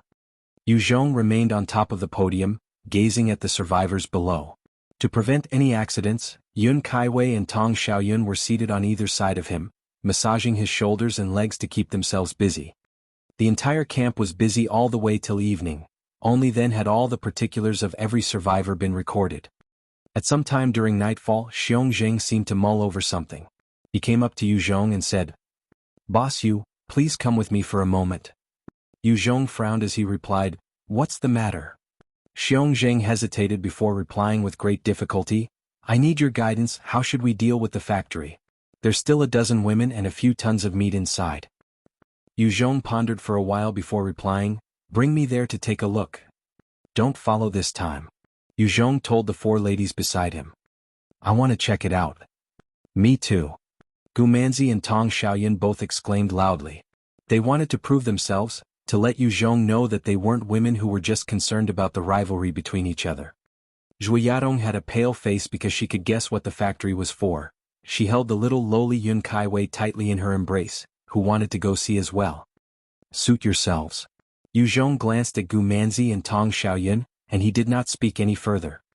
With Xiong Zheng's directions, Yu Zhong's group arrived at a factory located in the corner of the villa quarter. The moment they entered the factory, Gu Manzi and Tong Xiaoyun saw a scene that they would never forget in their entire lives. Women's heads were hanging up in rows, decapitated bodies were strung up in the air, their innards were hanging from metal hooks, and the entire factory was filled with the nauseating scent of blood. Their faces turning pale, Gu Manzi and Tong Xiaoyun covered their mouths, before running out of the factory and vomiting right outside. They had assumed that they had already seen the worst of humanity in terms of cruelty and insanity, but what they saw in the factory went way beyond their belief. At that moment they knew that they had truly been very fortunate. Damn you, Lai Tianyang, I will definitely kill you.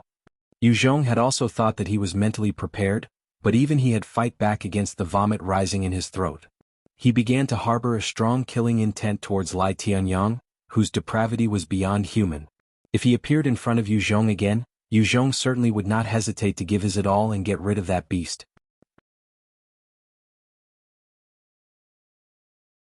Inside the processing factory, there were a few dozen female bodies that were hung up. At the same time, Yu Zhong and his team found a huge cage behind the factory, inside of which were 20 women full of fear and unease. A large number of them even seemed to have lost their minds. What do we do? Shall we kill them, boss Yu? Xiong Jing asked with great difficulty.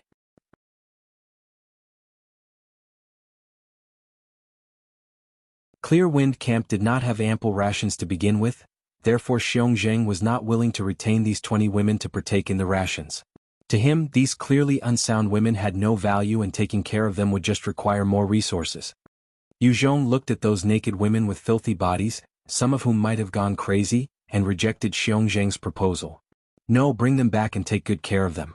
They are women so they still can help to give birth. Xiong Zheng hesitated for a moment, before pointing towards a storage facility and asking, "What about those?" Inside the storage facility, there were a few tons of human meat sausages. During periods of food shortage, if Yu Zhong and Xiong Zheng were to play dumb and distribute the sausages out, no one would ever know. Even if they were to find out, they would feign ignorance. Without meat, it was not like they would die from hunger, but they would not have much energy. Lai Tianyang wanted to maintain the energy of his elite troops, and so he constantly fed them the human sausages. Of course, there were members of the troops who could not accept or stomach such vile acts, and they would rather stay weak and hungry than eat human meat. Yu Zhong said in a deep voice, "Bury them all." Yes. Xiong Zheng also heaved a sigh of relief and took his men with him to bury those sickening things. The moment Yu Zhong left the factory, which was filled with evilness, Gu Manzi and Tong Xiaoyun immediately grabbed hold of either of his arms, their faces pale. Only by doing were they able to gain a little bit of their courage back. Yu Zhong gently patted their backs to console them, before taking big strides to leave the place. The second day, Yu Zhong started recruiting fighters from the survivors. After the apocalypse, fighters received the best treatment and also possessed the strongest battle abilities. The moment Yu Zhong opened up recruitment, a lot of survivors fought with each other in order to volunteer first. Amongst the 2,000 survivors, there were about 1,200 males, 1,000 of whom were fully grown men. Lai Tianyang wasn't an idiot and had already selected a good number of strong and able-bodied men to be his subordinates or members of his Green Wolf's mount. The majority if the men left were either malnourished, weak or lacking in stature. Yu Zhong was very careful with his selection and managed to choose about 450 males with great difficulty. A total of 400 people, together with Lu Eriai, Zhang Youjiang and Xiong Zheng, formed one of his battalions. Lu Eriai, Zhang Youjiang and Xiong Zheng were commanders, whilst Yu Zhong acted as the direct company leader. The other 50 males were given to Wang Jian for training so that they could become qualified policemen. Wang Jian was an upright and moral person, thus Yu Zhong assigned him to be the chief policeman of Clear Wind Camp. With the open-minded and morally upright Wang Jian as the head of the policemen trained by him would at least make Yu Zhong feel a bit more reassured.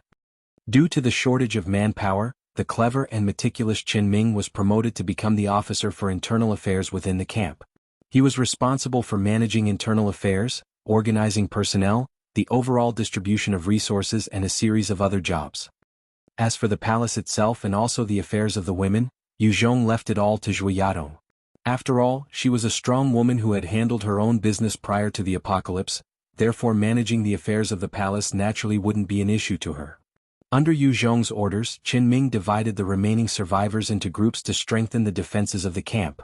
At the same time, the survivors dug pits around the perimeter of the camp.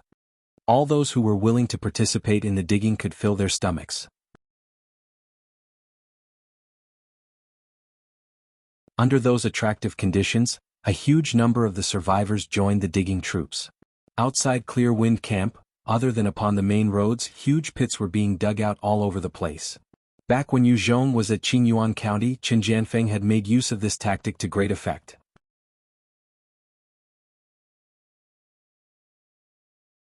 At the time, there were at least a few thousand zombies that had fallen into the deep pits, never to rise again. Against intelligent humans, the pits were of no use, but they were extremely effective against zombies. In the process of digging the pits, those survivors were engaging in strenuous physical activity, combined with the satiating meals. It was a form of training for their bodies as well. Yu Zhong was building up a whole battalion of soldiers and adhered completely to military rules for their training. At the same time, he set unbelievably high levels for their training, which caused them all to be rather unhappy, except for the fact that Yu Zhong himself took the lead to do training 6 times more difficult every day. In addition to the fact that they could eat their fill and even consume some of the delicious Type 2 black-scaled ferocious boar meat, they would not have been able to continue. Although the Type 2 mutant boar meat could not suddenly transform them into strong enhancers, it was able to let them quickly recover their vitality, which had been greatly diminished by hunger and exhaustion. This gave their faces a little more color and even their bodies began to recover their original strength.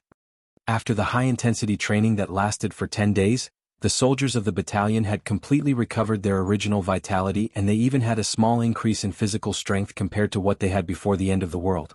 Following this, the training intensity was reduced to a normal level with the focus now being on the formation of troops and standing at attention. It wasn't that Yu Zhong did not want to carry on with the intense training and churn out a few elite troops. The reason was that there was the issue of rations. After continuing with the high-intensity training for almost 10 days, the original 20-plus tons of meat kept in Yu Zhong's storage ring had been reduced by 4 tons. This was done by just that battalion alone. On top of that, with a huge number of survivors participating in the pit excavating or the repairs of Clear Wind Camp, the original amount of rations in Clear Wind Camp was rapidly running out just like flowing water. Lai Tianyang had not chosen every single male to join his troops for the very same reason. It was not that he did not want to, but rather that he did not have enough rations to support the food consumption of the army. After creating the elite Green Wolves mount and even using human meat as a food source, it could be seen that the problem of food was starting to worry him. If we maintain this rate of consumption, in a month's time, our food source will be completely depleted. Chen Ming was holding a document in his hands as he stood in front of Yu Zhong and presented his report. He then suggested to Yu Zhong, "Master, should we stop the excavation and repair works? That way, our food supplies can be conserved for a longer period of time." Yu Zhong pondered a while before saying to Chen Ming, "Bring Xiong Zheng over." Chen Ming withdrew and brought Xiong Zheng over very quickly. Xiong Zheng, whose skin had become darker due to the long hours he'd spent under the sun, was led by Chen Ming up to Yu Zhong. He immediately asked in a boisterous manner, "Boss Yu, did you want me for something?" Even though Yu Zhong wanted to mold these troops into proper soldiers, in such a short time, it was actually quite hard to eradicate their previous habits. After all, the whole troop was filled with bandits. Even Yu Zhong himself, the battalion commander, hadn't received any complete and rigorous military training before. Yu Zhong glanced at Xiong Zheng and asked directly, "Where is the nearest granary around here?" Upon hearing the word granary, Xiong Zheng laughed bitterly as he replied, "Boss Yu, you're thinking of opening up some of the granaries to alleviate the food issue, right? Lai Tianyang had the same idea before, so all of the granaries within the vicinity of Clear Wind Camp have already been opened by us. Other than perhaps clothes, dishwashing liquid, laundry detergent and other damn things like that, there's not a single grain of rice left in those granaries. The granaries have no food inside."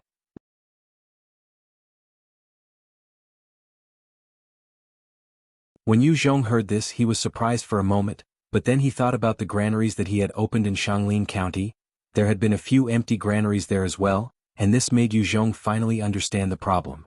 The food inside the granaries must have been completely sold off ages ago by the officials responsible for them, who had then rented out the empty warehouses for some extra income. Yu Zhong stared at Xiong Zheng and said heavily, "There should be a national grain reserve nearby for use in times of war. There should be food there." There are indeed 2 huge granaries here, one of which is located towards the north.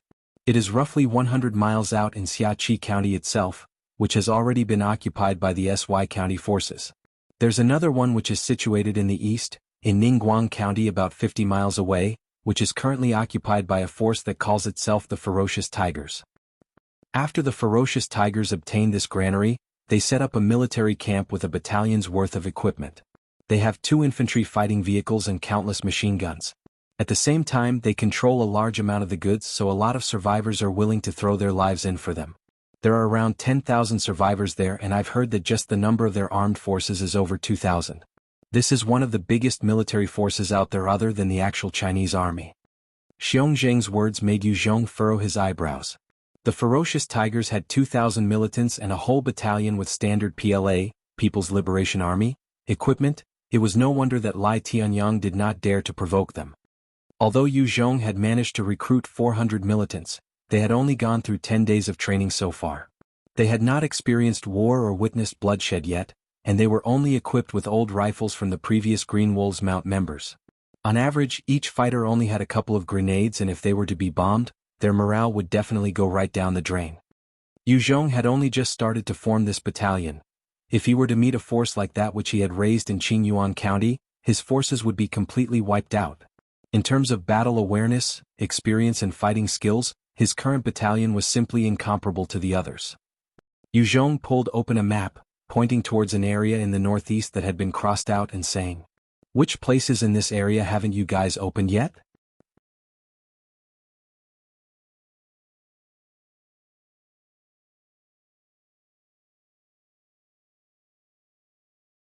Chapter 227, Attack of the Mutant Pig Herd.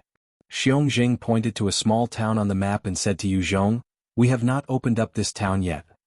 Yu Zhong glanced at Qishir town and pondered for a while, before deciding to use the town as a training ground for the troops. Not good. Not good. Master, something's happened. There's an attack. Right at this moment, Qin Ming ran into the room in a panic and shouted to Yu Zhong. Seeing Qin Ming in such a distressed state, Yu Zhong called out deeply before striding out. "Let's go." Xiong Jing followed nervously behind him. Yu Zhong quickly climbed up the machine gun turret at the gate of the camp and looked into the distance, only to see a huge, oppressive-looking herd of white mutant pigs chasing a Hummer in a frenzy. When looking into the distance, one would not even be able to see the end of the herd, so their numbers could very well be over 10,000. Level 11 Mutant Beast, Mutant House Pig. It possesses sharp teeth and immense strength. The moment Yu Zhong saw the mutant pigs, the information about them flooded into his brain. Fuck.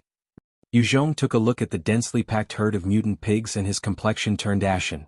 He gritted his teeth and couldn't help swearing. If it was just one mutant pig, then it was a God-sent meal. However, the numbers that were approaching ranged in the tens of thousands. To Clear Wind Camp, this was simply a disaster. Clear Wind Camp lacked weapons and ammunition, whilst the militants were lacking in training and had only recently regained their strength from eating mutant beast meat. Under the current circumstances, if they had to face the incoming stampede of 10,000 mutant pigs, even Yu Zhong had no confidence of saving the entire camp. The moment Clear Wind Camp was breached, the 300+ people there would end up in the mutant pigs' mouths without a doubt. With a wave of his hand, a QJZ-89 Type 12. 7 caliber heavy machine gun appeared in his hands. Yu Zhong grabbed it and fired at the Hummer in a frenzy. Regardless of who was in it, he had to kill the person inside. Over 2,300 lives were being endangered by the Hummer's driver, and Yu Zhong's was already filled with killing intent. The heavy machine gun easily tore holes in the Hummer, turning it into a sieve. A person wrapped in tornadoes immediately burst out from the vehicle and raised his middle finger in Yu Zhong's direction, laughing coldly before immediately disappearing into one side of the wilderness. Yu Zhong could already make out from the person's shadow that it was Lai Tianyang. After being defeated by Yu Zhong 10 days ago, he had constantly been harboring hatred for Yu Zhong in his heart. He had found an entire herd of mutant pigs, and after killing a few, he managed to lure them towards Clear Wind Camp. Before Z-Day, the entire herd was actually from a large breeding pen. After the apocalypse, the herd had undergone a mutation and had started feasting on zombies. Since there were zombies littered around everywhere, the herd had no lack of food or water. The size of the herd hadn't decreased and their numbers had grown by around 1,000 instead. Lai Tianyang. Damn you. The fury in Yu Zhong's heart transcended the heavens, yet he could still do nothing about Lai Tianyang. After all, Lai Tianyang had already escaped. If Yu Zhong were to give chase, he would have to leave the camp, of which he was the backbone.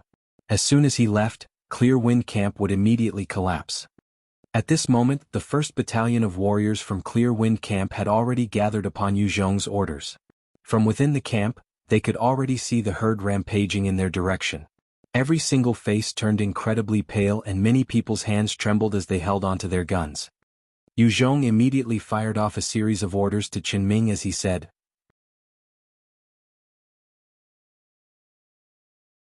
"Qin Ming, go gather all the people in the camp together.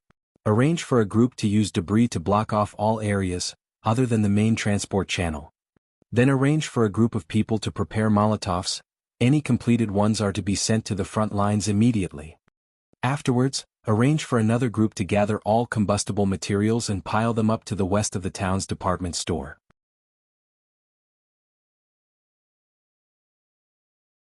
Finally, arrange for a group of 400 men to transfer those materials to the front lines to be prepared as reserves.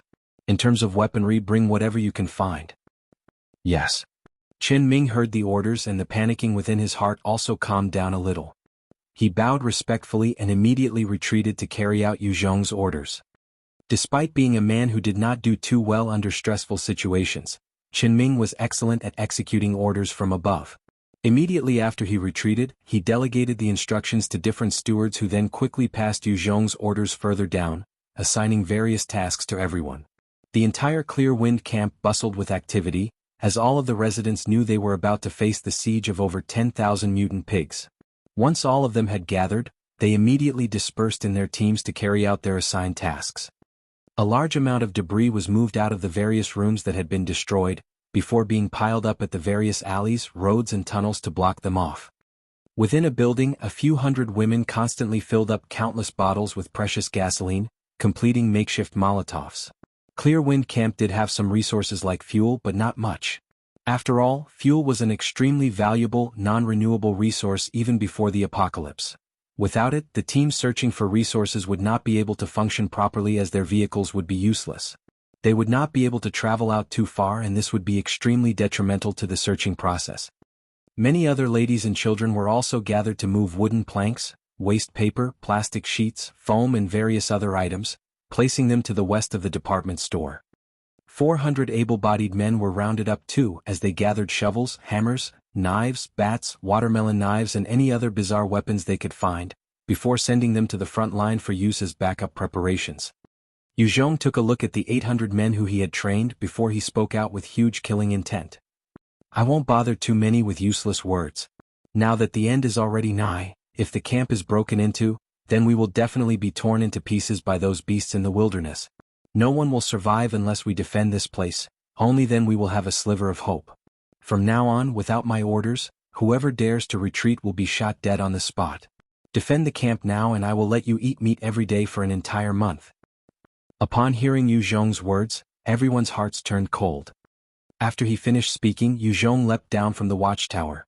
Zhu Yadong brought Yun Kaiwei, Gu Manzi and Tong Xiaoyun with her as she followed behind Yu Zhong. After all, Zhu Yadong was a strength-type evolver, so in order to bolster the strength of Clear Wind Camp's forces, she was allocated to be one of the frontline fighters. Although killing other humans was impossible for her, she had an advantage when it came to mutant beasts.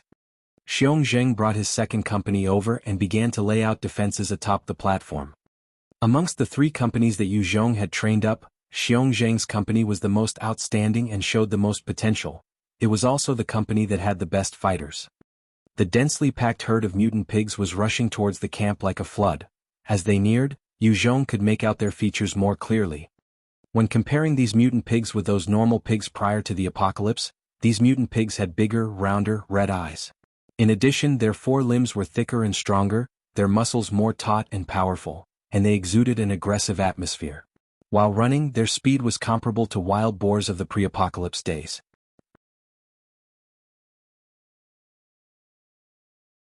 As soon as that herd of mutant pigs came over to this region, they caught onto the smell of the large number of humans within Clear Wind Camp.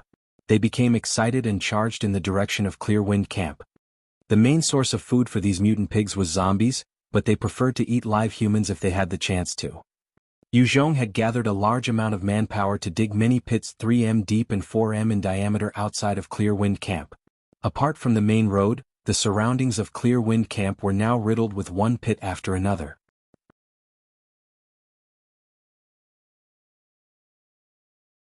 When facing the mutant pig herd, those pits displayed an astonishing usefulness. One after another, the charging mutant pigs directly fell into the pits, whilst the other mutant pigs behind simply couldn't stop and ended up leaping into the pits as well. The mutant pigs were constantly falling into the pits, then being crushed or trampled to death by the other mutant pigs behind. So far, the 2 sides hadn't even properly made contact, yet several hundred mutant pigs had already fallen into the pits and had been killed by their own companions. Even though Yu Zhong had ordered for many pits to be dug, Those mutant pigs continued charging with unparalleled fierceness towards their direction, and very quickly, they appeared within 100 m distance of Clear Wind Camp's gates. Fire at will. Fire. Yu Zhong called out in a deep voice. Xiong Zheng brought over the first company to fire continuously at the mutant pigs. As the bullets rained down on them, a dozen of them were injured or killed. Catch 3 of them alive for me. Yu Zhong shouted out an order to White Bones.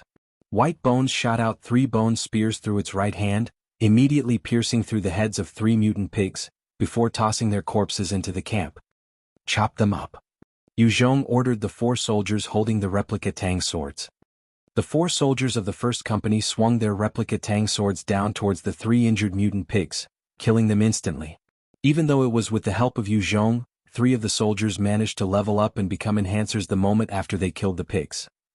Add all your points to your stamina, then swap over. Yu Zhong boomed out.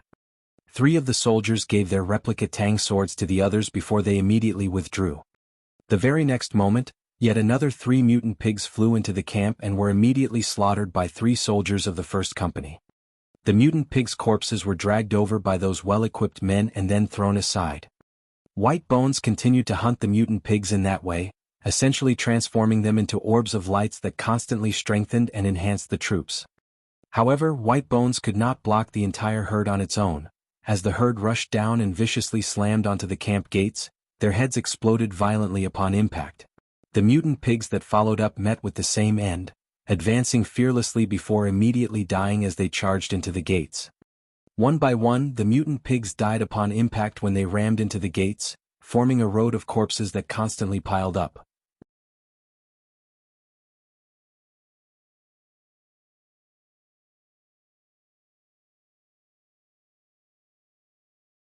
Chapter 228, Success of the Pits. Originally, Clear Wind Camp only had a single wooden fence surrounding it. After Yu Zhong took over while digging up pits all around the camp, he also made use of the dug-up soil to reinforce the fence. Subsequently, the current defenses of Clear Wind Camp had been greatly reinforced, and so they were not damaged too much by the pummeling from the mutant pigs. However, the fence was only 3 m high, and as the mutant pigs rammed suicidally into the gates, over 100 corpses were left behind, forming some sort of corpse path. The mutant pigs behind made use of the corpse path consisting of their dead comrades to wildly leap into the camp. In accordance with Yu Zhong's orders, Zhui Yadong was already standing guard, defending in front of the path of corpses. The moment the mutant pig had jumped across, she immediately cleaved it into 2 with her elegant blade. After Zhui Yadong disposed of the mutant pig in one move, she leveled up again to reach level 9 and instantly allocated 3 points all to strength, giving her strength a huge boost. One by one, the mutant pigs continued jumping over from the corpse path, before being killed instantly by Zhui Yadong. Watching a lady like Zhui Yadong daring to slaughter those mutant pigs, bloodlust filled the hearts of the warriors of Yu Zhong's first company. 10 of them wielded replica tang swords in their hands as they rushed to defend in front of the corpse path, slashing at those mutant pigs that Zhui Yadong hadn't managed to block in a frenzy. Watching the mutant pigs fall one by one at the combined efforts of Zhui Yadong and the warriors of the first company, the second company warriors calmed their hearts and their hit rate also increased by a lot. Just when the situation seemed to have improved, the herd had already lost over 1,000 mutant pigs, filling up the holes that the 2,000+ people organized by Yu Zhong had painstakingly dug. The ferocious herd of mutant pigs immediately laid siege to all sides of the fence one after another, battering against it until their brains ruptured before dying on the spot. Throw the Molotovs. Yu Zhong immediately gave the order for the Molotovs to be thrown over. Those men who did not dare fight on the front lines now threw the Molotovs with great concentration. One by one, the bottles sailed over the fence, and upon landing on the ground, they exploded and blossomed into flames, burning the mutant pigs' corpses. Smoke rose as the stench of burning flesh filled the air. Over 100 mutant pigs rushed into the fire, and they were soon engulfed by it as the stench continued to spread out. From within the herd, the mutant pig king immediately let loose a huge grunt, and the rest of the mutant pigs retreated a little, one after another. Is there a mutant pig king? Yu Zhong swiftly climbed up the machine gun turret and looked down, hoping to discover the king's location. As he gazed over the camp, all he saw was a huge white mass consisting of the normal mutant pigs, and not even a shadow of the mutant pig king's particularly striking body. A huge number of the mutant pigs retreated and the defenders took the moment to catch a breath, all of them heaving a sigh of relief. However, the main road to Clear Wind Camp had not been affected by the Molotovs. Zhuiyadong was still killing the mutant pigs as they came, her level increasing wildly as she continued her slaughter. She had already reached level 13 and currently, her strength had already surpassed that of Yu Zhong's by quite a lot. The warriors around Zhuiyadong had already swapped out 3 times. They did not possess good equipment from the God and Devil system like Zhuiyadong, who was a strength-based evolver as well, which made her able to last longer.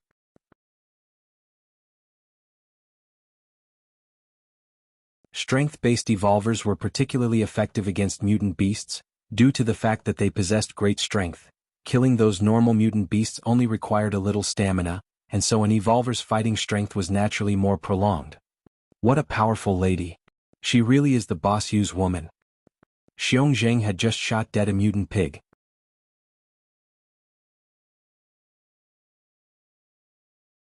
As his eyes roamed across towards Zhuiyadong, his heart slightly skipped a beat. He really could not be compared to her. Zhuiyadong had been slaughtering the mutant pigs without pause and her stamina was rapidly being depleted. After killing over 60 mutant pigs, her stamina had gone down by over a half, while her body was soaked in fragrant perspiration. After all, evolvers were not invincible, they too would eventually die from fatigue once overwhelmed by numbers. Fighting a prolonged, high-intensity battle was one of the best ways to deplete the opposition's stamina. Let me take over.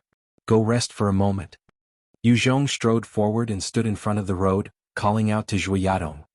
She nodded her head and retreated. After Yu Zhong took over Zhuiyadong's position, he casually slashed twice at 2 mutant house pigs that were charging towards him, slicing them both into 2 pieces. The dark magic blade was much sharper than the replica Tang sword, hence killing those mutant pigs was as easy as it was for normal people to cut a piece of paper with a knife.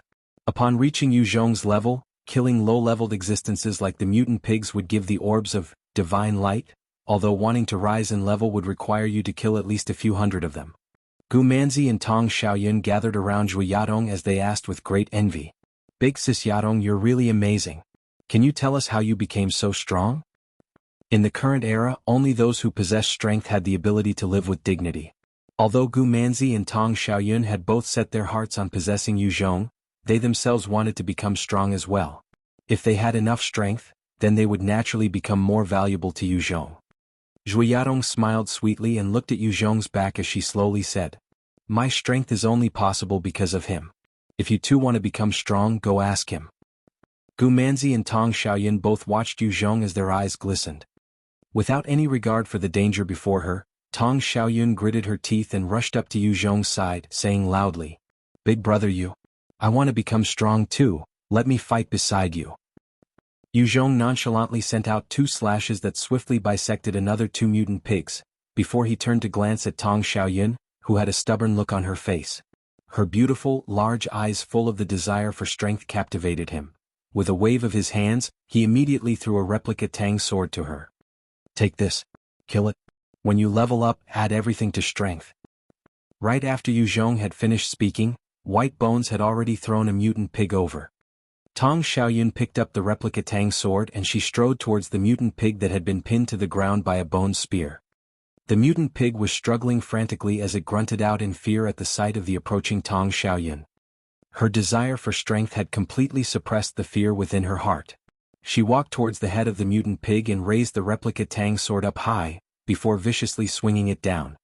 Tong Xiaoyun was, after all, a normal girl, and she had not gone through any enhancements or evolutions before, therefore her strength was quite weak.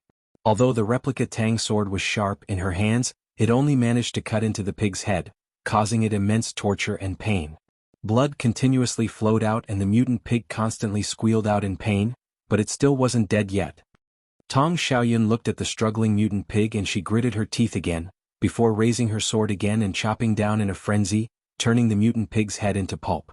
It continued to struggle for quite some time before it finally took its last breath and died. After killing that mutant pig, Tong Xiaoyun was also exhausted and was gasping for breath. She now understood fully how much stronger Yu Zhong and Zhuiyadong were in comparison to her.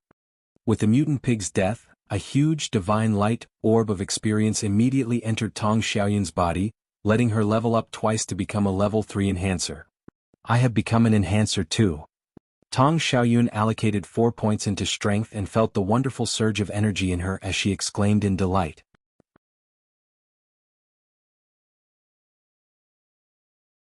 White Bone retracted its spear and 4 men walked over, dragging the mutant pig's carcass away and throwing it directly at the foot of Clear Wind Camp's podium. With another toss from White Bones, another mutant pig was thrown in front of Tong Xiaoyun. This time, she grabbed her replica Tang sword with excitement and immediately swung down at the mutant pig. After the 4-point increment from killing the previous pig, her strength had now reached 10 in value and was comparable to that of a fully grown man. This time around, with the new experience and strength she had gained, Tong Xiaoyun managed to smoothly decapitate the mutant pig in one strike. With the passing of time, the burning Molotovs began to die out. Following a mighty grunt from the mutant pig king, the mutant pigs resumed their onslaught as they rushed madly towards the camp. Facing the impending siege of the mutant pigs, the men standing atop the podium threw the Molotovs in their hands down towards the mutant pigs one after another, starting the tumultuous, raging flames within the herd once again. Only this time the amount of Molotovs had diminished by a lot and the blazing flames created by them could do nothing to impede the assault of the herd. One by one the mutant pigs used their own bodies to build up a path for the others behind to use, and so the mutant pigs that followed were able to leap into the camp one after another. This time, Zhu Yadong could not rest any longer and she immediately drew her replica Tang sword, shooting forward like an arrow and beginning to massacre those mutant pigs. First Company. Advance. After Yu Zhong had easily disposed of yet another 2 mutant pigs, he shouted out loudly to his soldiers. 12 brave warriors of the First Company stepped forward with their replica Tang swords to provide reinforcements. The rest of the people used their guns and pointed them in the direction of the 3 paths outside Clear Wind Camp, firing at the mutant pigs as if their lives depended on it. The mutant pigs were soon riddled with bullet holes and they either died on the spot or fell to the ground, struggling in pain. Nevertheless, there was still a dozen of them who managed to break through the blockade line and jumped into the camp. The moment those mutant pigs leapt up onto the podium, a number of them were immediately slaughtered by those who were defending.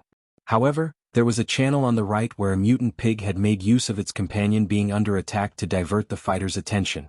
It leapt up onto the podium and charged forward viciously, directly knocking 2 sword-wielding soldiers of the First Company to the ground. The mutant pig possessed immense strength and its charge had directly broken the 2 soldiers' legs. Without pausing, it charged savagely at another soldier and bared its sharp fangs. Then the mutant pig lowered its head and instantly ripped the soldier's throat apart, causing fresh blood to sputter across its face, giving it an even more sinister appearance. The other mutant pigs took advantage of the chaos to leap up from the channel, rushing towards the inner defenses. Seeing the frightening mutant pigs up close, the fighters of the First Company were frightened out of their wits. Very quickly they were overwhelmed by fear and completely broke down, while 6 of them even turned tail and ran. When they were fighting a favorable battle they could still manage, but the moment the tide turned, they wouldn't be able to withstand the pressure at all.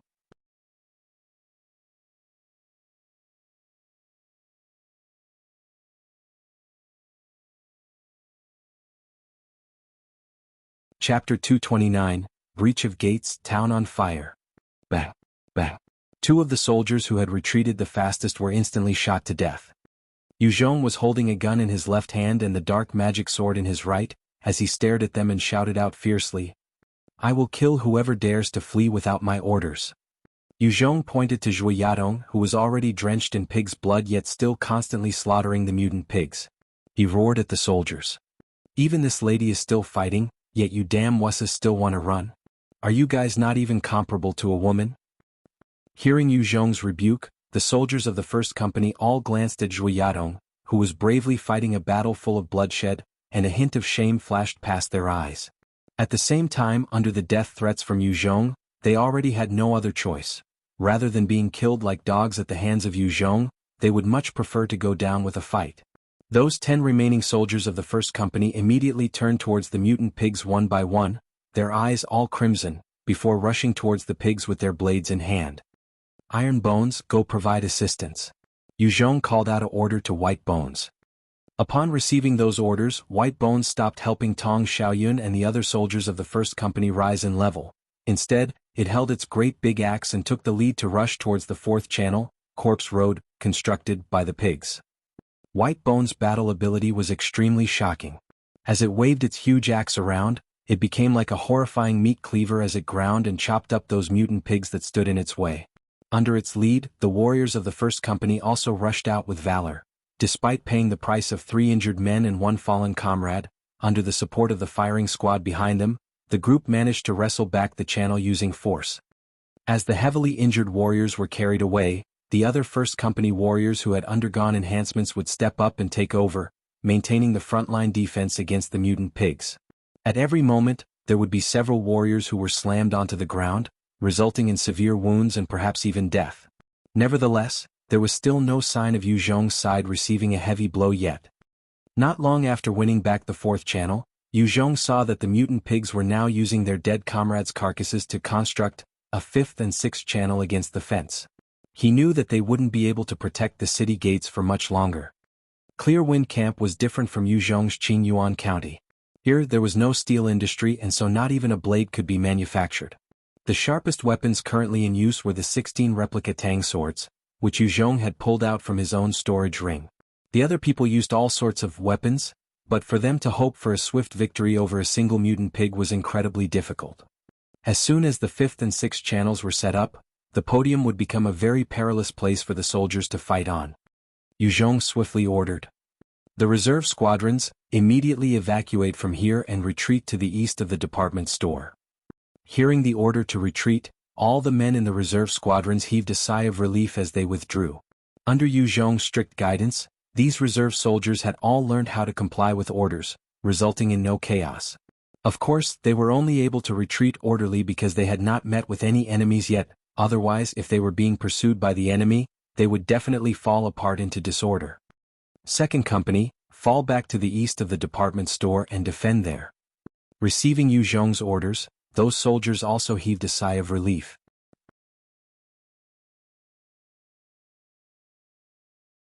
Xiong Zheng glanced at Yu Zhong before summoning his vice-captain. After passing on some orders, he let his second-in-command lead the second company away to retreat. He himself then walked up to Yu Zhong's side. Yu Zhong furrowed his brows as he asked with some surprise, "Why haven't you retreated yet?" Xiong Zheng grinned at Yu Zhong as he drew his own replica Tang sword, decapitating an incoming mutant pig in one strike. Boss you haven't retreated yet, so I will not retreat either.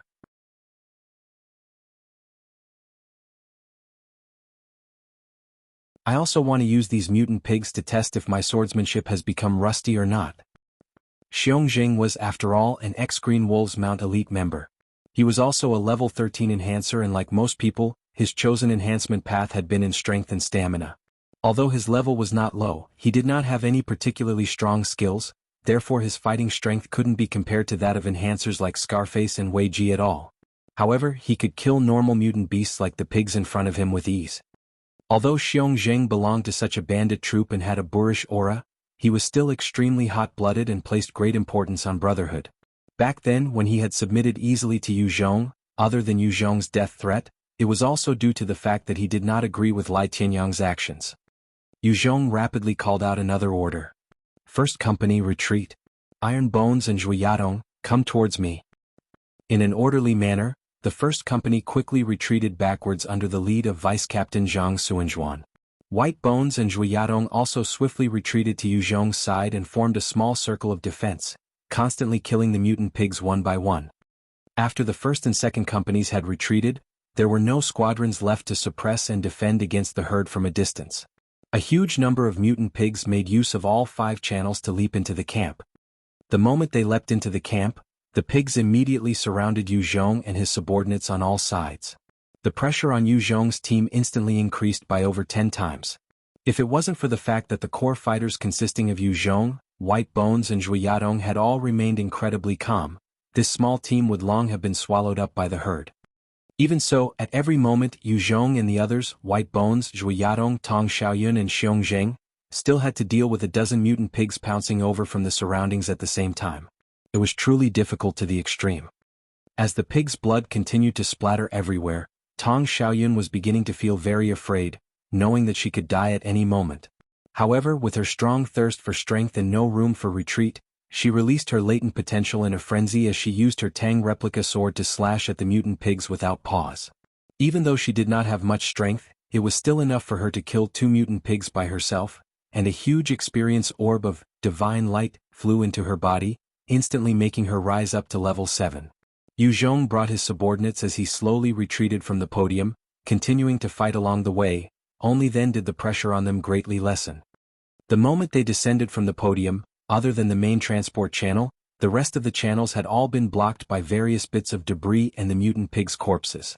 The huge number of mutant pigs simply could not break past the blockades, therefore at any one time, Yu Zhong's detail only had to deal with about 5 of the pigs, which simply wasn't even enough for them to kill.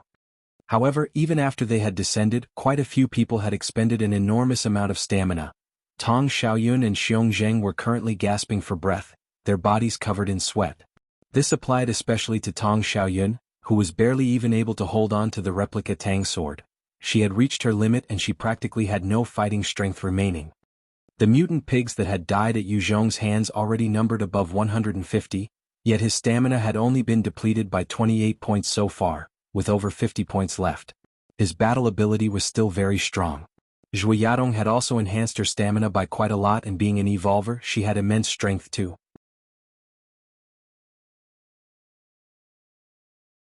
She had already consumed over half of her stamina, although she still had considerable fighting strength.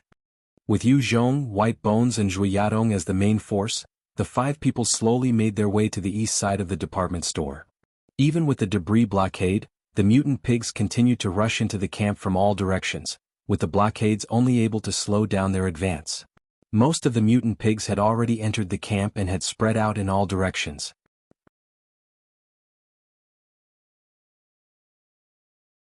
Yu Zhong had relied on the huge pits to take down over 1,000 mutant pigs, and in front of the camp gates, he and his team had managed to slaughter another 1,000 plus of them. However, the total number of pigs reached 11,000, and even after losing over 2,000 of their comrades, the herd still had over 8,000 pigs remaining. When charging across flat ground, such a number of pigs could easily decimate Yu Zhong's army, which lacked in both training and ammunition. Yu Zhong's team of 5 retreated to the east side of the department store, and at the same time, the turbulent tide of mutant pigs had also caught up. Right at this moment, the warriors of the first company started opening fire, raining countless bullets down onto the herd of mutant pigs. Flowers of blood blossomed everywhere. Although they had not undergone any rigorous shooting practice or live fire training, at such a close range, they barely had any chance of missing the densely packed mutant pig herd from a safe location. It was just that they were unable to fire any fatal shots that could kill the mutant pigs in one attack. After the warriors of the first company had joined the battle, the herd of mutant pigs that had charged over now seemed to be more organized. The enhancers of the first company also leapt into action with their replica Tang swords, replacing Tong Xiaoyun and Xiong Zheng. Those 3 really are monsters. After he had retreated, Xiong Zheng thought in his heart as he watched Yu Zhong, Zhui Yadong and White Bones constantly killing the mutant pigs. Although that brief but intense battle just now had let him rise up to level 15, as a consequence, it had depleted almost all of his stamina. The pressure on Yu Zhong, Zhui Yadong and White Bones was the greatest, and they had also killed the most pigs, yet they still continued to defend on the front line without any intention of retreating. Once the enhancers of the first company had joined the fray, the mutant pigs rushing over from the main transport channel were firmly suppressed, and so the pressure on Yu Zhong and the other 2 was abruptly alleviated by a considerable amount. Yu Zhong only left White Bones as the main force defending on the front lines, whilst he and Zhui Yadong both retreated. Once Yu Zhong had retreated, he commanded the warriors of the first company to take turns in battling the mutant pigs, while at the same time, he also lent a hand to save the warriors who were in great danger. Those who gained experience through this ordeal were the most valuable warriors to Yu Zhong. As long as they did not die, they would bring courage to the entire first company. After an intense fight that lasted 20 minutes, the mutant pigs were still unable to advance and were stuck outside of the department store. However, very quickly, the mutant pigs began to appear from the other corners of the camp, and they began to charge in a frenzy towards the humans. Yu Zhong looked at the mutant pigs burrowing out from the other corners, and his face turned very pale. He called Xiong Zheng over and said loudly, "Xiong Zheng, take over. Everyone will be at your command. Whatever happens, you must hold on for 5 more minutes." Xiongxing did not ask too much and responded loudly, "Yes, boss you." Yu Zhong activated his encompassing body armor skill in a flash and walked up to Zhui Yadong's side, saying heavily, "5 minutes? Help back me up for another 5 minutes, I'm relying completely on you now." Right now the only expert at Yu Zhong's side who could act as a pillar of strength was Zhui Yadong. If there wasn't a powerful evolver like her to help defend on the front line, this new camp established by Yu Zhong would already have many casualties and losses due to the horde of mutant pigs, so much that it might even have directly crumbled apart. Zhui Yadong picked up her replica Tang sword and stood up, smiling sweetly at Yu Zhong as she said,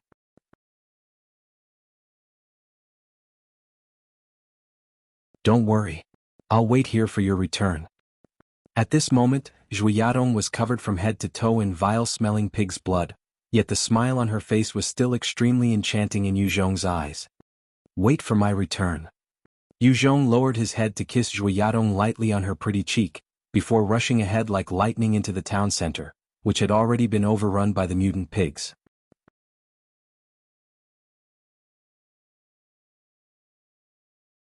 Yu Zhong constantly moved around in the town center, taking out the Molotovs from inside his storage ring and throwing them down onto the piles full of flammable substances. As he continued to burn all sorts of combustible materials at the corners of the town, the greater part of Clear Wind Camp quickly became a sea of fire.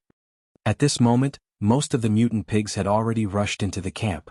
Within the tumultuous flames, countless pigs were squealing out miserably in pain and rampaging around, before being completely engulfed by the blazing flames. The whole town was filled with the mutant pigs scurrying around. Some escaped frenziedly outside of the camp, whilst others continued to rush crazily in Zhui Yadong's direction. The seemingly unstoppable tide of mutant pigs was finally thrown into chaos. After setting fire to all the combustible items, Yu Zhong did not choose to search for the mutant pig king's whereabouts. Instead, he swiftly sped along in the direction of Zhui Yadong's current position. The entire town was engulfed in towering flames that seemed to reach the heavens. Most of the mutant pigs were burned to death, or they were currently fleeing out of the town in disarray. However, over 200 of them had leapt over the wall of flames and were currently charging towards Zhui Yadong in a frenzy from all directions. 6 heavy machine guns were spewing violent flames non-stop at the mutant pigs, tearing many of them apart into pieces.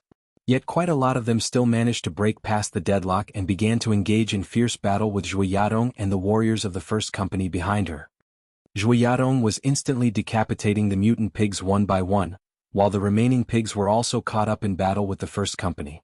To lighten Zhui Yadong's load, many fighters even took up things like watermelon knives, hacksaws, makeshift spears, baseball bats and various other weapons, rushing up to entangle with the mutant pigs. Zhui Yadong had been fighting constantly on the front line without retreating, and this gave rise to a huge boost in morale. The warriors were not willing to hear about how they could not even compare to a lady, and they somehow all released an unbelievable amount of bloodlust and courage. Nevertheless, the substandard weaponry resulted in many losses for the first company. A lot of people were not able to immediately kill the fierce mutant pigs and were rammed into the ground by the pigs instead, before having their throats ripped apart. At the same time though, a huge number of the mutant pigs were rapidly being slaughtered by the fighters. In fact, when compared to facing zombies, these normal warriors fought much more bravely against the mutant pigs, because as soon as they received a wound from a zombie, they would become infected and eventually turn into one as well. However, even after receiving heavy injuries from the mutant pig's assault, there was still a chance to live on. It was just that in the heat of the battle, those 6 heavy machine guns had been firing non-stop, whilst the warriors who were hiding behind covers also began to fire their rifles one by one. In Clear Wind Camp, ammunition was a very scarce resource to begin with and simply wasn't enough to fight a huge battle. Right now, Clear Wind Camp had finally run out of ammunition.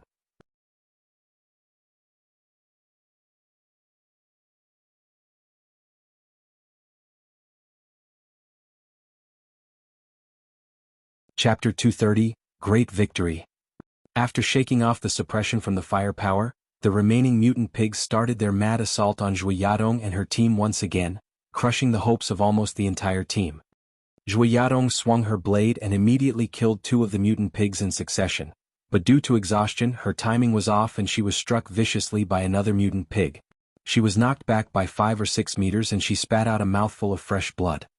2 of the mutant pigs came pouncing over fiercely, as they opened their bloody mouths and prepared to bite down at Zhui Yadong's throat. Am I going to die? As she watched the mutant pigs drawing closer, her eyes flashed with bitterness.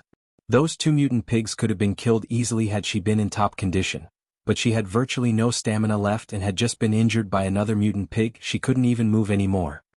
An expression of regret and sorrow flashed past her eyes. What a pity, I can't even see him or Kaiwei one last time before I die.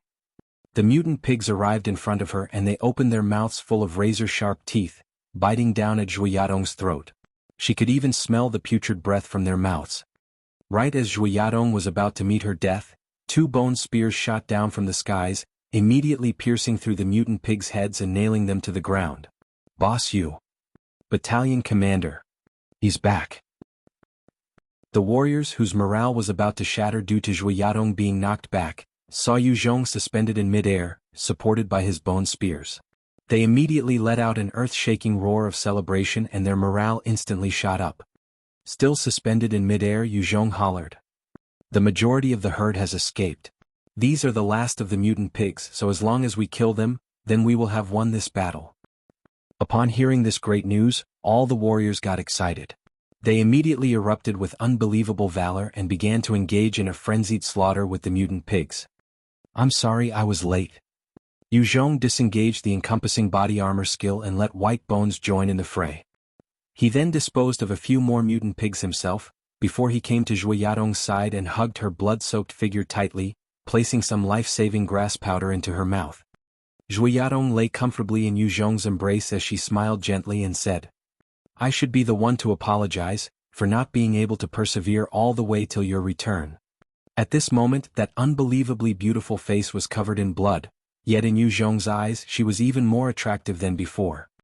Yu Zhong laid her down on a stretcher with a little reluctance as he said, Stay here and rest well.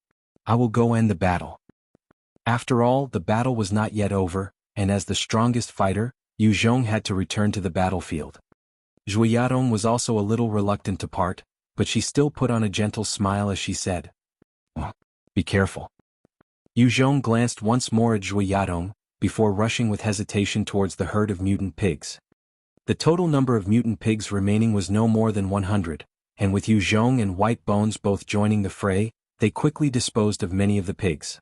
Right when there were less than 30 of them left, the mutant pigs suddenly became dispirited and tried to make a break for it. However, they were immediately chased down by Yu Zhong and his men, who pierced through the pigs' forelimbs and thus captured them alive. Inside the villa compound, there were over 1,000 survivors gathered, with people crowded around everywhere in the place. At the same time, all sorts of items had been piled up, forming a crude fence together with some barbed wire.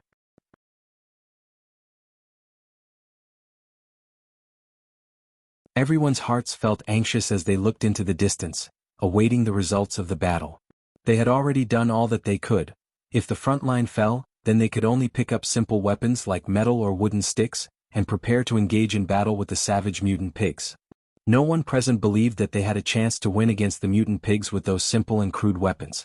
All their strongest warriors had already been sent to the front lines, hence only the weaker adults and children were left. Victory.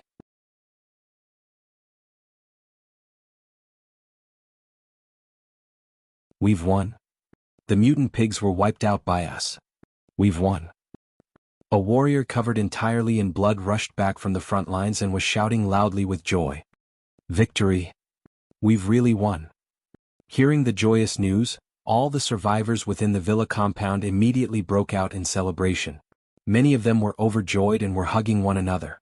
They had finally made it through this tribulation and had survived. Everyone was overcome with endless happiness. The warrior continued to say, The battalion commander has said, Tonight we shall feast, everyone will be able to dine on pork and have their fill.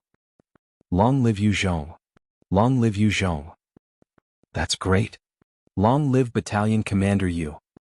Hearing this news, all the survivors were even more elated, since they had not eaten meat in a long time. Yu Zhong's decision had filled them with endless gratitude and approval towards him. The battle this time has resulted in about 70% of the houses in Clear Wind Camp being burnt down. 58 people had died, 23 have sustained heavy injuries which they can't recover from. Even if they were to use your miraculous medicine, they would still be handicapped and won't be able to fight in future battles. 43 others have sustained light injuries and are expected to be able to recover. Our machine gun ammunition has been completely depleted, whilst we have less than 100 rounds worth of rifle bullets remaining. As for the handguns, we are left with about 40 rounds of ammunition for them. There is less than a ton of gasoline left, although diesel is slightly better with over a ton left. As the other survivors were celebrating after the calamity, Qinming was fulfilling his duties as an operative officer by reporting the specific details and losses from this battle. In the fight against the mutant pigs, Yu Zhong was successful in leading the survivors to overcome them, but he himself had suffered huge losses. He had expended almost all of his ammunition and there were more than 100 casualties. A huge number of the deaths came from the warriors of his first and second companies that he had just established, which was quite a blow to Yu Zhong. The only consolation was that after such a devastating battle, most of the warriors in the first company had already become enhancers and had seen bloodshed, and so they were no longer a disorganized mob. They were beginning to possess the courage and confidence needed to fight. On top of that, Yu Zhong had gained a huge number of mutant pigs' corpses and many god and devil system items, as well as level 1 and level 2 skill books. He decided to turn the hide of the mutant pigs into leather armor, to distribute all the mutant pork, lol, as food and even to use the bones to make soup, which could nourish the survivors' bodies. As for the skill books, he decided to reward them to the warriors of the first company who had fought hard in the battle. Yu Zhong then said deeply, "Those 23 casualties with heavy injuries will be allocated the same amount of resources as those soldiers on active duty. Not a single one is to be given any less. For those with no wives, arrange one for them. Is that understood?" Yu Zhong never mistreated his subordinates who fought for him. Qinming replied in agreement. "Yes, master." Yu Zhong pondered a while before asking Xiong Zheng. "Xiong Zheng, do you know if there are any military camps around here?" Yu Zhong was currently lacking in ammunition and weapons the most rather than food. Without those two they could still manage against zombies. However, if they had to deal with humans armed with firepower, then even if they were to obtain victory, it would be at a huge cost. Xiong Zheng replied bluntly. "Boss Yu, I know of one location, but it has already claimed by the ferocious tigers as their territory."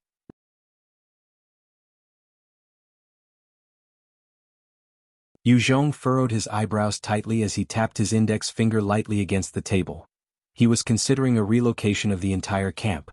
Without any weapons or ammunition, this camp comprising over 2,000 people was akin to a huge piece of fatty meat. Anyone who had enough power could come and take a bite out of it. If Lai Tianyang wanted revenge, all he had to do was to provide information about Clear Wind Camp to any major power, and those major powers would definitely then send out troops to annex Yu Zhong's stronghold.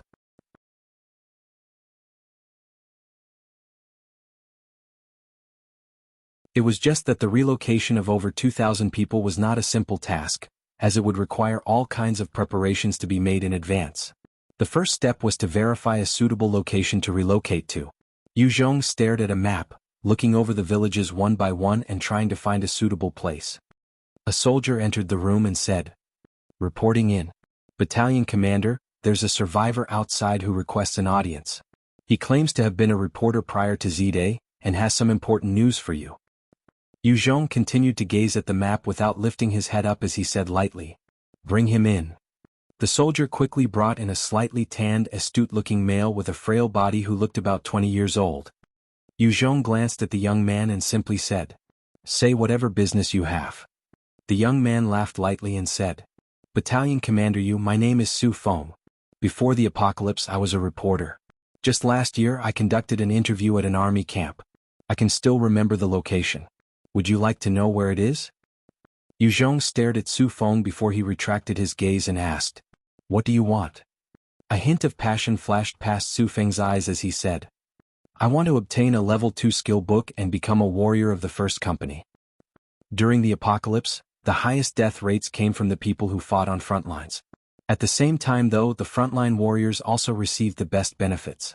After the victory in the battle against the mutant pigs, Su Feng desperately wanted to become an enhancer and enter the upper echelons of Yu Zhong's system.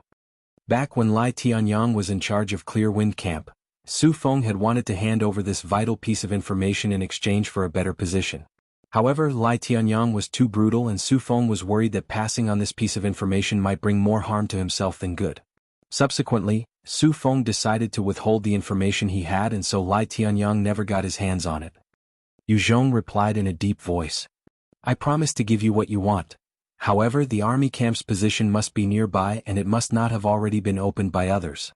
Come over here and point out to me where the army camp is located. Exchanging a level 2 skill book for the location of an army camp was definitely worth it for Yu Zhong. Su Feng walked up to Yu Zhong and took a look at the map before pointing out a place and saying, It's right here.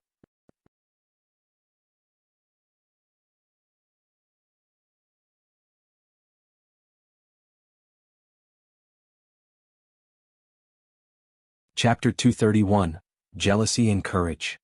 Xiongzheng looked carefully for a while before shaking his head and saying, No. I haven't heard of anybody setting up a military camp here.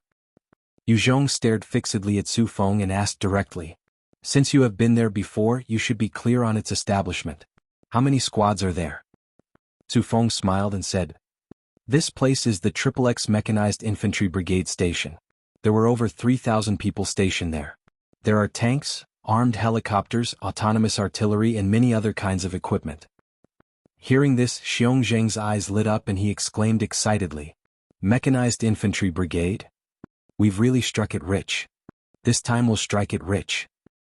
Yu Zhong was equally as excited, since with the Mechanized Infantry Brigade and its equipment, his troops would gain a huge boost in battle power. Yu Zhong suppressed the excitement in his heart and his expression remained calm as he gave an order to Qin Ming. Qin Ming, go prepare by gathering all the working vehicles and fuel. Tomorrow I'll bring some men to open up this place. Regardless of whether the information was accurate or not, Yu Zhong was willing to take a risk and concentrate his forces on opening up this place. Qin Ming nodded and replied, Yes. After making a decision, Yu Zhong dismissed the rest of the people. He himself walked out of the conference room and strode towards the main villa compound. Although most of the buildings in the town had been burnt down, the villa compound was still intact and most of the survivors had settled here. Currently, each and every family was cooking the mutant pork, and there was a delicious scent wafting through the air. Everyone had a rarely seen look of expectation on their faces. Along the way, whenever the survivors saw Yu Zhong, most of them would voluntarily salute him. The man in front of them had saved their lives, and had even provided them with meat that was hard to come by. At this moment they were all extremely grateful to Yu Zhong. After taking over Clear Wind Camp, their lives had improved a lot in such a short period of time. Compared to Lai Tianyang, they greatly preferred Yu Zhong as their ruler. Yu Zhong entered Zhui Yadong's room and immediately saw the incredibly beautiful and mature lady sitting there quietly, elegantly reading a novel. A cute loli was sleeping beside the beauty. Zhui Yadong's body had been in excellent condition, and it was only due to the exhausting battle that she was rammed against by the mutant pig, causing her to lose her mobility. After taking the life-saving grass and resting for the entire afternoon, she had already made a full recovery, although her stamina was yet to fully replenish itself. Yu Zhong gazed at the quiet and elegant Zhui Yadong as he thought back to her outstanding efforts in the bloody battle against the mutant pigs. His heart racing, Yu Zhong reached out to hug this absolute beauty as he inhaled her fragrance and slowly spoke out some heartfelt words. It's been really tough on you today. However, if you face a similar situation next time, I hope that you will retreat before you lose all your strength. I don't want to lose you. Earlier today, if it wasn't for Zhui Yadong's determination, the defense line at the department store would have already been broken down. If that had happened, the death count would have definitely been in the hundreds, thus Zhui Yadong could be considered as a hero as well. However, everyone has some selfishness in them and deep down, Yu Zhong placed more importance on Zhui Yadong than the other survivors. If he lost his troops, then he could train new ones.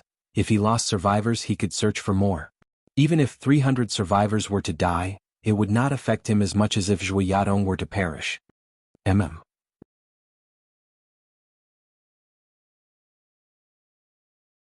Zhui Yadong could feel Yu Zhong's sincere concern and the corners of her mouth raised slightly, before revealing a captivating smile. With just these words from Yu Zhong, she felt that it was all worth it. Yu Zhong truly cared about her and did not view her as one of his normal subordinates. Gazing at the beauty in front of him, Yu Zhong could not resist and planted a kiss on her cherry-like lips. Zhui Yadong also returned the kiss passionately and soon their tongues entwined.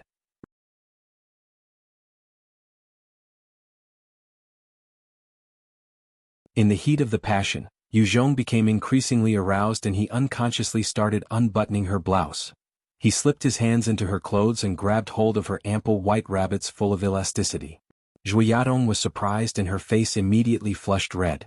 She gritted her teeth and resisted Yu Zhong's advances, before pleading pitifully. Not here. Kaiwei is right beside us.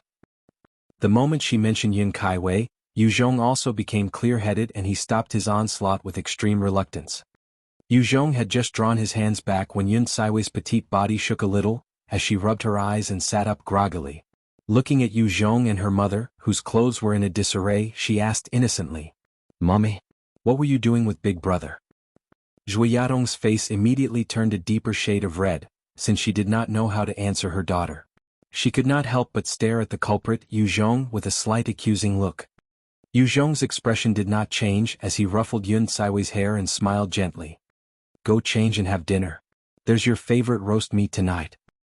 Yun Kaiwei gazed at Yu Zhong and her eyes immediately lit up as she asked, "Roast meat? Is it the same as the tender and fragrant roast meat we ate the other day?" That Type 2 mutant black-scaled boar meat was the tastiest meat that Yun Kaiwei had ever eaten, and she had constantly craved for it. Yu Zhong smiled lightly at Yun Kaiwei and said, "It's precisely that type of meat." "Yay. Big Brother is the best. This is your reward." Yun Kaiwei immediately threw herself into Yu Zhong's arms, lowering her head and planting a kiss on his cheek. Zhu Yadong gazed lovingly at Yun Kaiwei as she called out gently, "Kaiwei, don't bother your big brother. Quickly go change your clothes, otherwise there won't be any roast meat left for you." Yun Kaiwei bolted off like a little deer and smiled back sweetly at her mother. "Got it, Mommy." After they had changed their clothes, Yu Zhong brought the mother and daughter pair into the dining hall. Gu Manzi and Tong Xiaoyun were already sitting there waiting. At this moment, the way Gu Manzi looked at Zhu Yadong had already changed. After seeing Zhu Yadong dispose of the mutant pigs so easily, her heart was now full of both envy and admiration. She wanted to become as strong as someone like Zhu Yadong, a heroine with tyrannical strength who could freely kill all her enemies. All sorts of delectable delicacies were laid out on the table. Fried pork loin, fried pig heart, steamed pork ribs, braised pigtail soup, roasted pork chops and a variety of other dishes were served. The tastiest was still the Type 2 mutant boar meat, which was much more beneficial to the human body than the normal mutant pig meat. After finishing their dinner, Yu Zhong took out 2 level 2 skill books and passed them to Tong Xiaoyun, saying, "This is your reward. Work even harder in the future." Those 2 level 2 skill books were Explosive Strength and Shadow Steps. They were also the most common level 2 skill books, but to normal people, these skill books were valuable beyond compare. Each skill book could let one possess incredible explosive power and fighting strength. Tong Xiaoyun received the 2 skill books and her eyes brightened up as she smiled sweetly.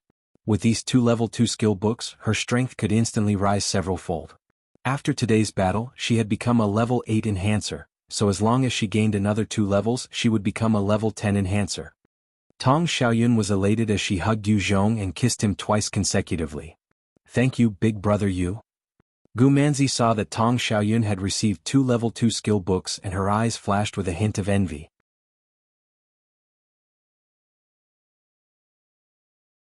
She walked over and hugged one of Yu Zhong's arms, as she pressed her ample chest against him and said coquettishly, "Brother Yu, I also want a skill book, can you give me one? I want to help you fight the enemies too."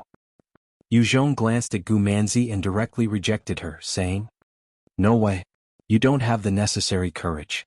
Once you've proven to me that you can fight, I will then give you a skill book."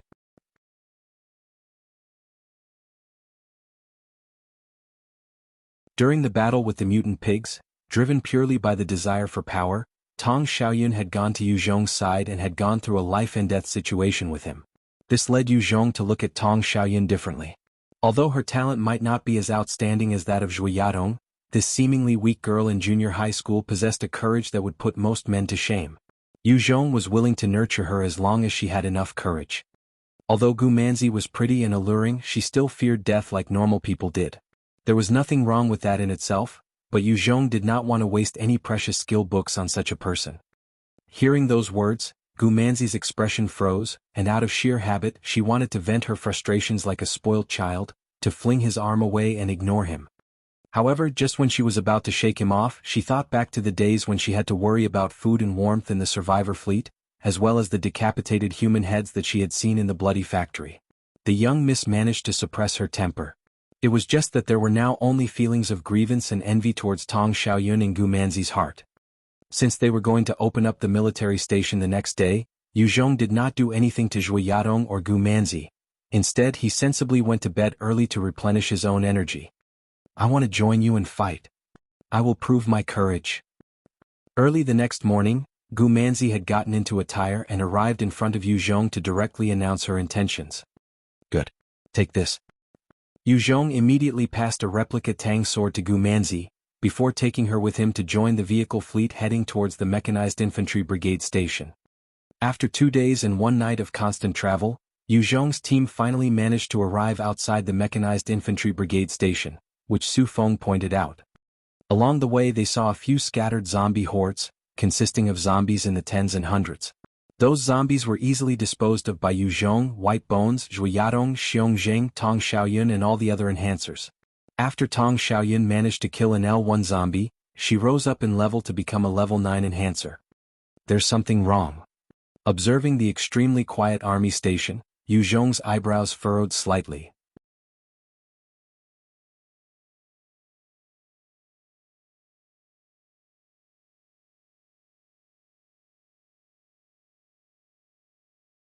Chapter 232, Devil Vines. The Mechanized Infantry Brigade station covered a very wide area, with its back facing the mountain and verdant greenery surrounding it. There was even a small brook leading to who knows where beside the camp. The scenery could be described as enchanting, an extremely beautiful scene. However, as Yu Zhong gazed at the picturesque scenery, his heart was on full alert. It was too quiet for his liking. The entire station was truly too peaceful. Yu Zhong and his team had traveled for such a distance, and the noise from the vehicle fleet had attracted the zombies, yet now that they had arrived at the camp, there were absolutely no disturbances at all. It made no sense whatsoever. It must be made clear that there were supposed to be over 3,000 soldiers garrisoned in here, and Yu Zhong was already prepared for a huge battle. Even if he had to sacrifice 100 people, he absolutely had to claim this military station. However, the eerie silence gave him goosebumps. Don't tell me that this camp has already been opened. The inauspicious thought flashed by in Yu Zhong's mind. However, upon closer inspection, he immediately saw where the strange phenomenon was occurring. Inside the camp, there stood many bizarre trees that were extremely tall, as though reaching for the heavens, with each of them easily over 20 m in height. Their leaves were different than those of before the apocalypse. There were some that bore resemblance to ferns, some that looked like banana leaves, and some that reminded Yu Zhong of vines. It was an extremely strange sight, as though a mutated botanical garden was putting on an exhibit of some sort. Stay here while I go check it out. Yu Zhong left some orders as he activated his encompassing body armor and immediately rushed into the encampment. In just a few moments, Yu Zhong entered the military camp and he immediately saw a few Type 9 attack helicopters parked on a landing strip. However, beside those incomparably valuable helicopters was an extremely tall tree with countless vines that wrapped tightly around them, to such an extent that those helicopters were already deformed. My attack helicopters. Seeing those helicopters bent out of shape by those vines, Yu Zhong's heart felt like it was bleeding. If he had those helicopters, dealing with that bastard Lai Tianyang would be as simple as firing a few guided missiles to send him straight to hell. Yu Zhong looked at those helicopters and he hesitated for a moment, before drawing his dark magic blade and walking straight over to them. If that tree did not pose any threats, then he would not spare any expense to salvage whatever could still be saved from those helicopters. Yu Zhong carefully approached the mutant plant. Right as he was about 5 meters away from the helicopters, his sense of danger immediately went off and he retreated hastily. The vines that were scattered across the ground all shot up together, and were now shooting towards Yu Zhong like countless tentacles. As the dark magic sword in Yu Zhong's hands erupted with blade images, he cut off those countless vines one by one.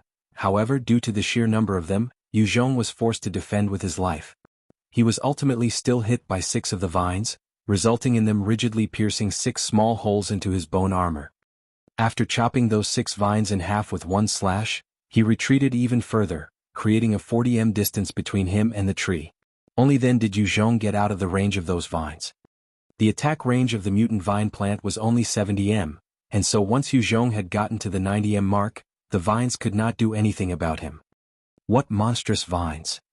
After he had succeeded in escaping, Yu Zhong took a careful look at the mutant plant and his eyes had a tinge of fear to them.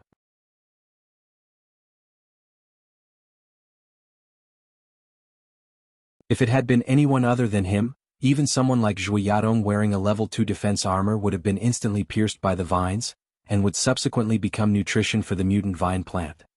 Yu Zhong finally understood why there wasn't a single zombie corpse lying around. If the entire military camp was filled with these terrifying mutant plants, the number of corpses wouldn't even be enough for these plants to feed on.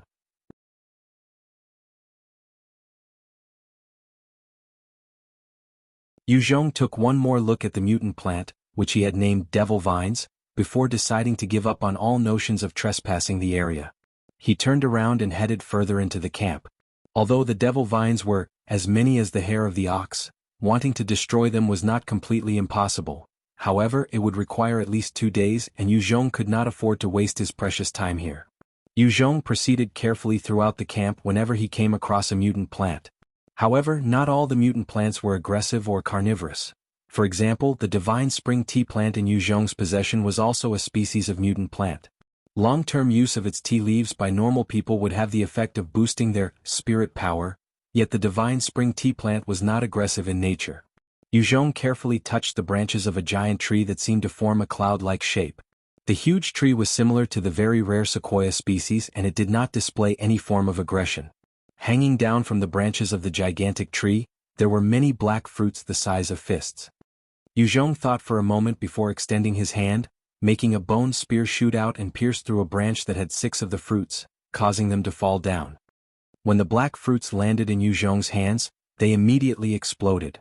From each fruit, a sharp seed the size of a knuckle shot out explosively, with 2 of them shooting towards Yu Zhong. Those sharp seeds bombarded Yu Zhong's body before immediately ricocheting off one by one. Their explosive and penetrative power were similar to that of a normal rifle bullet, hence they were not able to do any harm at all to Yu Zhong. They're quite similar to hand grenades. Who knows, maybe these fruits can be used as substitutes for grenades. Yu Zhong looked at those fruits and had that sudden thought. He climbed up the tree swiftly and plucked 2 black fruits. However, he exerted a little too much force and those fruits instantly exploded, shooting out their sharp seeds in all directions. The moment those sharp seeds hit the other fruits, they triggered further explosions, resulting in a chain reaction. It wasn't long before the entire tree was filled with fruits exploding one by one and countless seeds shooting everywhere like rain, leaving Yu Zhong with no way of dodging them whatever. He could only lower his head and let the seeds rain down on his body. Using the encompassing body armor coagulated from white bones, Yu Zhong was able to protect himself from the entire barrage of seeds from the huge tree. A huge number of the mutant tree seeds hit Yu Zhong's bone armor and bounced off, and so the ground was littered with a layer of them. Seems like it won't work, the explosive fruits are too unstable. They can't be used. Yu Zhong jumped down from the mutant tree and thought to himself dejectedly. He then climbed down from the tree and continued to advance. Right after Yu Zhong passed by another huge tree, his sense of danger immediately went off, as a huge mutant water snake suddenly shot out from the grass patch with its bloody mouth opened wide, intending to chomp down on him. Yu Zhong stared fixedly at the mutant water snake, and with a slight movement of his body, he dodged its attack. He followed up with a swing of his blade just 7 inches away from its head, decapitating it and causing fresh blood to spray everywhere. After the mutant water snake was killed with one strike, its body struggled for a while before it collapsed lifelessly onto the ground. A skill book appeared beside its carcass. When the experience orb from the mutant water snake entered his body, Yu Zhong finally rose up in level again.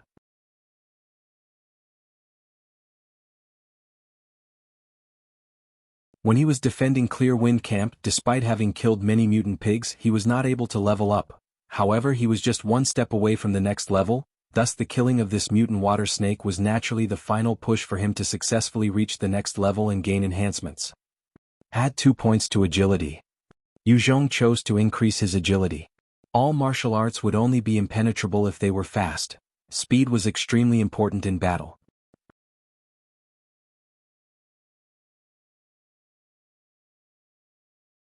After Yu Zhong killed that mutant water snake, it was like he had hit a hornet's nest.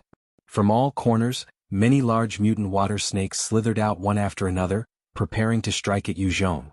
As those snakes slithered around in the underbrush, they seemed to be monsters choosing which humans to devour and they looked extremely sinister. As Yu Zhong watched a few dozen mutant snakes slither over from all directions, a hint of shock flashed past his eyes. Is this a snake's nest? How come there are so many mutant water snakes?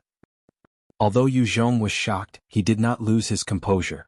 Even though a few dozen mutant water snakes might look quite frightening, the current him was completely capable of taking them down.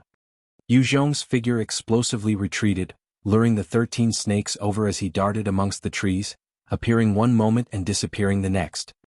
He then suddenly increased his speed and rushed towards one of the mutant water snakes. Having reached 72 points in agility, Yu Zhong could now unleash a terrifying speed, and before the mutant water snake could even react, Yu Zhong had leapt over it and slashed down at the back of its neck, causing it to die on the spot. After getting rid of that mutant water snake, Yu Zhong's figure flashed several times in succession. He appeared in front of another mutant water snake, and raising his sword up high as Yu Zhong swung down viciously and beheaded it. After Yu Zhong had taken out 2 mutant water snakes in a row, the other 3 mutant water snakes nearby finally reacted, stretching out their heads as they opened their jaws wide and shooting towards Yu Zhong like arrows. Yu Zhong shifted his body and dodged all 3 attacks.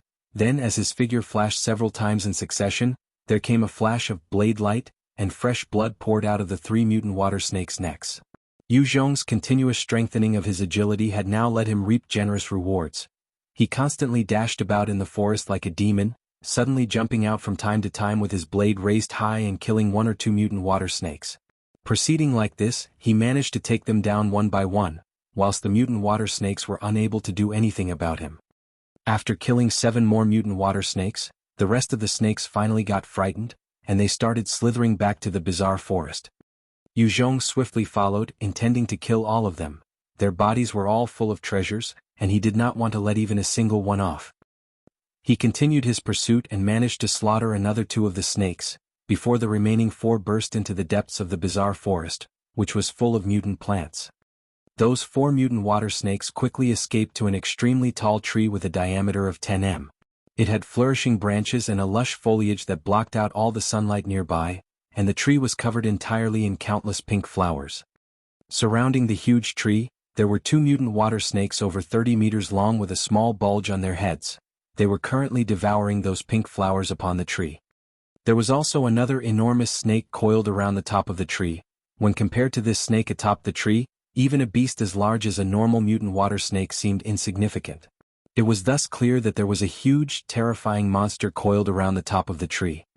Beneath the gigantic tree, there were countless human bones, making the scene seem like that of a demon's lair, which gave off an extremely horrifying feel.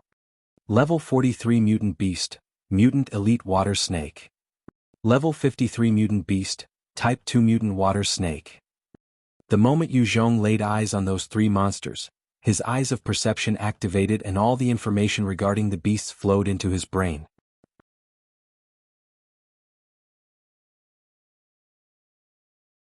Damn it! To think that there are such monsters here. Yu Zhong's face immediately turned pale.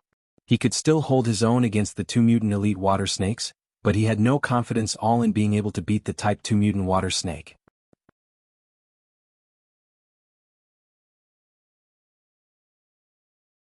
He had experienced firsthand the fearsome power of Type 2 beasts, the most recent being the Type 2 mutant black-scaled boar. Even after exhausting all his means, he could not even leave a single scratch on its body. If he had made the slightest mistake, he would have been killed by it. He was naturally unwilling to provoke such a terrifying beast. Facing an opponent that one could not beat and still wanting to rush headlong to fight it was not courage. Rather, it was extreme stupidity. The 4 mutant water snakes slithered up to the 2 mutant elite water snakes and began to let out agitated hissing noises.